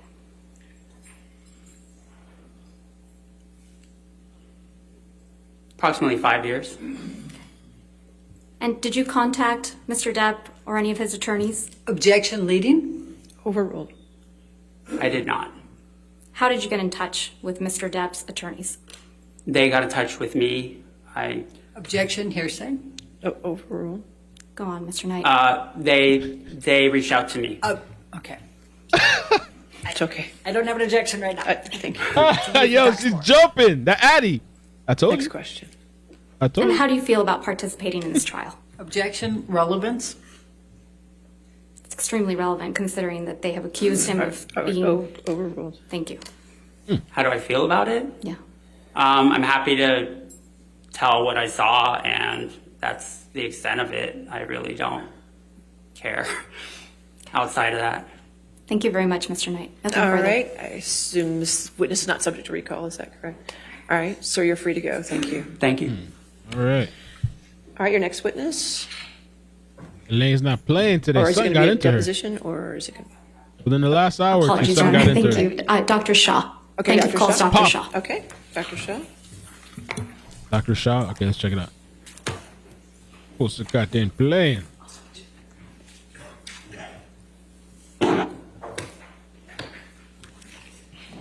All right, let's see. Dr. Shaw. Do you solemnly swear or affirm to testify truthfully in this case under penalty of law?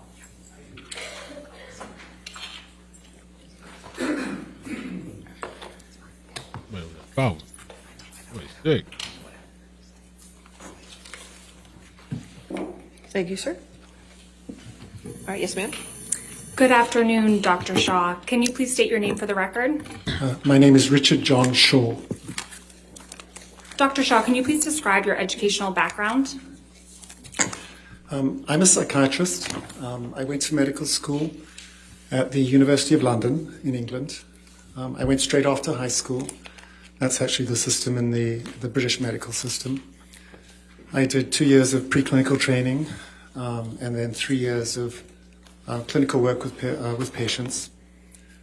Following that, I moved to New Zealand to do an internship.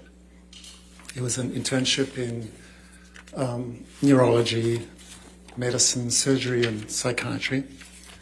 I spent 3 years in New Zealand, and I did a year of psychiatry residency training. Excuse me. And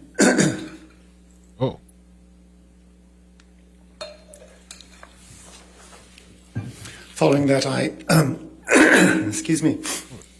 Following that, I moved here to the United States for the first time and did a residency in adult psychiatry at the Albert Einstein College of Medicine, which is in New York. That was 4 years of training in the Bronx. And I also did some subspecialty training in family therapy, couples and family therapy as in my 4th year. And after that, I moved to California, and I've worked at Stanford. I studied at Stanford. I did a fellowship in child and adolescent psychiatry, and I've been at Stanford pretty much since then. Dr. Shaw, what is your current position? I'm a professor of psychiatry in the Department of Psychiatry at Stanford. I also run what's called the Psychiatry Consult Service at the Children's Hospital at Stanford. What, if any, professional certifications have you received? I have what's called board certification in adult and general psychiatry. I obtained that from the American Board of Psychiatry and Neurology in 1991. And then I obtained subspecialty board certification in child and adolescent psychiatry in 1993. Are you a member of any professional organizations in the field of psychiatry? Yes, I am. I'm a member of the American Academy of Child and Adolescent Psychiatry. I'm also a member of the Academy of Consultation Liaison Psychiatry. How long have you been practicing psychiatry? If you include my training in psychiatry residency in the US, that would be since 1985. Is that approximately 35 years? Yeah, I think so. What percentage of your practice involves treating patients? Yeah, approximately 3/4 of my time is working with patients. I work in the pediatric hospital, treating a combination of mainly children and adolescents with severe medical conditions, but also working with parents of children who have severe medical conditions. I also consult to the pediatric emergency room, and we evaluate patients who show up with suicide attempts and other serious situations. What does the remaining quarter of your practice entail? Well, as a professor, I have to do a number of academic activities. So I do research, I do a lot of teaching, I give lectures, I supervise residents, medical students, and fellows in psychiatry. I do some administrative work. Yeah, so it's a pretty diverse, varied day and week. Can you tell the jury a little bit about your research and academic work? Yeah, a lot of my research has involved looking at the issue of trauma and PTSD in parents who have medically fragile children. A lot of these parents are naturally really affected by their child's illness and develop trauma symptoms. So I've developed some interventions to try to help parents, provide support and treatment to reduce their symptoms of trauma. Have you published articles or books in your area of expertise? Yes, I have. I've published approximately 70 or probably closer to 80 peer-reviewed manuscripts in different scientific journals. I've also published a number of book chapters on various topics, approximately 30. And I have published 3 textbooks, one of which has gone into a second edition on topics that are related to my area of expertise. And one of them actually is about the treatment of PTSD in parents of premature infants. Have you published a book through the APA?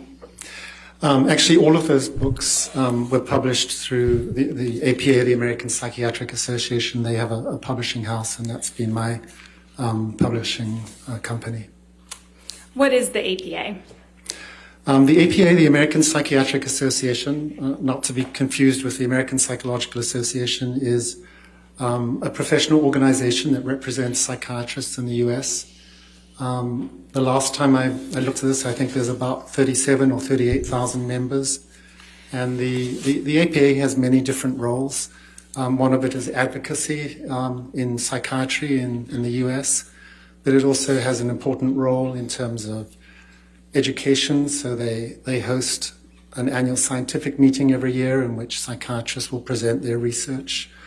It publishes a number of journals in the field, and from time, well, fairly frequently it publishes guidelines for professional practice or about ethical guidelines that they hope that the members will follow as part of their practice. What ways are you involved with the APA? Well, I mentioned my publishing. I also present at the scientific meetings. I last presented in 2021 during COVID. It was virtually, but on the topic of group therapy for parents with trauma symptoms. I follow the APA and their various guidelines. I think it's a really influential and important institution. Going back to your credentials, what, if any, professional awards have you received? I've been given several teaching awards at Stanford University, and the American Academy of Child and Adolescent Psychiatry that I mentioned honored me with an award for service to my specialty several years ago. I don't remember exactly when. Have you given any public presentations in the field of psychiatry? Yes, that's part of our work as an academic psychiatrist, is to lecture, to give presentations. So I present fairly frequently at annual scientific meetings, as I mentioned. I've been invited to give grand round presentations at different medical centers, including University of Pennsylvania and Harvard. So that's just part of our role is to try to educate our colleagues about our work. Have you testified as an expert in the field of psychiatry before? Yes, I have. On how many occasions? I would estimate, in terms of deposition and trial testimony, approximately 50 times in the past 15, 20 years. What type of cases did you testify as an expert in? They're pretty varied. So some of them have been medical malpractice. I've also done a number of cases evaluating victims who've been subject to physical or sexual assault or trauma. What work were you asked to do in this case? My role in this case was to give my opinions about the testimony and opinions of Dr. Spiegel, whom you heard from yesterday morning. And what work have you done to form your opinion? I was present yesterday in court listening to his testimony. I have viewed his depositions. He had 2 depositions earlier this year, and I watched those depositions. I've also read a lot of deposition testimony. For example, testimony by Mr. Depp psychiatrist, Dr. Blaustein, by his physician, Dr. Kipper, and nurse Debbie Lloyd. I've reviewed depositions by many of the therapists involved in this case, including Dr. Banks, the relationship consultant, Dr. Cohen, who was Ms. Hurd's therapist, and I think Dr. Anderson, who I think provided some couples therapy. I've also reviewed the medical records of Dr. Kipper and Dr. Blaustein, and some various email communications. I think a lot of the information that has been talked about here. Thank you. Your Honor, at this time, we'd like to offer Dr. Shaw as an expert in the field of psychiatry. Any objection? We approach. Okay. Dr. Richard Shaw. That's what they usually do when they're bringing somebody in as a expert. They go down like the list of, I don't know, credentials or whatever. Dr. Richard Shaw. Johnny Depp.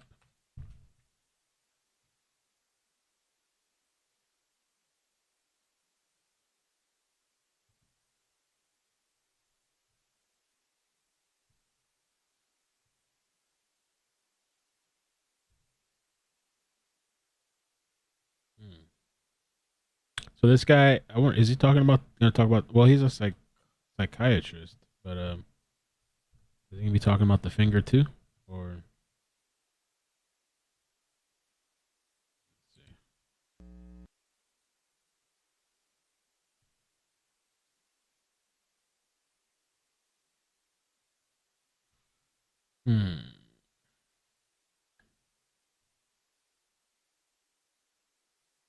They're claiming, I don't know if it's now a source close to her has revealed to people that her team no longer has plans to call Depp back to the stand.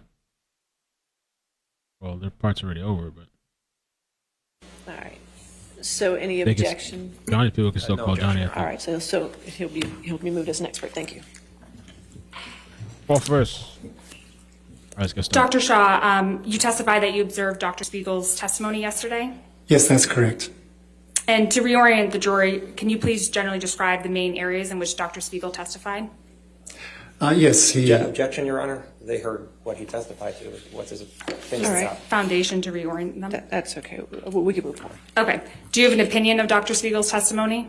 Yes, I do. And what is your opinion? I have a couple of primary opinions.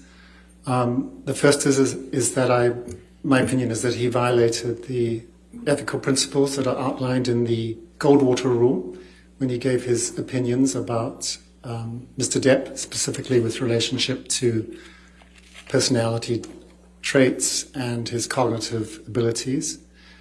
My second primary opinion would be that that Dr. Spiegel's opinions were unreliable and that he had insufficient information. Objection, Your Honor. All right. You're going to approach? Yeah. Spiegel. See if I can find that clip Lindsay sent me yesterday. Dr. Oz. Oh, somebody sent me a tweet screenshot. Thank you, Alyssa. Oh, okay, we can check this out after. Gracias. Maybe we should just look at it now real quick. Bringing in the Hicksville incident accusations, Johnny Depp will be accused of being jealous because a woman was sitting close to Amber Heard. Depp said she had taken Happy something. Depp is accused of removing her hand and yelling at Amber. And this is the guy. That never happened. I was with them all night. Amber was the one that was acting jealous and crazy. Interesting.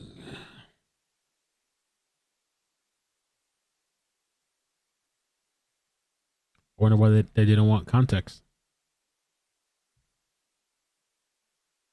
Thank you, Alyssa. Dr. Spiegel.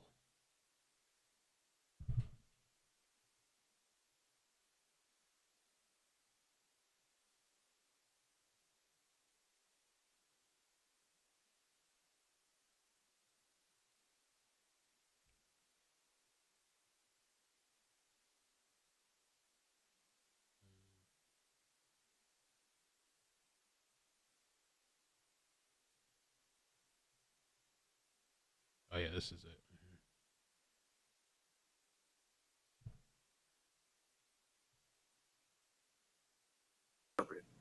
Okay.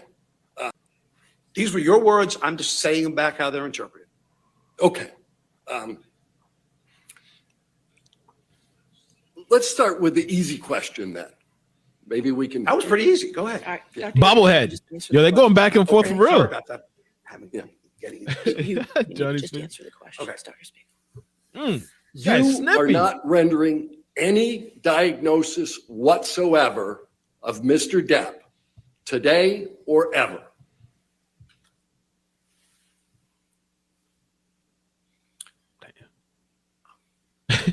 Was he looking into the stars, Joe? No, I probably would say to you that certainly I would not say narcissistic personality, or I would say traits. Certainly from what I have read, intimate partner violence is not a diagnosis. So the answer is no for that. Narcissistic personality traits is not a diagnosis. The answer is no. But if you want to tell me that substance use disorder is a psychiatric diagnosis, the answer. I don't know which one was the one with his moving lips or whatever he's doing with his mouth. Go ahead. These were your words. I'm just saying them back how they're interpreted. Okay. Let's start with. Shit, I don't know where that clip is at. Let's try this. Go ahead. These were your words. I'm just saying them back how they're.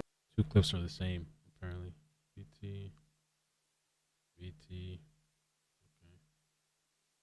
Let's try this one.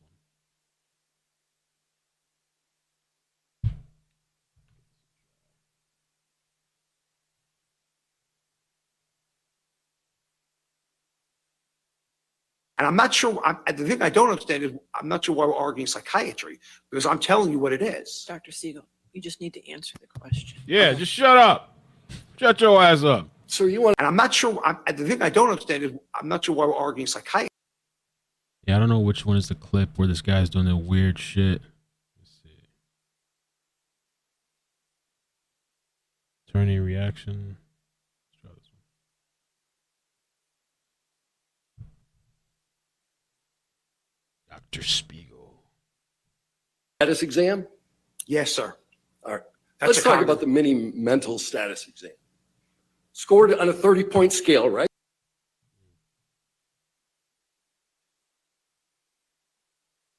I don't know where it's at. I'm gonna have to look through it later. Figure it out. It was a really funny moment where this guy starts doing some weird shit with his mouth. Try 106.54. I could look at the full video for after. I don't know how these things.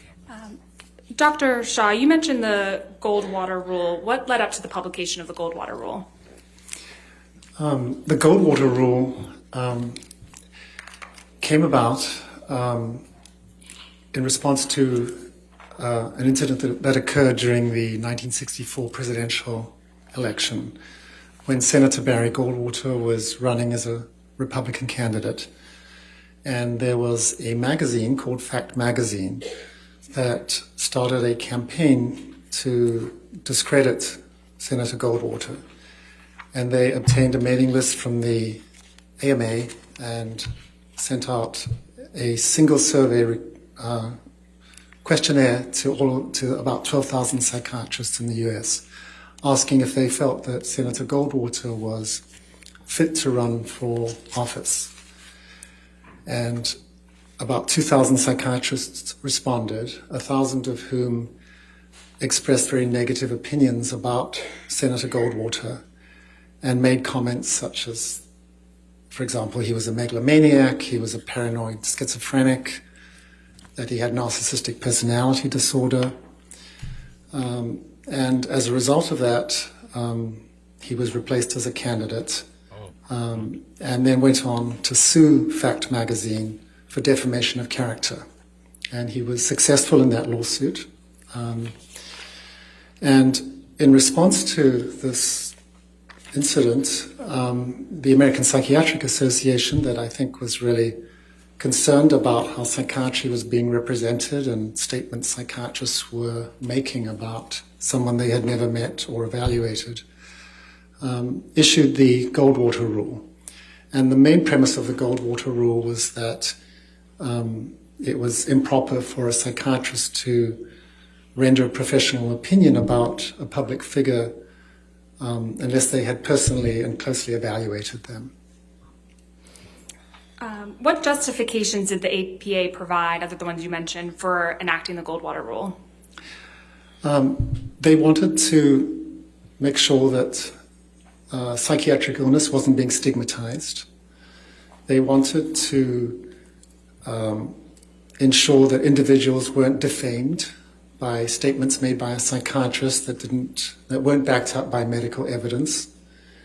And they also wanted to preserve the integrity of the psychiatric profession, since I think the public in general, when a psychiatrist speaks out publicly and expresses an opinion, a psychiatric opinion, people generally like to take that seriously, and the APA wanted to make sure that those opinions were credible and could be relied upon.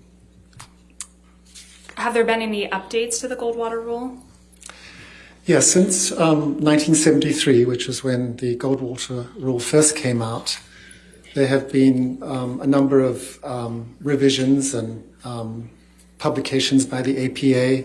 They're called annotations in psychiatry, in which the Goldwater rule has been better defined and expanded to some degree. So, for example, in 2017, in this publication, the APA reasserted that it was not ethical to provide a psychiatric or professional opinion about someone who had not been evaluated personally by that psychiatrist, that it was unethical to provide an evaluation without obtaining consent from that individual. They also sort of really kind of defined what a professional opinion is, and how they defined it is that an opinion that a psychiatrist expresses about someone's speech, behavior, or any characteristic about that person, if that opinion is made using the expertise, experience, and knowledge inherent in the practice of psychiatry, that is considered a professional opinion. So it might include making a diagnosis or not making a diagnosis. And the other, I think, a couple of important things about that 2017 document were that the APA specified that if a psychiatrist is to give an opinion about someone, about the diagnosis or personality characteristics, whatever, that they have to follow an appropriate methodology. They have to do an evaluation that follows the standard practice of a psychiatrist here in the US. And if they don't do that, they are considered to be,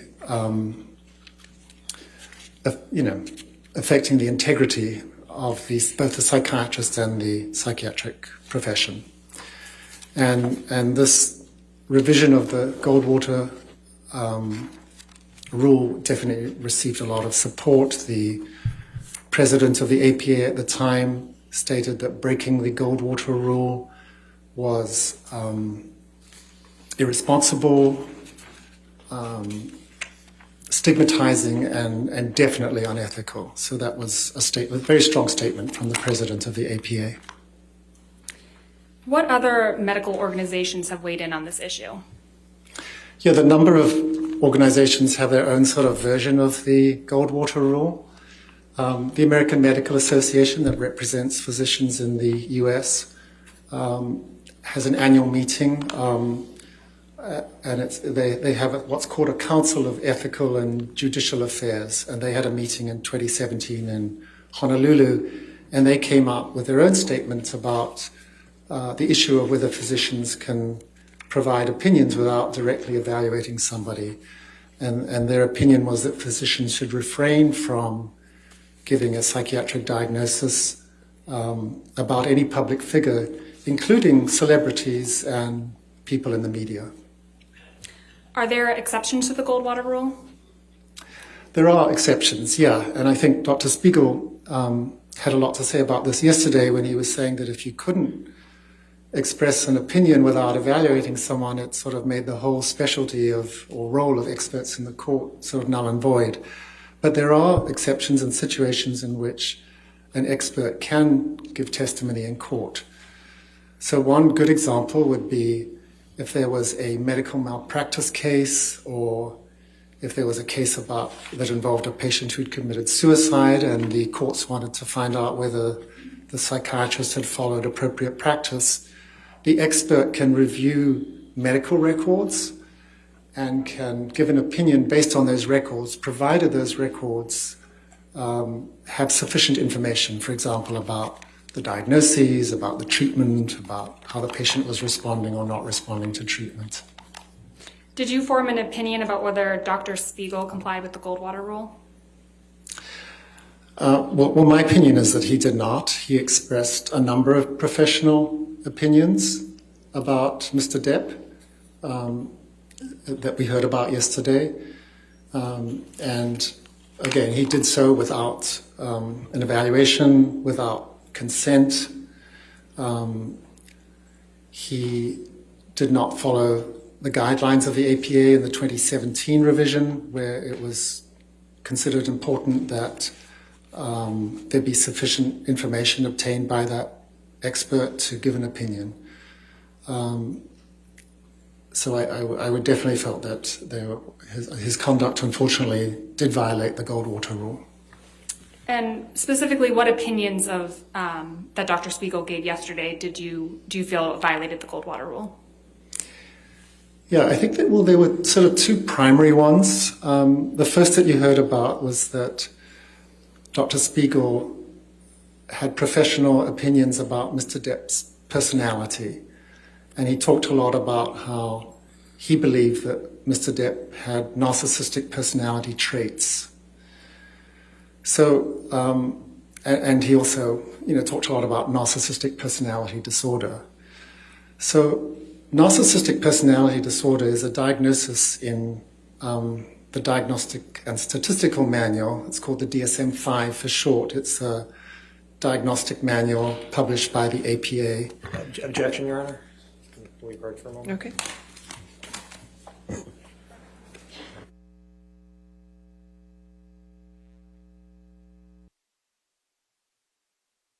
Okay, that was weird. So this guy pretty much is debunking the guy from yesterday, which I did find a clip. Dr. Spiegel, when he was talking about Willy Wonka, the chocolate factory. Willy Wonka on the chocolate factory. But Willy Wonka doesn't matter to you. You see him in that movie, Charlie and Chocolate Factory? Did you look at that one when you were comparing his processing speed?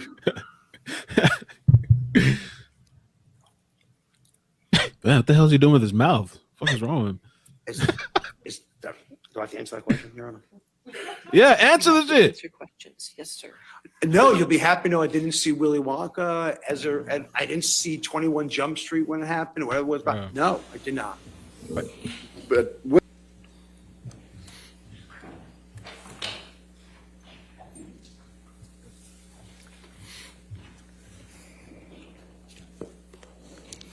Go ahead, Dr. Shaw, please continue. Sure. So I was just talking about narcissistic personality disorder in the DSM-5. So the diagnostic criteria for that are, I'm not going to remember every word about this, but essentially it's a pattern of grandiosity, a need for admiration, a lack of empathy that's demonstrated by that person since young adulthood.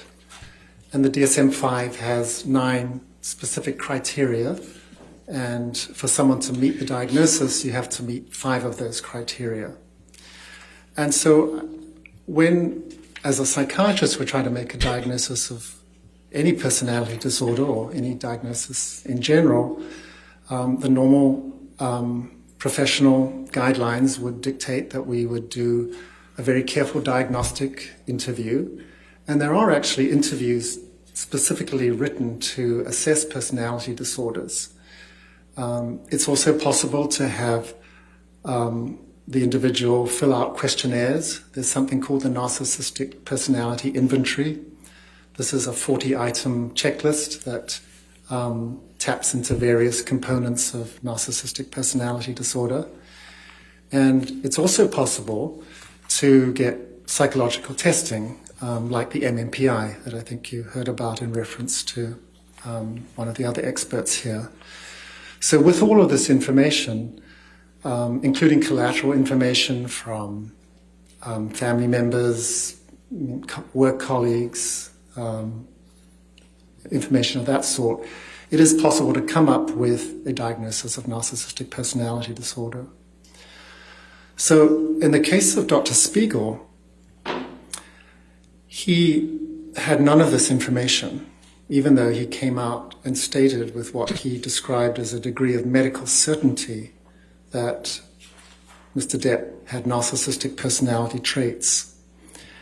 And if you remember somewhat towards the end of his testimony yesterday, he was asked to, since he couldn't provide any documentation from the medical record about narcissistic personality disorder or narcissistic personality traits, he was asked about what is referred to a lot in his testimony as record evidence.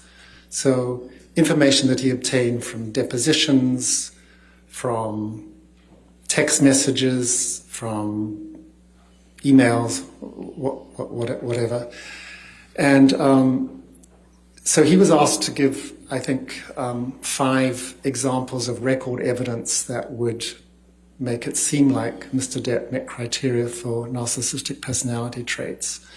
And I'll just mention a couple of them, just to illustrate my opinion, is that testimony did not really hold together.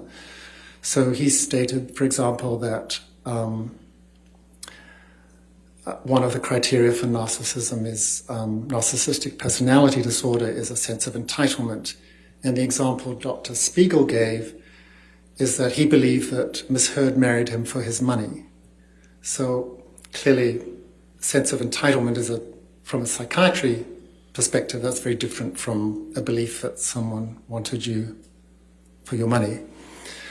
A second example that was given was that he was asked to give an example of how Mr. Depp had shown that he was envious of others, which is another criterion for narcissistic personality disorder. And the example that Dr. Spiegel gave is that Mr. Depp was jealous of Ms. Heard because he believed she was having an affair with Mr. Franco. Now, if we look at these two terms as a psychiatrist, there's a big difference between being envious and being jealous. As a psychiatrist, when I think about envy, I think about somebody wants something that someone else has, and it makes them feel bad. Your Honor, I think this is going beyond his All right. presentation.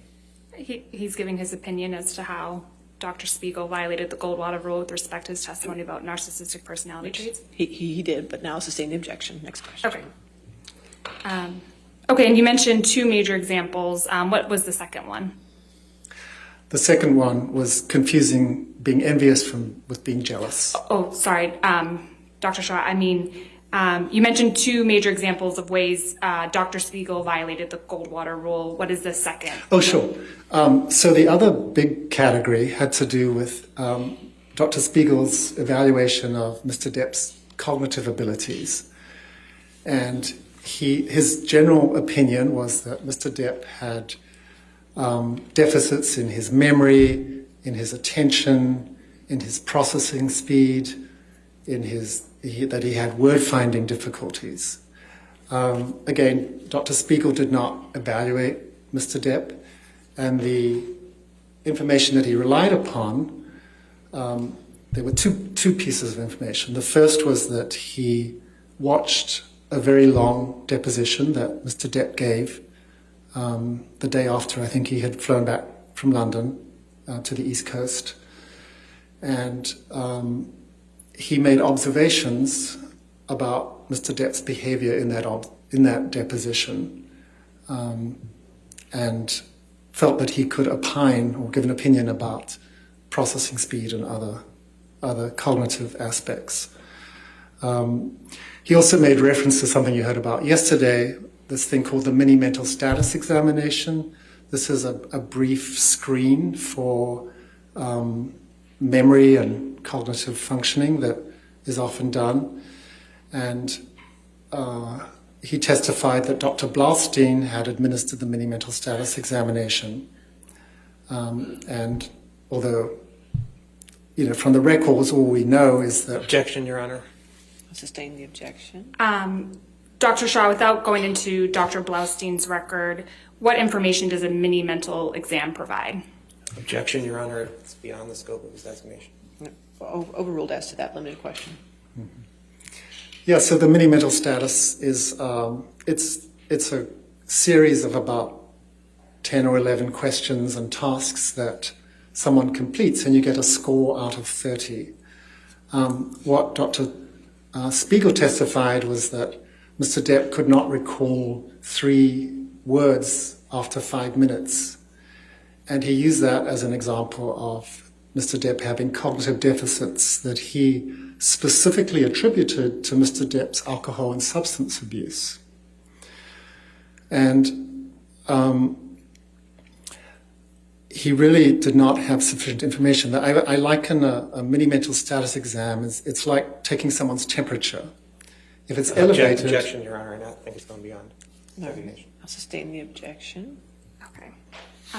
Now it's probably a good time for a break. Okay, sure. All right, ladies and gentlemen, I know you had a break, but we didn't. So we're going to go ahead and take our afternoon break for 15 minutes. Do not discuss the case and do not do any outside research, okay? You can stay right there, Doctor.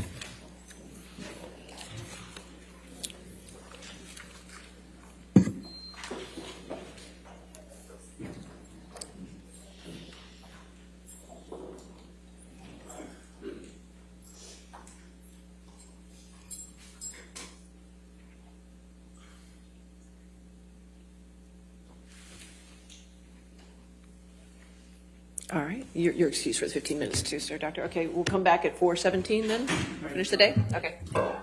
All right. All right. Okay, man. Okay. It's kind of dragging a little bit, but it is important testimony, I guess, to so they can talk about this guy from yesterday. Spiegel, Dr. Spiegel, the mad scientist. Dr. Spiegel. Bum, bum, bum.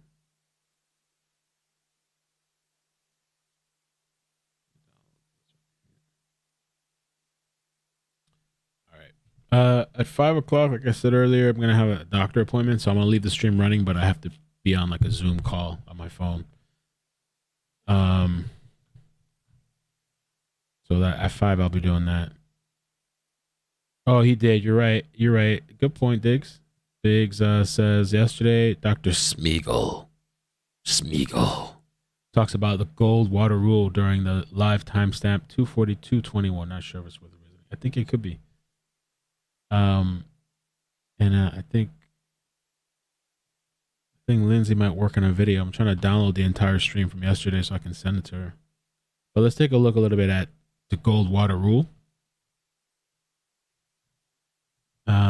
I think today too, at the end of the stream, I think we're just gonna like end when it's over. There's a couple of things I want to try to do for Facebook if possible, and then things are on here.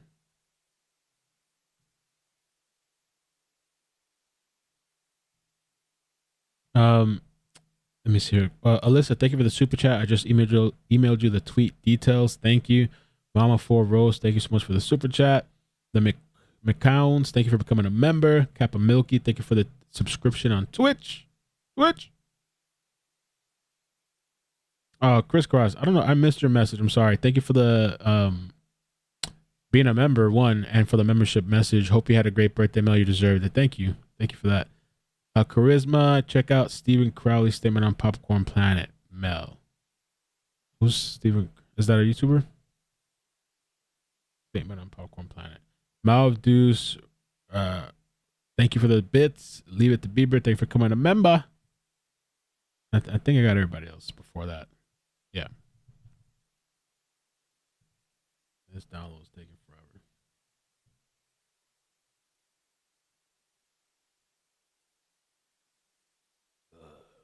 Why does the volume jump off? Is that why? Oh. All right, yeah, let me pull up Dr. Spiegel here. Let's play a little bit of that. Dr. Spiegel. Spiegel. I'm Dr. Spiegel. All right, so the last thing you talked about was the Goldwater rule. Yes, sir. Been around for almost 50 years, right? Yeah, I'm 59. That sounds about right. Yeah. Let me see. Is that the timestamp you told me? Should we leave it at the cross? Yeah, I guess this is it. We can leave it here. We don't have to go back and go forward. I think this is good. 242. Thank you, Dave. And it's been around And Lindsay. as a result of a presidential election that you referenced. Yes. And who has that rule? What organization maintains that rule? The American Psychiatric Association. An association you're a member of. Association that I'm a member of, yes. Aren't you a fellow or something? Yes, I am. Okay. Spiegel. I'm Dr. Spiegel. Did it start over? All right, so the last thing you talked about I'll watch full video. was the gold years, right? Yeah, I'm 59. That sounds about right. Yeah. And that you referenced. Yes. And who has that rule?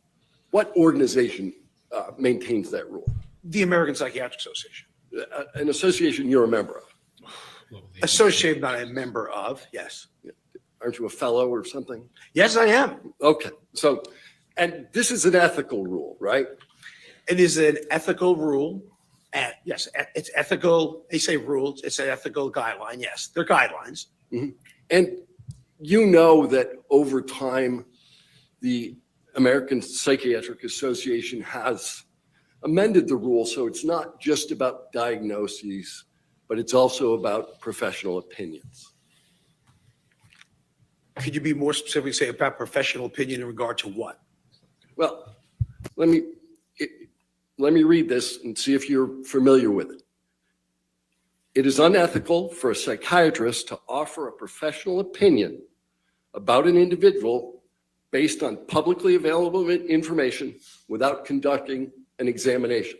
That's the rule, right? If you're reading it directly, I will believe you. Okay. However, a diagnosis is not required for an opinion to be professional. So my question is, it's not just diagnosis that this Goldwater rule applies to, it's professional opinions. So again, I will reiterate that would come down to essentially nullifying witness testimony, expert witness testimony without a direct evaluation. And as we know, it didn't happen, but regardless of that, the whole expert witness testimony thing would be basically rendered null and void. The rule, in fact, contemplates that issue, doesn't it, sir? Again, I'm just telling you the answer to the question. When you're reading me those statements, I'm telling you the response by the other side, who publishes also, is that if that was the case, there could be no expert witness testimony in the courtroom. Psychiatrists are ethically prohibited from evaluating individuals without permission or other authorization, such as a court order. That's the rule, right? Again, if you're reading that, then I have to believe you're not misrepresenting it. And I would come back to, again, then this whole thing on we might as well get rid of all the expert witnesses we've had throughout all of time for court proceedings. Because what you're saying is unless a court orders it, and that's what you just said, or the APA said, then therefore expert witnesses cannot do an evaluation based on an observation of the medical records. Insurance companies cannot do evaluations solely based on the medical records where their doctors rendering professional opinions. So at the end of the day, you are essentially saying that unless someone has directly evaluated it, this whole medical system we have, this whole legal system we have is null and void. I'm not saying. No, yes, you are, sir. No, you are. Give me a second, and I'll give you more than a second. What I'm saying and what I am reading to you is a rule by your organization that takes into account that there could be court orders that would permit the exact kind of evaluation that you say I'm eliminating. And I think we're going in circles because I think I just said that means expert witness testimony would not be allowed, and the branch of forensic psychiatry would be especially hindered. And we know the branch of forensic psychiatry does not prohibit that. So I am a member of the APA. That doesn't necessarily mean every single thing they put in there, everybody has to uncategorically agree with, because clearly that's not the case. Did you agree in your deposition that the professional opinions you rendered were inconsistent with the Goldwater rule? Yeah, my first was inconsistent. If we're saying that if the Goldwater rule says, and I very much said that during deposition, that the Goldwater rule was made for presidents and public figures such as that, but regardless of that, because that's what it was made for. It's not made for Hollywood, but I'll even take that Mr. Depp's a public figure. What I'm saying to you is that the Goldwater rule is saying we cannot do any expert witness testimony in our field. That is exactly what the Goldwater rule is saying based on exactly what you read. And I'm just telling you what you are saying that rule encompasses. What I'm asking you, sir, is did you comply with the ethical requirements of the APA when rendering the professional opinions that you've rendered today? It is a requirement of the APA. It is not the requirement of the APA. Secondarily, so the answer is no. Secondarily, again, in order to not, we wasted our whole morning because there was an expert witness before me. There's an expert witnesses everyone brought in. So all I'm saying to you, that means the whole field of medical legal law is corrupt and unethical for engaging in an act that the APA clearly says we should not do. So if you're saying that, then the answer is yes, I'm agreeing with that statement. You're agreeing that the APA would deem your testimony and your professional opinions rendered unethical. I am saying you are saying that I'm an expert witness. I'm saying as an expert witness and solely as an expert witness, that guideline is permitting that from occurring. I would say then that the whole field of expert witness testimony, again, would be disavowed by what you are quoting in the Goldwater rule. And we know that's not the case, because if it was, we would not be allowed to do it. And you said the rule was for presidents, right? And that was initially for presidents, yes. And the name of the rule came from that. But the rule says it is unethical for a psychiatrist to offer a professional opinion about an individual. That's right, sir. It's not just presidents, it's not public figures, it's individuals. Funny, it was named after according to your logic, if you don't put something in the title, it's not true. That's what you told me this morning, I believe, about my intimate partner violence. So what I would say to you then, sir, is that if you say this about an individual, again, any court would have to render an expert witness testimony invalid. Any doctor that reviews charts would have to render it invalid. I can go on the list of docs that do not see or interview patients directly, and that's a violation. So basically, you are saying that unless you do a direct clinical evaluation, then all of the field of forensic psychiatry and all of managed care is doing an unethical violation because we are not seeing the presence. We deny patients medications all the time without seeing them. We deny patients treatments, unfortunately, without seeing them. And I'm on the receiving end of that. So the answer to your question, again, unless you are saying to me that all of this is unethical, which is what you are saying. This is how I'm interpreting what you are saying to me. That unless you do the evaluation directly yourself, therefore, it could not be considered ethical. And I'm telling you how that's applicable to not just expert law, but also managed care. It's applicable to multiple branches of medicine. Hospital duration of hospitalization stay, they get evaluated. So tell me where you want me to end this. Well, why don't we talk about what you just testified to? Because I didn't ask you anything about that. I asked you whether under this rubric, under this principle of medical ethics, have you acted unethically? Yes or no? No. As an expert witness, I have not acted unethically. And if you want the jury to believe that expert witnesses are unethical, then I guess that's for them to decide. Yes or that's no, for them sir. to You decide. said no. Let's go to the next question. Okay. Right? Psychiatric diagnosis occurs in the context of an evaluation based on thorough history-taking examination and where applicable collated or collateral information. You'll agree with that? I believe I said that earlier, yes. Yeah. And it's a departure from the methods of the profession to render an opinion without an examination and without conducting an evaluation in accordance with the standards of psychiatric practice, correct? Well, again, by the way, for the record, intimate partner violence is not a psychiatric diagnosis. I'll start with that. Substance usage by themselves is not a psychiatric diagnosis. If you want to cut to the chase, psychiatry is not a diagnosis of that. Narcissistic personality traits is not a diagnosis. Ergo, I am basically commenting on the things that were brought to me, which are not diagnosis. But an evaluation, if I was going to treat a patient or anyone here, those are the steps I would take. We, I think, started with the notion that this rule applies broader than diagnoses. It applies to professional opinions. I believe and you you've just rendered quoted professional opinions relative to narcissistic personality traits, haven't you, sir? Relative to Mr. Depp. Again, I believe you just commented on what it takes to do in a psychiatric evaluation to establish a diagnosis. I'm almost certain that's what you said. And maybe I'm wrong. Maybe you didn't say that, but I'm sure you did.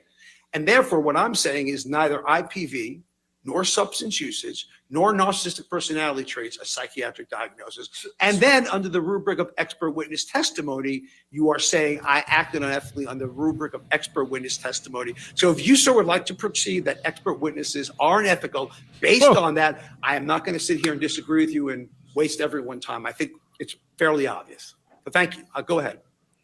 These were your words. I'm just saying them back how they're interpreted. This dude is feisty. Oh, shit.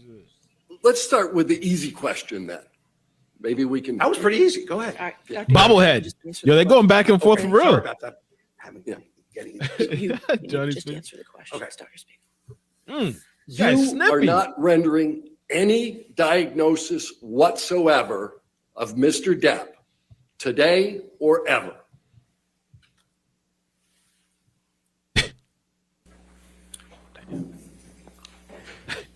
Was he looking into the stars, yo? No, I probably would say to you that certainly I would not say narcissistic personalities, or I would say traits. Certainly from what I have read, intimate partner violence is not a diagnosis. So the answer is no for that. Narcissistic personality traits is not a diagnosis. The answer is no. But if you want to tell me that substance use disorder is a psychiatric diagnosis, the answer is yes. But that wasn't an issue, was it? Whether Mr. Depp used substances. I mean, you said you've gone through the record. That wasn't really an issue at this trial. He's said it from day one. Oh, so you're saying he's already admitted to the diagnosis? He's already admitted to the use of the substances. Well, again, there's a difference between admitting to substance use and substance use disorder. Let's go back to what you just said about narcissistic personality traits. Yes. Narcissistic personality disorder Seated? is. All right, your next Pull it question. back. Thank you. We'll read up a Dr. little bit Shaw, is about the Goldwater rule shooting. limited to I'll come back. diagnoses? Or at the end, I guess. It's not. It's includes all professional opinions. Do you agree with Dr. Spiegel that the Goldwater rule doesn't apply to expert witnesses? I don't agree, no. How could Dr. Spiegel express an opinion without violating the Goldwater rule? This has actually been a topic that's been written and published about. So it is possible for someone to give testimony about a matter without interviewing someone. And there's certain sort of ways that it should be framed. So, for example, when Dr. Spiegel was testifying about the report that Mr. Depp was unable to recall these 3 objects. What he could have done is said that I have not personally examined Mr. Depp, so I can't speculate about his cognitive state or ability to function cognitively.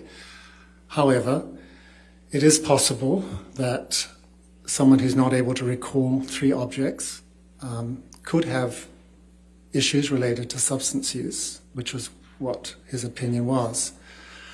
However, what he should have done in expressing his opinion is then have followed up to say that in order to really establish whether these were relevant and significant cognitive deficits, Mr. Depp should have had psychological testing to establish the nature of these deficits.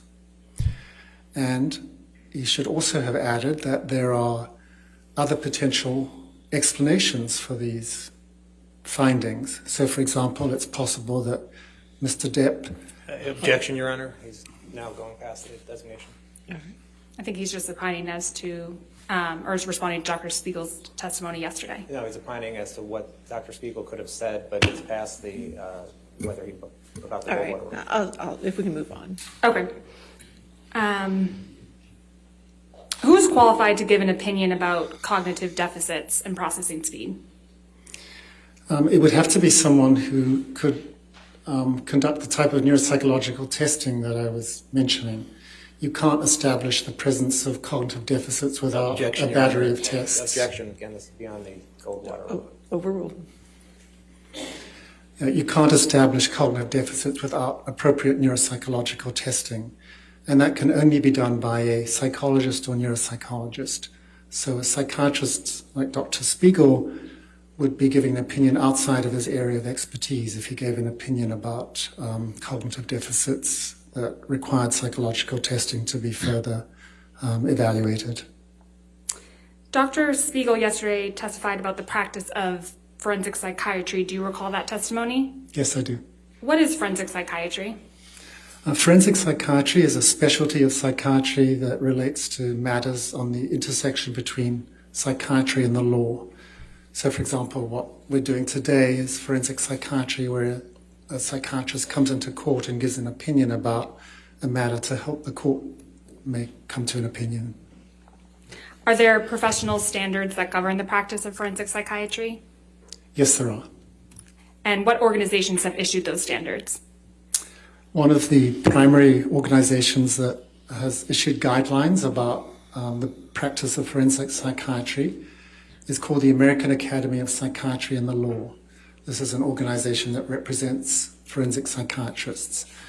And it has published guidelines about what constitutes an ethical and sound practice of doing a forensic assessment and providing a psychiatric opinion. So this guideline, I think was published in 2015, actually contains many elements that are consistent with the Goldwater rule.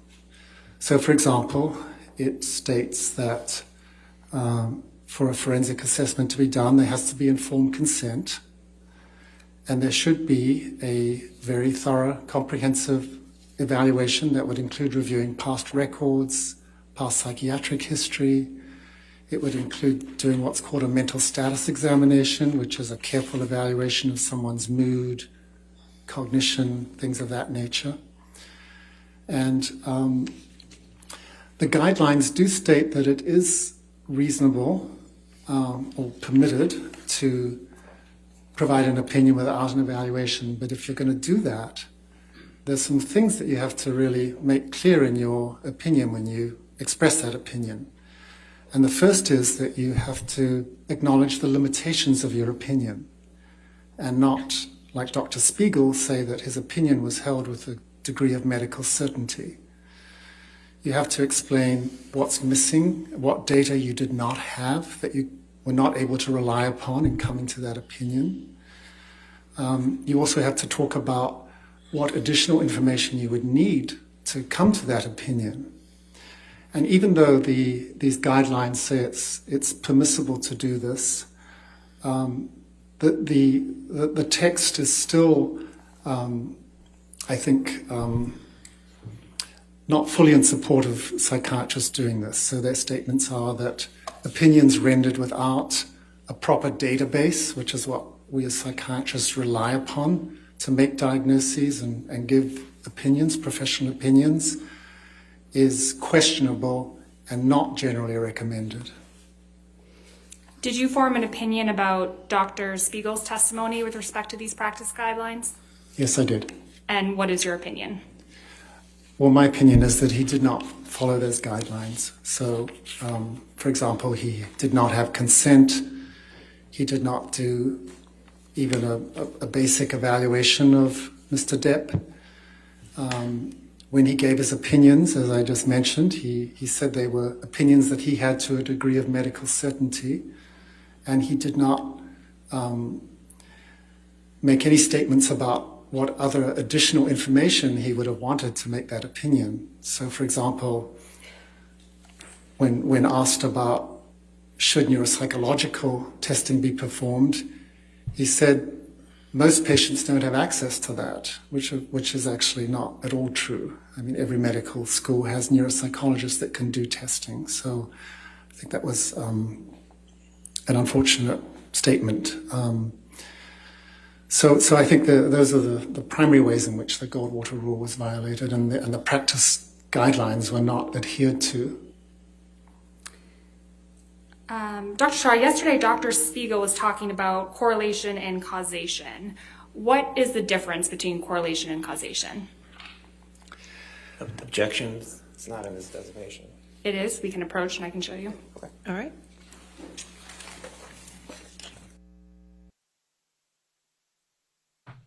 What do you guys think so far of the doctor? He seems more put together. Not as entertaining, I guess, but more well put together. Formulating his thoughts, breaking it down. Oh, the shooter was killed? Apparently there was a shooting that happened today in Texas. Diggs told me earlier. They're saying at least 2 children dead. It was at an elementary school. That's crazy. Like, who thinks they're going to a kid's school? The shooting began off campus, then the shooter reportedly going into that school. Do we know anything more about where the children might have been targeted, whether or not inside the school or outside before that shooter made it indoors? Nothing confirmed, David, and law enforcement sources say they are still trying to piece together exactly how all of this unfolded. They've focused. We'll watch Yes, so the difference between a correlation and causation, correlation is a statistical analysis of a relationship between 2 different factors. So in Dr. Spiegel's testimony, he talked about, there being a correlation between opinions he had about Mr. Depp, his narcissistic personality traits, his substance abuse, things of that nature. So a correlation doesn't say anything about whether or not these factors caused that, the behavior he was discussing. Perhaps one of the easiest ways I could describe this difference between correlation and causation is if we look at the issue of measles, if you'll bear with me. So there's a correlation between being young and catching measles. Now we know that measles is not caused by being young. Measles is caused by a virus. But young children have not been exposed to the virus. They don't have the immunity, so they have a higher rate of measles. So the difference statistically is, the difference is between causation and correlation is illustrated by that example. So another way I might put this is if we had 100 people in a room, just bringing it back to the issue of IPV that Dr. Spiegel was testifying about. Let's say we had 70 people who had all the risk factors for IPV and 30 people who had no risk factors for IPV. So what can we say about those 70 people? We can't say that any single one of those people has perpetrated IPV, even though they may have all the risk factors. And if we look at the 30 people who have no risk factors, we also can't say whether or not they have perpetrated IPV. So the actual presence of risk factors for IPV that Dr. Spiegel was talking about, they say absolutely nothing about what happened in this case. Thank you, Dr. Shaw. Nothing further. All right, cross-examination. Yeah, that person's hacking it up.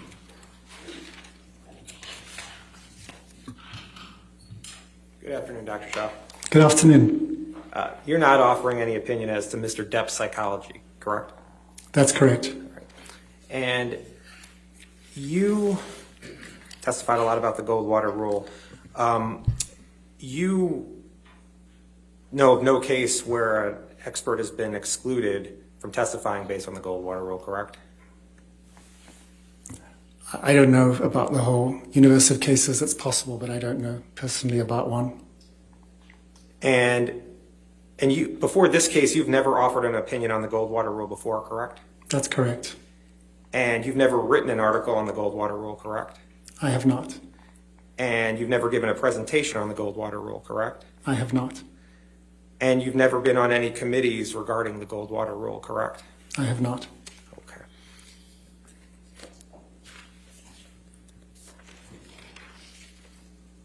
And you agree that you've testified that there are exceptions to the Goldwater rule about having to interview the subject, right? Yes. And you understand that Dr. Spiegel requested to meet with Mr. Depp twice, but Mr. Depp declined, correct? I'm aware of that. And Dr. Spiegel stated in his designation and at trial yesterday that he did not meet with Mr. Depp, right? Yes. Okay. Can we put up Defendant's Exhibit 1904?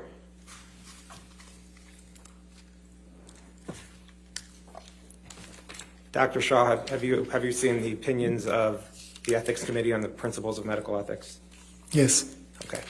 And if you could turn to 79 of the PDF, it's actually, thank you.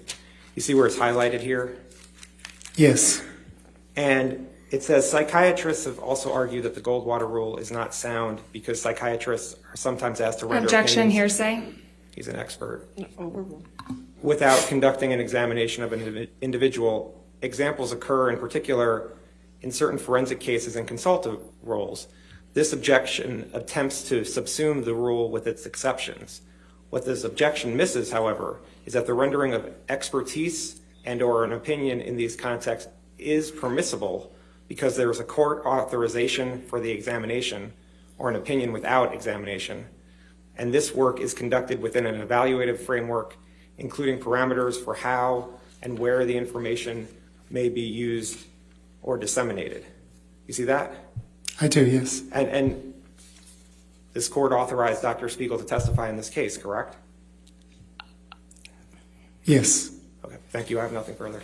All right, redirect.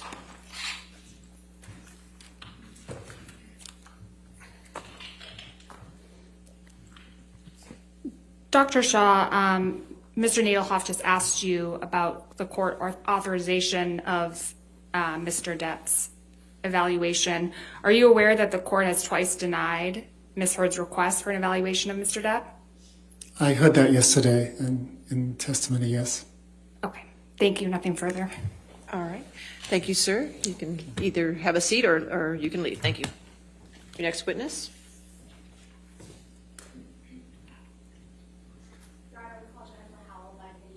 Oh, Jennifer Howell. Better wake up. Depot. She has some caffeine. Time to wake up. Despiértate.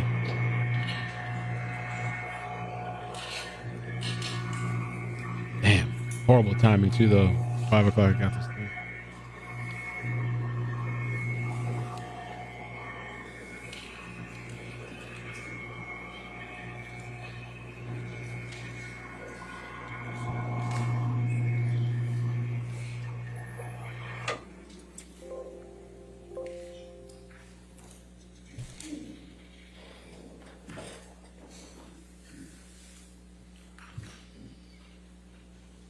And for Howell deposition.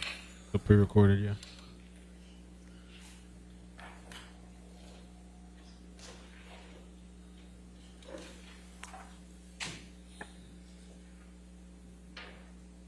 It's not the flight attendant. Let me fix this.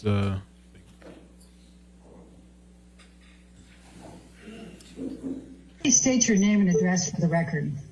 Jennifer Howell, Los Angeles, California. And what is your current occupation? I run the Art of Elysium, CEO of the Art of Elysium. Let me just go back. Now, you've indicated that Whitney lived with you from January 2015 May 2015 to April 2016. Are you absolutely certain about those dates? I am certain, yes. She came and went at different periods, but all of her stuff moved out of my house April 2016. And I'm sorry, did you say you were 100% certain of that? Ms. Hall, could you answer my question? Yes, she did go back to Amber and Johnny's at different points, but she was still living with me during that time. The question I asked, because you were talking at the same time Ms. Vasquez was giving an objection, was I believe that you said you were 100% certain of those dates. Is that correct? Same with me. That can't be it. Oh, you previously testified that you were the CEO for Art of Elysium. Is that correct? That is correct. And are you still currently in that position? Yes, I am. And how long have you been the CEO for Art of Elysium? I am the founder of the organization. So we did our first workshop in August of 1997, filed the legal paperwork in February of 98 to set up a 501c3. So I guess since the beginning of the charity. Ms. Howell, when did you first meet Amber Heard? At the Pineapple Express premiere is where I met she and her sister Whitney. Do you remember approximately what year that was? I believe it was around 2008. I'm sure that could be pulled. It was the LA premiere. I think there was probably multiple premieres, but it was the Los Angeles premiere of Pineapple Express.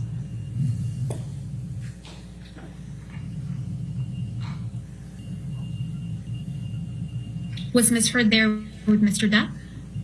No, this was long before. I was a guest of James Franco, and Amber was in the movie. And so I met she and her sister at the, to be specific, at the after party of the premiere. Did Ms. Henriquez end up working for Art of Elysium at some point? Yes, she did. What year did Ms. Henriquez begin working with Art of Elysium? I believe it was in 2014. I don't have those documents right in front of me. I believe it was leading into the year Amber was receiving the award. And what was Ms. Henriquez's position at Art of Elysium? Art salon manager, director. Does Ms. Henriquez still work for Art of Elysium? No. When did that end? Oh, 2015, I believe. Each time you saw Mr. Depp, did you ever see him doing any illicit, illegal drugs? Never. Did you ever see him consuming excessive amounts of alcohol? Objection. Never. Did you ever see Mr. Depp appear intoxicated? No. Did Ms. Heard ever show you photographs of depicting injuries on her face or body? No. Did Ms. Heard ever tell you that Mr. Depp was abusive towards her? No. Mr. Depp paying your legal fees, Ms. Howell, for this deposition and the testimony you've provided in the UK action? He is not. Who is? Myself.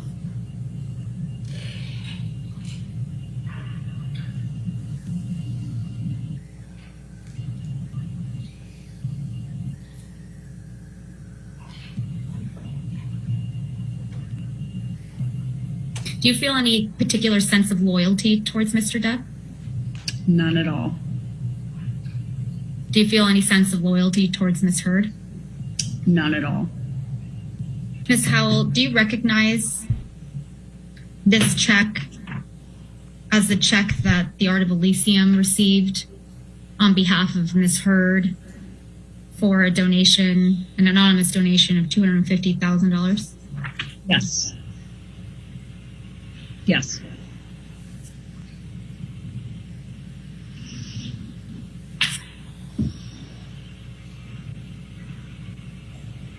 I believe you testified previously that you understood that the anonymous donor was Elon Musk. Is that true? Yes. If I could please have Exhibit 4 brought up. And for the record, it's based on JH 22 through 29.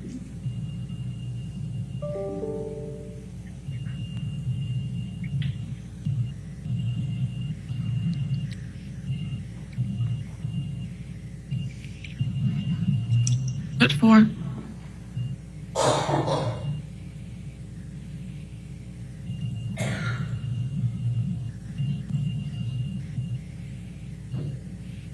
Do you recognize this document, Ms. Howell? And if you need to scroll through the 8 pages, feel free.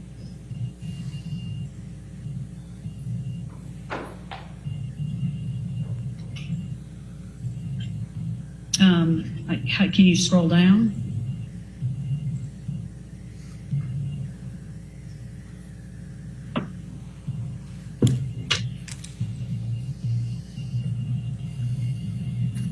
Yeah, I recognize that. And what is this? That is an email, I believe, I sent to Whitney. Scrolling up to the first page of this attachment, who is Marcel Pariseau? Sure, Pariseau. He is one of my oldest friends in Los Angeles who has served as a board member of the Art of Elysium and is one of my biggest confidants here in LA, kind of for the course of my career.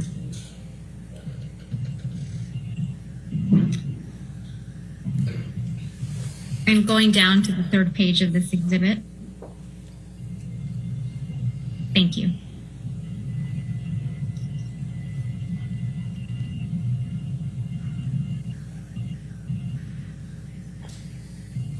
This is an email, Ms. Howell, that you sent to Whitney Henriquez on or about Tuesday, July 28th, 2020 at 11:02 a.m. It is. This is a true and accurate copy of an email exchange that you sent to Ms. Henriquez? Yes, I believe I'm the one who gave that. Yes, it is. And then did you forward this email exchange and the attachments to Marcel Pariseau? Yeah, I asked him to keep it for me. Why did you send this email and letter to Ms. Henriquez? Because I've struggled very much with what to do in a situation that I love someone who I know is doing something very wrong, and I know that they're doing it because they're trying to protect their sister, and I'm trying to protect her, and I'm just trying to get her to wake up and do the right thing, which is tell the truth. It's the only thing that can help everybody involved in this case. Ms. Howell, do you recall submitting a witness statement in the United Kingdom? Yeah, they basically just called to verify the witness statement that was submitted previously. And do you recognize this document to be the witness statement and the declaration that you submitted in the UK? And if you want to scroll down to look at it.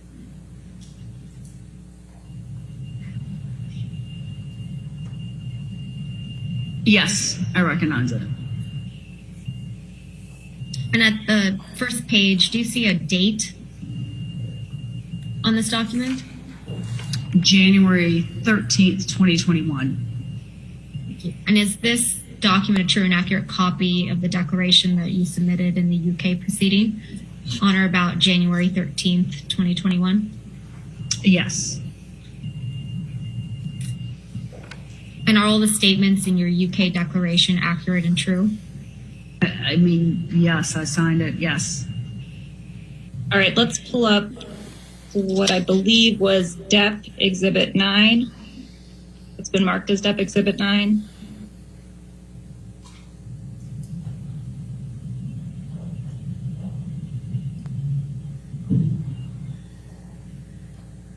Exhibit 9.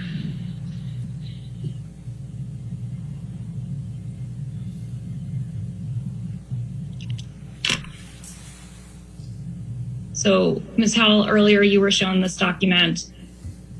Scrolling to the end of it. Can you go? Okay. There.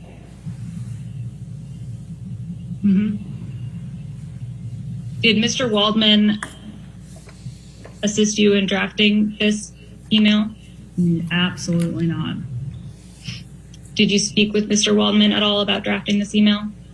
About writing an email? No. I did that on my own accord. Did you speak with Mr. Waldman at all about contacting the ACLU? I do not recall having a conversation with him about that. And Ms. Howell, you testified earlier that you received a check from Fidelity Charitable in January of 2018. Is that correct? I don't know if I said the date, but yes, I received an anonymous donation from that check that was submitted. Whatever it's on there, I just don't know the date off the top of my head. And you testified that there was a letter sent along with that that said that it was in honor of Amber Heard? Yes. Richard, I was guaranteed 20 minutes with him after being attacked for 3.5 hours by your side the last time. So I am going to stick by what I was told before entering this and what your side agreed to. Oh. They cut it out. They cut a lot out. It was like Your Honor, Mr. Depp calls Candy Davidson Goldbrand, who is the corporate designee of the Children's Hospital of Los Angeles. All right, and that's by deposition, is that correct? Yes, Your Honor. Okay. What happened?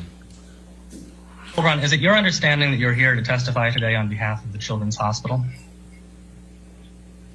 Correct. Yes. Okay. So as of June 2018, had any payments been made by Ms. Heard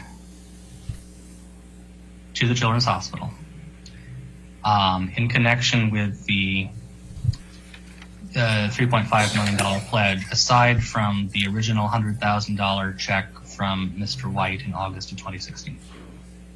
Yes, there was a payment, a gift on January 9th of 2018. And what amount is that gift that you're referring to? $250,000. Okay, and was that gift made by Ms. Heard or on Ms. Heard's behalf? By Ms. Heard. Okay, and what are you basing that statement on? By the check that we received from Fidelity. Fidelity Charity that came to Children's Hospital. What is this document? The letter to Mr. White from myself inquiring about further installments on the pledge that had not been fulfilled. And why did you write this to Mr. White on June 14th, 2019? I was trying to figure out if there were any other payments coming from Mr. White to fulfill the pledge, because Children's Hospital Los Angeles had not received any other correspondence from him. And what is this document? It is a letter to Ms. Gottlieb from myself on behalf of Children's Hospital Los Angeles, inquiring about additional gifts, pledge payment installments. This letter appears to be directed to Miss Amber Heard, care of Jody Gottlieb. Is that correct? Correct. Who's Jody Gottlieb?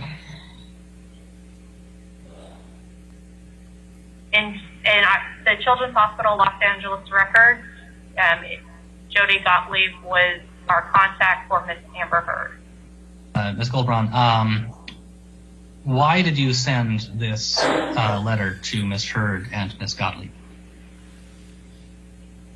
I was trying to see if the pledge was going to be fulfilled or not. In your experience, is it common practice for anonymous donors when making donations to, in one paragraph, state that they wish to remain anonymous, and in the very next paragraph, identify themselves? Yes, That is common? it is common for donors to want to remain anonymous publicly, but allow the charity to know who they are. Between June 2018 and the dates on which you sent the letters to Ms. Heard and Mr. White in June of 2019, were any additional funds received from Ms. Heard? No. Okay, so as of June 2018, a total of $250,000 had been received as far as the Children's Hospital is concerned from Ms. Heard. And that was the same amount that had been donated a year later in June of 2019. Is that accurate? Correct. As of the date of this deposition, March 30th, 2021, how much in total has Ms. Heard donated to the Children's Hospital? For this particular guest, in her lifetime, From 2016 to present. $250,000. Ms. Goldbrun, you recall we were speaking about this letter a few minutes ago? Correct. All right, and this was a letter that you sent to Ms. Heard, correct? Correct. Did you ever get a response to this letter? No. As of October of 2018, how much money had Ms. Heard directly donated to the Children's Hospital? $250,000. As of March 30th. I'm sorry, I didn't hear the end of that. Sorry, I just realized. You said October 2018? Correct. Okay, yeah. $250,000. Okay. As of March 30th, 2019, how much money had Ms. Heard directly donated to the Children's Hospital? $250,000. What is your understanding of the length of time over which Ms. Heard pledged the gift of $3.5 million to Children's Hospital? There was no date arrangement with Ms. Heard to have this pledge paid off in a particular time. If Ms. Heard were to pay this, the rest of the $3.5 million in 2 years or 5 years, would Children's Hospital welcome that? CHLA welcomes every and any donation that comes its way. Has Amber Heard's pledge of the $3.5 million to Children's Hospital expired, to your knowledge? Not that I'm aware of, no. It has not expired. All right, thank you. Your next witness? Sir? Your Honor, I think we've concluded our witnesses for today. We will have more live witnesses tomorrow. Okay, all right, ladies and gentlemen, that'll be the end of your day for today. Again, do not do any outside research, do not discuss the case with anybody, and we'll see you tomorrow morning at 9 a.m., okay? Thank you. Well, I guess that's good. Yo creo que bueno. I have this doctor appointment thing, so I don't know. I'm not gonna be able to. Let me see. I don't know if there's gonna be a live thing for this shooting that's going on. If there's gonna be a press conference, maybe we can come back a little bit. All right. You want to have a seat for just a moment because we do have a few proffers going to be done. Just for the record, we talked about it earlier. I will charge the 30 minutes extra time for today to the plaintiff's team. so we can stay on time. Understood, Your Honor. Okay. All right. And I believe, Mr. Brandenborn, you had some proffers you wanted to do for testimony. We did, for Your the, Honor, for the record. testimony in a few exhibits. Mr. Nadelhoff is actually going to Okay, do that. Mr. Nadelhoff, if you want to proffer testimony for the record as to the testimony that the court has sustained objections.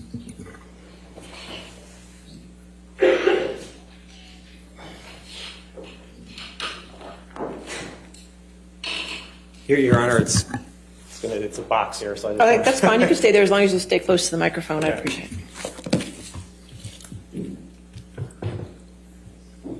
And Your Honor, what I will do is I'll explain what we're proffering the evidence for, and then we have copies, Good. which I'll provide to you. We'll provide them to you electronically, or I don't have another copy for you right now, but we'll provide. That's them fine. Go ahead. Yes, sir. Okay, Your Honor, for Laurel Anderson, on March 31st, 2022, the defendant attempted to designate certain portions of the deposition testimony for trial of Dr. Laurel Anderson, a clinical psychologist who worked with Ms. Heard and Mr. Depp. Dr. Anderson testified in the therapy session. Ms. Heard reported to her that she was slapped by Mr. Depp, that he hit her in the head, had her hair pulled by Mr. Depp, kicked her in the leg, and that Mr. Depp gave Ms. Heard bruises. Ms. Heard also reported that Mr. Depp was the first to initiate any violence. Ms. Heard also reported that she hid in a bathroom to protect herself from Mr. Depp. Ms. Heard also reported to Dr. Anderson that Mr. Depp threw a phone at her on May 21st, 2016, hit her, and held her hair. Ms. Heard also reported to Dr. Anderson that she was a victim to Mr. Depp's abuse. The testimony is contained in Dr. Anderson's deposition transcript, which is Exhibit A. Wow. The court also excluded records of Dr. Anderson from Ms. Heard's and Mr. Depp's therapy sessions and a treatment summary, which are Exhibits B and C. Mr. Depp objected to Dr. Anderson's testimony as described in medical records, stating that they were hearsay and that they did not fall into any exceptions, including statements for purposes of medical treatment. The court sustained the objection on the grounds that the testimony and exhibits were hearsay. For Dr. Kipper, on March 31st, 2022, the defendant attempted to designate certain portions of the deposition testimony for trial of Dr. David Kipper, Mr. Depp's physician. Dr. Kipper testified Ms. Heard voiced concerns of Mr. Depp's behavior while on drugs and alcohol, that Mr. Depp tried to fight and push Ms. Heard while he was attempting detox on his island, and that she found lots of cocaine in February 2016. Dr. Kipper also testified he told Mr. Depp to, quote, bury the dragon, which referred to the bad feelings that Mr. Depp has inside him. This testimony is contained in Dr.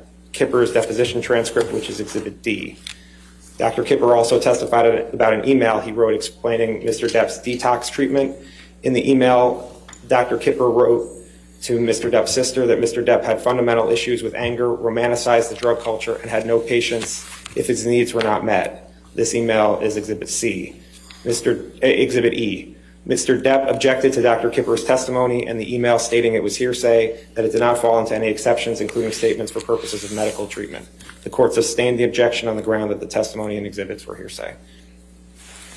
Deborah Lloyd. On March 31st, 2022, the defendant attempted to designate certain portions of the deposition testimony for trial of Debbie Lloyd, Mr. Depp's nurse. Ms. Lloyd testified Ms. Heard voiced concerns about Mr. Depp's behavior while on drugs and alcohol, and that Mr. Depp worked himself up into a rage and was trying to fight Ms. Heard while he was attempting detox on his island.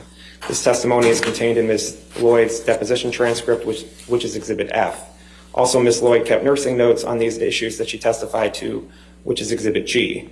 Mr. Depp objected to Ms. Lloyd's testimony and portions of the nursing notes stating it was hearsay that did not fall into any exceptions, including statements for purposes of medical treatment. The court sustained the objection on the ground that the testimony and portions of the nursing notes were hearsay. Aaron Borum-Filati.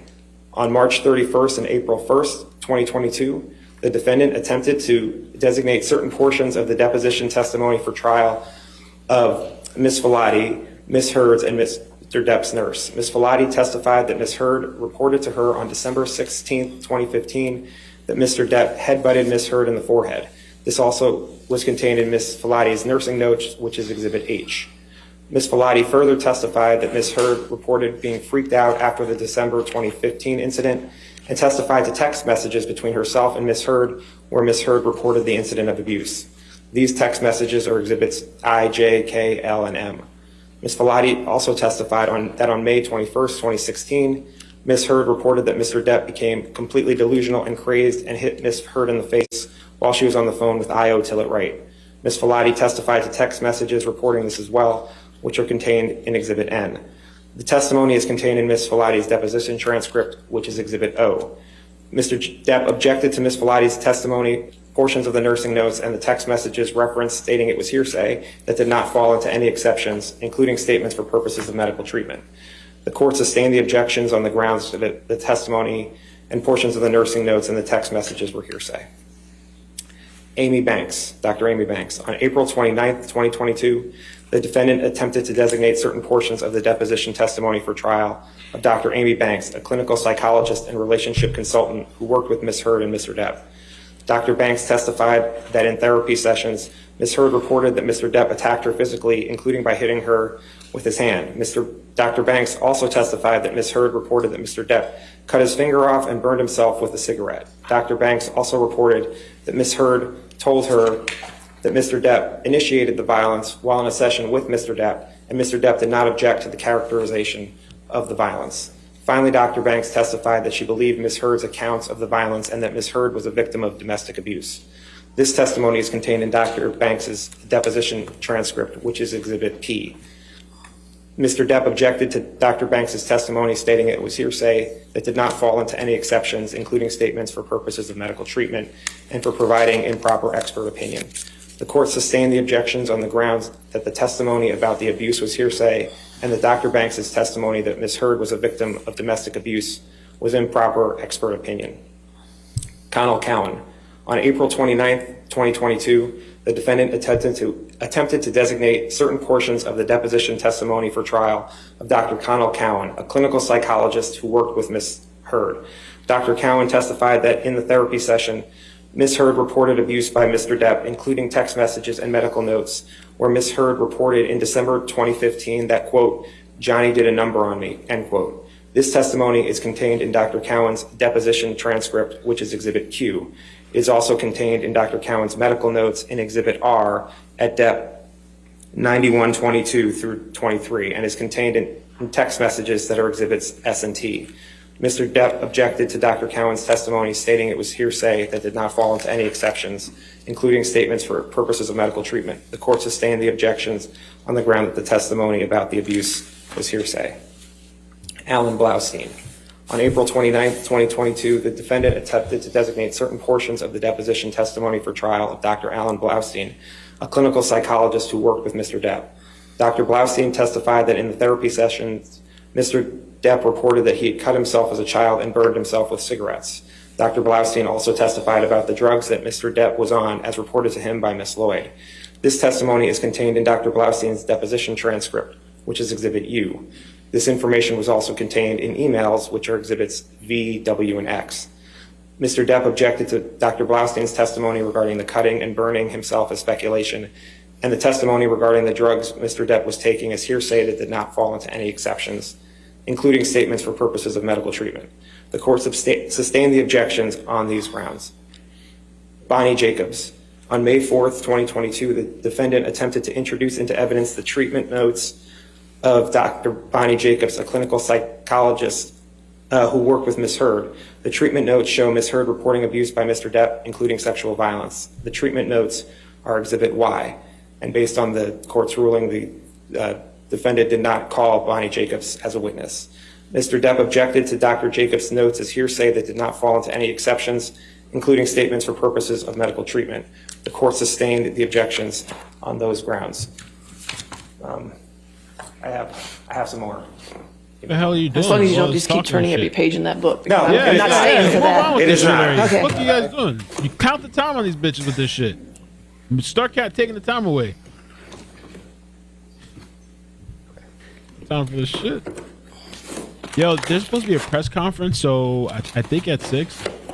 So I'll try to. Well, maybe we can come back for that and listen to what they have to say about this whole.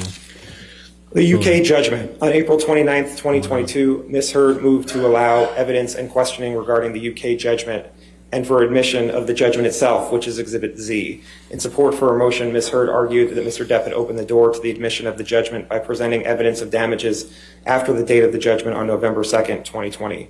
For example, Ms. Hurd observed that Mr. Depp had sought damages for losing his role in Pirates of the Caribbean 6, a movie that has not yet been made. Ms. Hurd further observed that Mr. Depp testified that the op-ed had caused him and his family irreparable harm, thereby suggesting that his reputational harm had continued to the present. Ms. Hurd noted that Mr. Depp's expert designation indicated Michael Spindler relied on Mr. Depp's earnings from 2019 to 2021 when reaching his opinion, which resulted in an amendment to the designation. Ultimately, the court found that Mr. Depp had not opened the door to the admission of the UK judgment and overruled the motion, which the court did again today with Mr. Banya's opinions. Finally, Adam Bercovici. On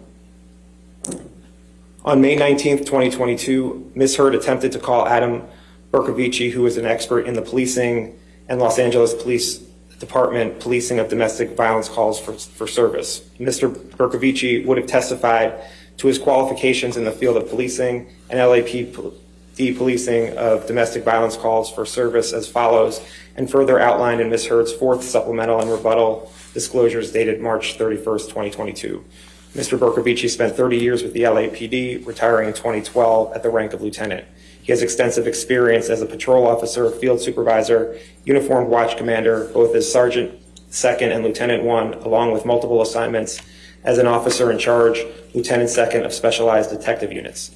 During his tenure with the LAPD, Mr. Bercovici held numerous positions directly responding to and overseeing subordinate officers' responses to the domestic violence calls for service, including as a patrol officer, supervisor, watch commander, and assistant watch commander. And actually this, Your Honor, is the person who prepared this prepared a longer brief of what he was going to say. Is it okay to submit it rather than hearing me read it all? Any objection to that? No objection. Okay. Okay. That's fine. And with that, that's okay. Proper. You just scared me with the size of that. No, I understand. Okay. All right. That's fine. If you can get Jamie our copy of it, we'll make sure it becomes part of the record as well. Okay. All right. Do you have any proffers, Mr. Chu, that you need to at this point? Not at this time, Your Honor. Thank you. All right. Then I think there's just a couple of things I need from you. Like tomorrow, let me, by the end of the day tomorrow, if I could get clean jury instructions without the cites on them for the ones that have been admitted, and also the verdict forms as well, if that's been worked out. Okay. Your Honor, we sent revised jury instructions to them yesterday morning and a revised verdict form today, so just waiting to get back, but we'll coordinate. All right. Thank you. And you're working with Jamie about some exhibits. There's some that were, both sides noted that were in evidence that are not. So I want to make sure everybody gets everything cleared up. You're caught up? I've been in touch with those. Okay, good. All right, just keep that going so we can get that, make sure that's taken care of. As far as time left, Sammy today, I can give you a rough estimate for two reasons. One, you had some depositions, so make sure you give the breakdowns to Sammy about those. And two, Sammy wasn't here today. He had a mandatory CLE that he had to do. So I just did a rough estimate, and I want to qualify that as a rough estimate. But it looks like the plaintiff has used about 5 hours today, and the defendant used about 1 hour and 15 minutes. That's what I have. Okay. And again, that's a rough estimate, so don't expect them to be the same. But Sammy's going to get to it this evening and send you an email this evening with the actual accurate times. Okay. Anything else? No, thank you, Your Honor. Thank you. All right. No, Your Honor. Okay. Thank you. Have a good evening. We'll see you in the morning. You too. Thank you. All right.